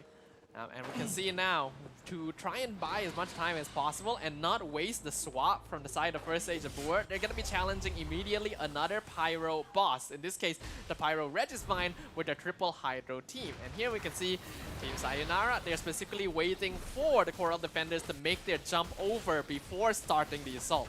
Yep, that is the case. And meanwhile, they are melting the purple bishop right now. Yeah. Whereas on the other side of things, the Pyro Regisvine is falling not the fastest, but it's working quite well, did you? Yeah, one of the unfortunate problems of having this many Hydro characters is you do lack a little bit of elemental reaction damage, and they're relying quite a lot on Amber to be able to apply that Pyro. And while they do have enough Hydro to take down the Regisvine, Vaporize is not the most ideal reaction, so their progress definitely a little slower than we're used to for that particular boss. Yeah, that's definitely going to be the case. It feels kind of strange, right? Watching people normally melt it, but then it was actually given a chance to get back up, the Pyro Regisvine. Meanwhile, on this side, this is the phase that Team Sayonara have to be quite careful of. Gotta avoid the laser beams. They do a lot of damage, but they're able to do so quite effectively. They're focused now to take down the remaining of the Bishop twins here. Looks like they're gonna be targeting the purple one. They will successfully take it down. Definitely slower than the other side, but the Coral Defenders are worth a lot more points than the Pyro Regisvine. Yeah, that's definitely going to be the case. And right now, it appears that the first stage of War are going to be challenging La Senora herself. This weekly boss is very dangerous for Hu Tao main DPS because she is consistently on low HP. She not only doesn't have shields to defend against damage, the DOT here in this boss also pierces any shielding. So HP management is incredibly important. Yeah, it's definitely very important. And don't forget that this is the closed off domain, so they can't just walk over if any of the characters faint, actually. They are able to break down the Cryo Cocoon, move on into the second phase, but now this is going to be risky. It is very difficult now for these non-optimal team lineups to actually burst down La Senora before reaching the Tornado phase. So one strategy that could be used is to actually purposefully leave her around half HP so that you can prepare for the next damage burst phase. Yeah, that is the case. And meanwhile, it looks like she might be given the opportunity to... Right, that's not quite it yet. I'm honestly so far very impressed with how Zigzag has been playing this. I get the feeling he's probably a little better at playing Hu Tao than I am, but because his dodging has been very much on point, and switching to Kaya as well to make sure that the DOT doesn't take out their main DPS character. Yeah, that's some incredible micromanagement there, I'd say. And meanwhile, all of their characters are very low, honestly, ignoring the Hu Tao, of course. Yeah, look at the way they're playing. They're purposefully taking down these constructs on the corners as to low levels, so that once their bar goes up too high, they can just break one and get it completely reset. I think this is really smart and really clean defeat of La Senora, but it did take quite a lot of time. So Team Sayonara, they have the point lead. Yep. And right now, Team Sayonara, they are basically working through the Primal Geovision, which is in its Pyro state. Yeah, this is actually not really good for them because as we know, Yoimiya, she is going to be the main DPS and a Pyro Primo View Bishop is going to be able to resist quite a lot of the damage you usually expect to see. Yep, but either way, I think that it's going to be quite close to falling, right? Because that's a lot of damage, honestly. Now that we are at the halfway point as well, Traveler's Trials, we have to remind everyone that the Carnival commissions leaned quite overwhelmingly to the favor of, if I recall, Team Sayonara, right? I think so, honestly. Yeah, all of a sudden I cannot actually remember because there's a lot of action happening right now, so we'll just have to get clarification on that. So for now, let us consider this a clean slate. Currently, point total gonna be leaning slightly in the favor of Team Sayonara as they take down the Primo Geo Bishop, matched perfectly in timing with the Electro Regisvine breaking its Corolla in the hands of First Sage of Boor. Yep, breaking that Corolla pretty important because, yep, the Regisvine has been Regisvined, and right now, we're gonna be moving on to the Cryo Regisvine. Looks like some repeating can actually start occurring right here. Now, things like the Cryo Regisvine, the Cryo Hypostasis are going to be very easy targets for a Hu Tao squad on the First Stage of Boor. Whereas on this side, Team Sayonara seem to be quite content sticking to their Yoimiya lineup. As so far, it has been doing a pretty good job. It has, honestly. But just on the opposite, the First Stage of Boor are also sticking quite frequently to the Hu Tao lineup, which I'm sure you adore a lot. Oh yes, I'm definitely going to be quite in favor of that. So much so that I already have a bit of a natural bias wanting to see First Stage of Boor make it all the way. But of course, there's no guarantee of that. So, once again, we have to keep an eye out. The point total on both these teams still very close, but Team Sayonara gaining a slight advantage because the bosses they have been defeating just provide overall a better point average. Yeah, that is the case here. And meanwhile, it looks like the Cryostasis is going to survive for a bit much longer. Ooh, that is some unfortunate damage there, but again, not too much of a problem. Hu Tao wants to stay on low HP regardless, but ideally not too low because any random attack could end up taking them out. Cryo Hypostasis definitely not going to be too much of a problem, but First Stage of Boor definitely have some catching up to do in terms of points. Yep. And meanwhile, Team Sayonara are working their way through our favorite Aeon-like Drake now, actually. One thing to consider is that Team Sayonara's lineup is going to be a lot easier to play as compared to First Stage of Boor. All Yoimiya needs to do is stand from afar and pelt down the opponent. Candice is basically never going to die, and Barbara there just cements that fact even further. So all they really have to do is consistently left click on the boss, whereas there's a little bit more mechanics involved in keeping Hu Tao alive on the other side. And that is true. Watching Candice just block all these attacks is honestly, it just shows how much strategical play is at stake here. Meanwhile, the First Stage of Boor are going to be working through the core defenders and a 1 HP Oh my goodness! That is unfortunate right there. 1 HP. He was looking for that final bit of energy to use the Elemental Burst for healing. But that is just quite bad right here. Zigzag probably is going to be targeting to respawn, get Kaya killed as well so that he can return with Hu Tao, but they've already lost Yanfei as well. So he needs to get back here quickly. I hope that wasn't too high up. Okay, that's fine. That's quite fine. Do you think they can get it, honestly?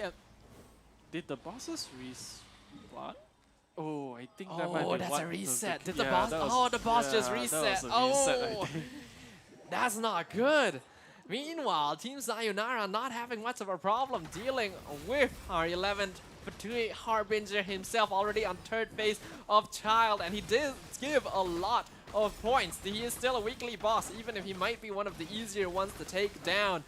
This is an opportunity that Team Sayonara has been looking for. Yep, they absolutely can't forgo this opportunity, and yep, they will take it and then proceed to move on to the Cryo Hypostasis right now. Yeah, this is looking to be like quite dangerous for First Stage of Boor. We still have 11 minutes left on the timer, but they already had to stop taking the Coral Defenders midway through, and that is never a situation you want to find yourselves in or the Traveler's Trial. Yeah, definitely. Meanwhile, it looks like charge should be no huge issue to them, and yeah, it appears to be that way. Yeah. Whereas the Team Sayonara is going to be working their way through the cryo hypostasis, and Kea and Yanfei fainted, I think. Ooh, that would not be ideal. I didn't quite get to see that to confirm, but Oh, there's- no. okay, Alright, no, they're they're fine. fine. They're fine.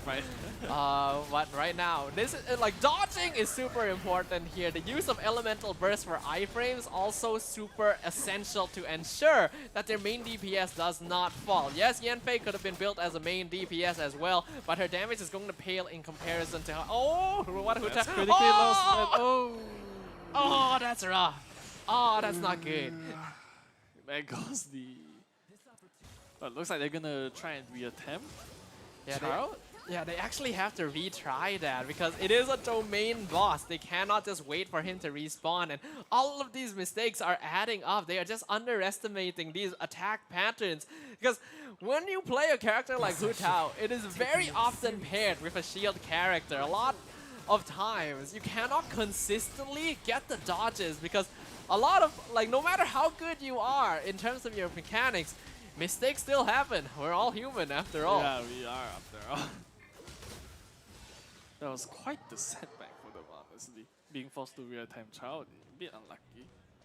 Yeah, luckily we did actually see Pillow get taken down, but luckily they were able to defeat the second phase of Child, and since you technically treat the third phase as a separate instance, Pillow is able to respawn and rejoin the team, which is important. They cannot afford any further setbacks. Yep, that is true. And thankfully they do get it this time. Whereas it looks like Team Sayonara are gonna be moving on to the Cryo Registry this time. But things are looking pretty dire right now. The gap in points between these teams slowly rising as Team First Sage of War have already had to retry several bosses.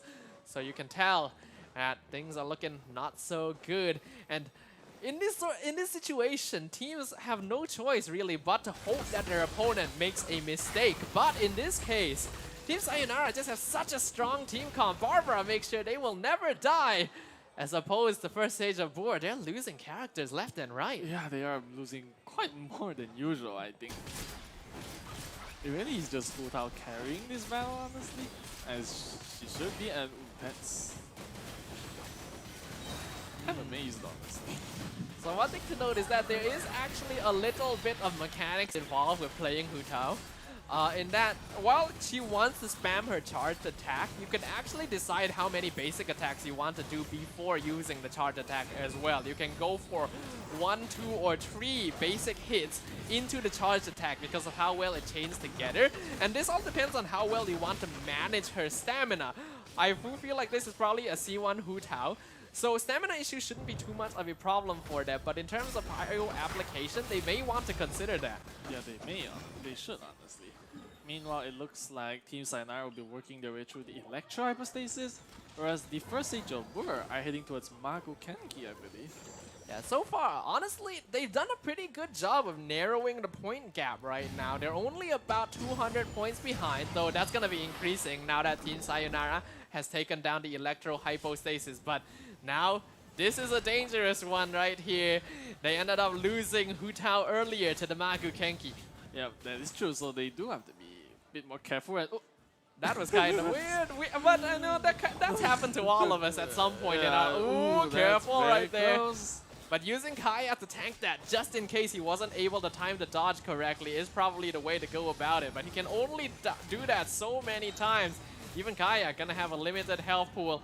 Ideally, you save the Hu Tao Elemental Burst for this next moment. Yep, that's exactly what they're going to be doing to make sure that she doesn't get taken out by the damage. They will successfully get that kill, but Team Sayonara going for the same boss at the same time.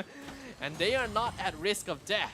Yeah, they are due to the incredible healing by Barbara, plus the tanking by Candice. It's honestly very well thought out, honestly, and it's working for them.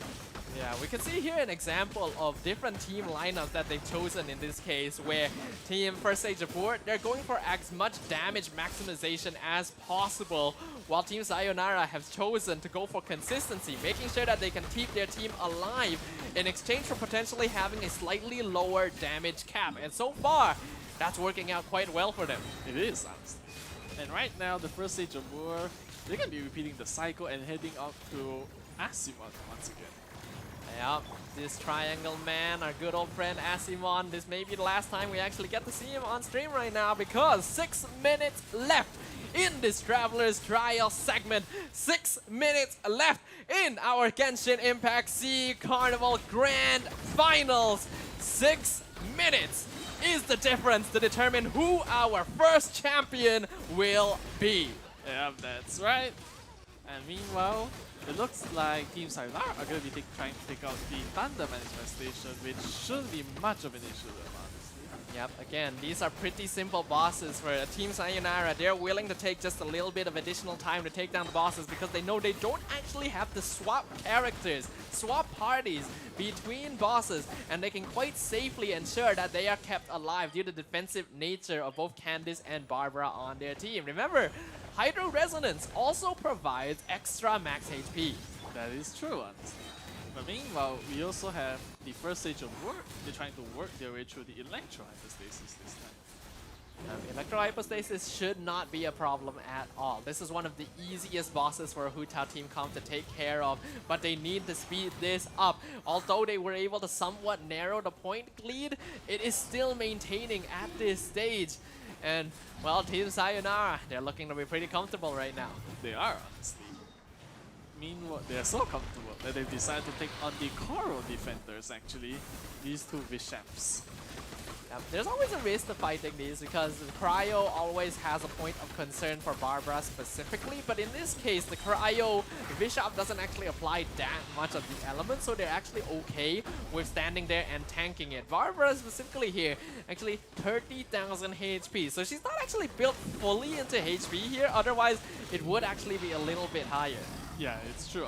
That is true after all. It looks like they're both entering the phase where their tails are intertwining with each other.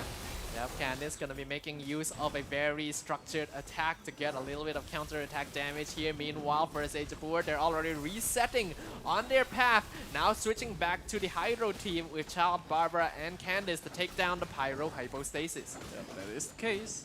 And meanwhile, the Cryo Bishop has fallen, and it's left with the Electro Bishop.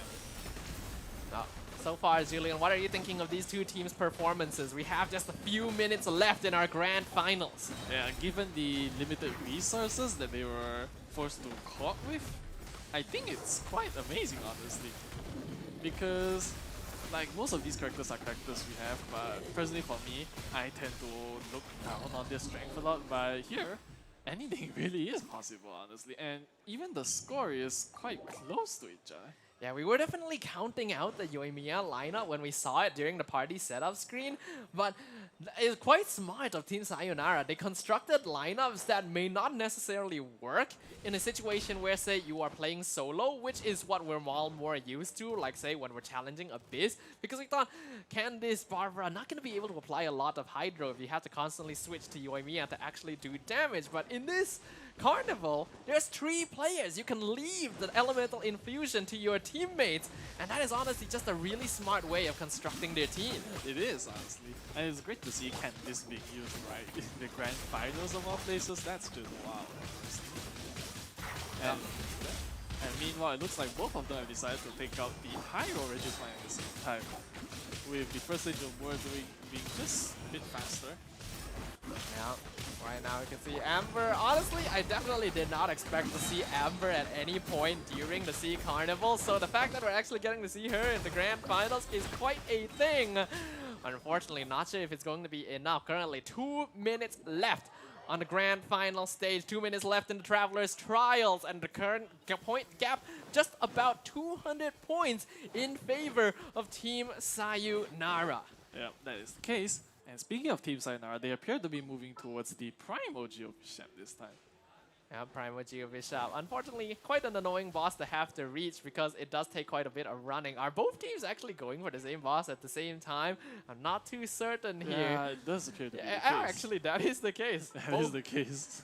So a little bit of synchronicity from both sides here in the final minute and a half. Considering the amount of time taken to actually reach this boss as well, this is probably going to be the final boss for both these teams. So they gotta make sure to clear this out as quickly as possible. Yeah, they should, obviously.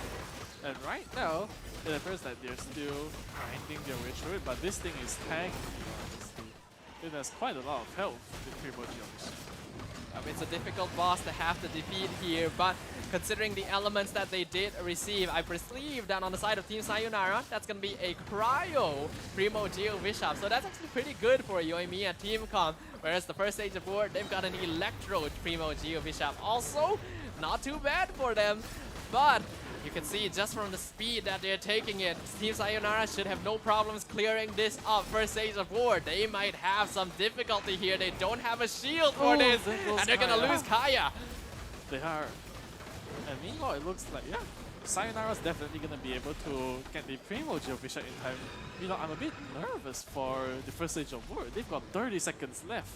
Yeah, actually, I'm pretty sure they lost everyone there. They actually used Kaya as a sacrificial lamb to keep Hu Tao alive and try to prolong the fight long enough for the rest of the team to come back and provide backup. But 20 seconds left for them to potentially take down the Primo Geo Bishop. Meanwhile, Team Sayonara, 10 seconds. I don't think they're going to be able to take down our good old friend in 10 seconds, but who knows what could happen. They're gonna try, 4, 3, 2, 1, and that is it, ladies and gentlemen. The end of our Travelers Trials, the end of the Genshin Impact SEA Carnival. We will officially crown our champions, Team Sayonara.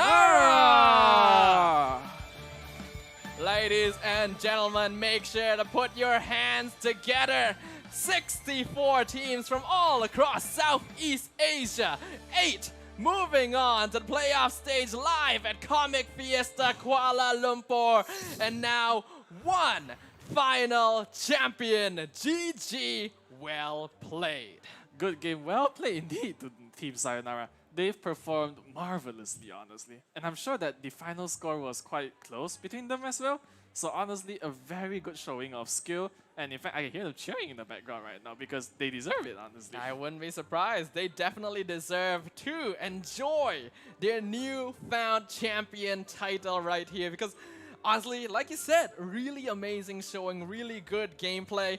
A little bit sad because the Hu Tao team didn't manage to claim victory in the end. But this was a well-deserved showing. Team Sayonara, ever since the online qualifiers, seem to be a really strong team. They have indeed. In fact, I'm pretty sure on the preliminary matches, you were one of the first to notice them because I remember you made a comment about how creative their name was, and it looks like their creativity brought them all the way to the grand finals, honestly. Yep, if only they could have achieved victory with a Sayu on their team as well, right? That'd be asking for way too much. Yeah, but I believe the Sayu team was actually banned out. Yeah, during the party ban phase. I get the feeling they actually wanted to use it too, but well, that's how the cookie crumbles. And in the end, the results do speak for themselves. They do, honestly. But once again, huge props to Team Sayonara and congratulations on being the Genshin Impact Southeast Asia Carnival Grand Finalists. I mean, basically like your champion. Come on, congrats, man. Yep, that means they're going to be going home with $4,000 US. An incredible prize. I can't even imagine how many Primo Gems that's going to buy them for their next roles. And of course, first stage of Boor, they're going to be in the second place, our first runner-up. So they as well get to go home with $2,000 US. So definitely don't scoff at how far they've managed to make it in their journey. Exactly. Congrats to them as well, because being second in such a heavily contested carnival, that's, once again, it's just nothing to be scoffed about. Nothing at all. It's honestly admirable. Like, really well done. And I think, yeah, that's basically the conclusion here of the Genshin Impact SEA Carnival here. Obviously, we're still going to have to wait a few moments for them to set up the prize-giving ceremony so that we can give these winning teams what they truly deserve. But honestly, really glad that I got the chance to cast this here. First time casting Genshin Impact. You as well. I think we had a pretty swell time. Yeah, that is. I've had a great time casting with you, in fact. In fact, this is one of the first times I've casted, in fact, so do bear with my incompetence at time, alright, guys? But either way, I've enjoyed this experience very much, honestly. Yeah, Julian here, very new caster, guys. So, of course, forgive any mistakes he might have made. I think you did a great job. And yeah, I think we all enjoyed the Genshin Impact Southeast Asia Carnival. Not just us on the caster desk, but our players, our viewers, all travelers of Genshin Impact So, if you guys want to keep up with future events as well, why not scan the QR code right below? Yeah, it's right here, look. Alright, so do give it a shot, right? Like we mentioned earlier, there's no harm in trying to like just enter the server, make some new friends. Who knows? You might even get better at Genshin. Yep, grab a drink at the Genshin Impact Tavern Discord server where you will be kept up to date about all sorts of events, be able to join the community, and like you said, make some new friends along the way. After all, what good is an adventure without some traveling companions? Yeah, maybe the real treasure we made along the way was our friends after all. That's true, that's true. The friends are the real treasure we made along the way. And I'm sure as well, like I got to be in the Discord server with a lot of the players here for the SEA Carnival, and they got to chat up a lot. They definitely were able to create a lot of friends for themselves. But that's gonna be it from us on the caster desk. And officially, let us pass it over to our host, Choo Choo, because she will have the grand glory of awarding the prizes to our brand new Genshin Impact SEA Carnival champion. Take it away! Thank you so much on the side of our casters. That's amazing job for the entire 2 days. None other than Sadafa and also Julian. It's been an honor and a privilege to work alongside with you guys. And now we don't want to any more time. We definitely cannot wait to just officially announce for our winners when it comes to our grand finalists in the Genshin Impact Southeast Asia Carnival. I'm your host again, Choo Choo, just in case, if you guys still have no clue who's talking right now. But not waste any more time for first runner-up, which is going to be our second place winner for the Genshin Impact Southeast Asia Carnival. None other than a first Sage of Bue. Woo! Woo! So here you go. It's going to be $2,000 worth of prize. I'm just going to take some pictures. Yeah, stay glamorous, guys. See all the cameras. Yeah, $2,000. Might as well give me another 500 so you can equally part the amount. You guys okay? And also some Primo Gems. Yeah. Okay. Are we okay? Okay, so you guys gonna stand on this side for a bit. Are gonna go out? Okay, you guys have... Don't go anywhere. Okay, we still need you. Don't go anywhere. That side. Thank you so much. First stage of work. So congratulations to them. We're not done yet. As now finally, we'll be crowning the kings of Genshin Impact in the Southeast Asia Carnival. So our champions, our kings, our waifu and husbandos, the best of the best. It's gonna be, drum roll. Brrr, I think everybody knows. They're not gonna say bye yet, but they are Sayonara. Woo! There you go. I'm giving you a big check.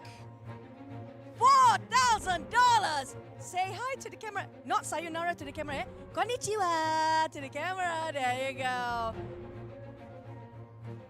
I can see he's super happy right now. Okay, so can we have both teams coming in together here right now? So the champions on this side. Yeah, and then also we do have our first runner-up. And we have a group photo session. There you go. Smart. Come on, guys. It's okay. It's just $2,000 difference, right? Yeah. But it's okay. Congratulations to both teams. Now we're going to have a bit of a photo session.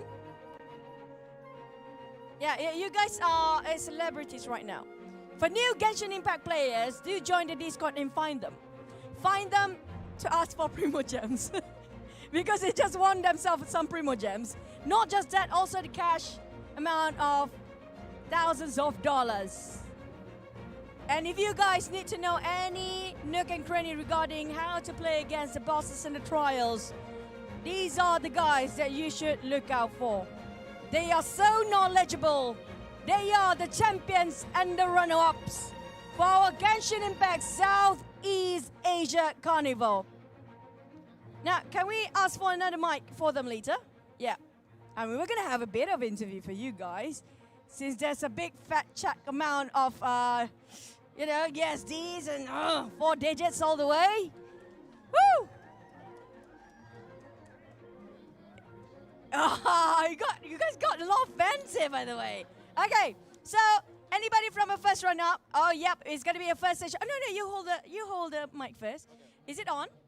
I think it's on. Okay, introduce yourself to the world, sir. Hello. Check. Hello. My name Zigzag. I'm from Indonesia. It's a nerve-wracking experience because it's new to me. We did a lot of blunder and I'm really nervous right now. It's okay. I'm with you. Okay, I'm sorry. I'm gonna be in the middle. Okay, I'm sorry, guys. Okay, so you're not nervous. I'm with you now. Mommy with you. Okay, so there's so many things happened just now. Yeah.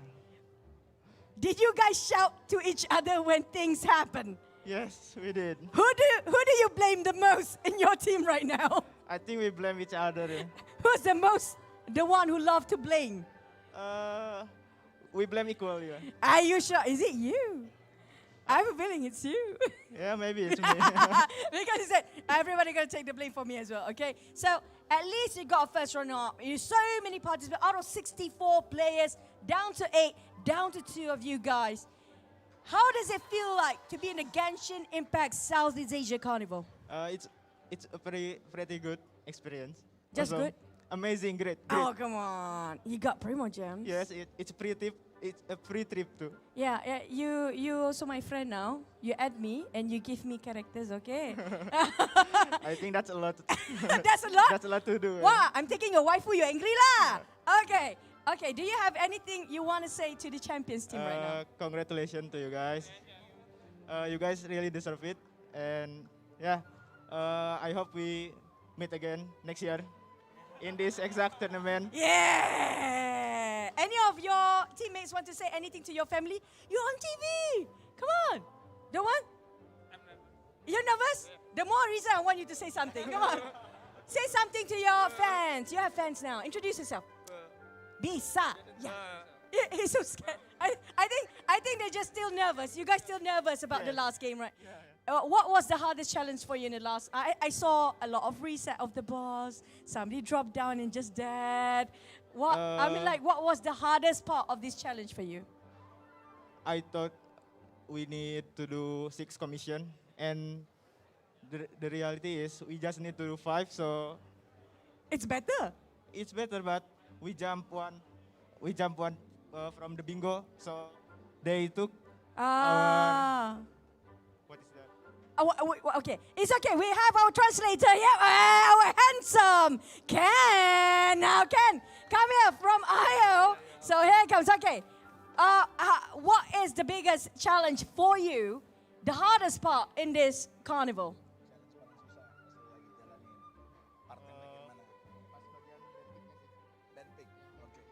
He said it was band pick face. Suddenly Because I think it was new to them, right? New to all of the Genshin players, so it was one of the hardest part lah.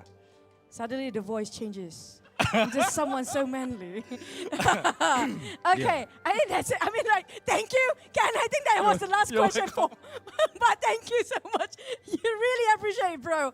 Okay, now we have on our champion side. Now who's gonna hold the mic? Okay. Introduce yourself, sir. Yeah, I'm Harvey Oroseo from Team Sayonara. We came from Philippines. Yeah. Mabuhay to Malaysia. Okay, how does it feel for you to finally take the first ever Genshin Impact Southeast Asia Carnival champion, the pioneer, the first check to be produced? How does it feel like? Yeah, we're really happy and we really appreciate that we get to experience this event. You want me to slap you so it's not a dream? Do you need that? No. How was just now? I saw how they were leading the entire day. I'm like, first stage of Bui is really strong. When you trying to fight against them, and you saw that the grand final is, it's first stage of Bui. What are your thoughts and your teammates at that time? Actually, we immediately make a plan on how we will take the band pick pace. Wow. Yeah. Did you guys know about this? You don't know? You don't know? They already planned everything against you. Did you know? Oh no. Oh, you sneaky guy. What were your plans back then? Our strategy is to pick our comfort picks, like the characters we already used to, and then list them down, all of them.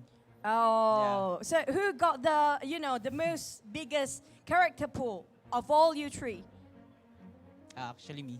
Wow, that means he's got the most primo gems, by the way, guys. Just saying, that's true. You know it's true, right? Okay, of all the challenges just now, which one was the toughest, or of all the teams you fought against, which one is the most memorable and the most challenging for your team and you? Yeah, actually, during the quarterfinals, nothing to lose. They are a really tough opponent. We only led about 10 points only, so it's really tough. So you were really glad they're not here. I mean, like, that was a really tight spot between you guys as well. I think it's around like 100 points just in difference in the last minute when it comes to the trials, right? But just now, did you guys have a bit of a blunder as well? Yeah, we already some dead scene here and there during the quarterfinals, and then it also happened on other stages. Who shouted the moves? Who shouted? Introduce yourself, sir. Hi, I'm Jason Beltrano. So, actually, I'd like to take this opportunity first and foremost for the whole IO Esports team for organizing this event. Actually, we didn't expect that there will be a Genshin Impact tournament Carnival that will rise in the esports scenes.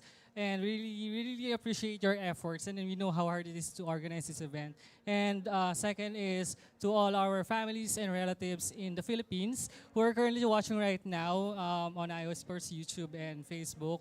We would like to have a shout out. And to our co-Filipino teams out there, thank you so much for this one. And of course to our opponents, you really did a good job, guys. Thank you so much. Okay, not done yet. We're not done. You guys can't run. I'm still with you guys. You still have to hold the mic. Now, introduce yourself. I'm Luigi. Luigi. Yeah, I'm Croatian. Oh, you're Croatian. Yeah. Do you need translator? No. Okay. We're okay. Nobody can translate anyways. But okay, Luigi, what do you have to say to your beloved opponents just now after everything you guys been through? Yeah, they did a good job on YooHoo team, and it's the first one I've seen to Place it nearer to you. Yeah, don't scared of the mic. First time I've seen a YooHoo team, and they really did good job on it. And yeah, that's all. Can I ask one request from me, please?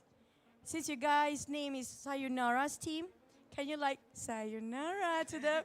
Can you do that on my count? Okay, I hold the mic. Okay, 1, 2, 3. Sayonara. I feel so bad about it. Now, do you guys, okay, I'm going to put this in center, okay?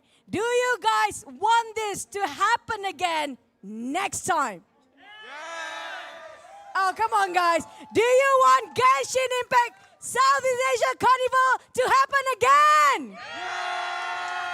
I think that's it for us. Congratulations to both teams here. And it is also sponsored by Genshin Impact. And thank you so much for Predator as our supporting, sponsors. And also none other than IO Esports. You guys has been awesome. Thank you, everyone. Thank you, players. We are signing off. This is Choo-Choo. See you guys next time.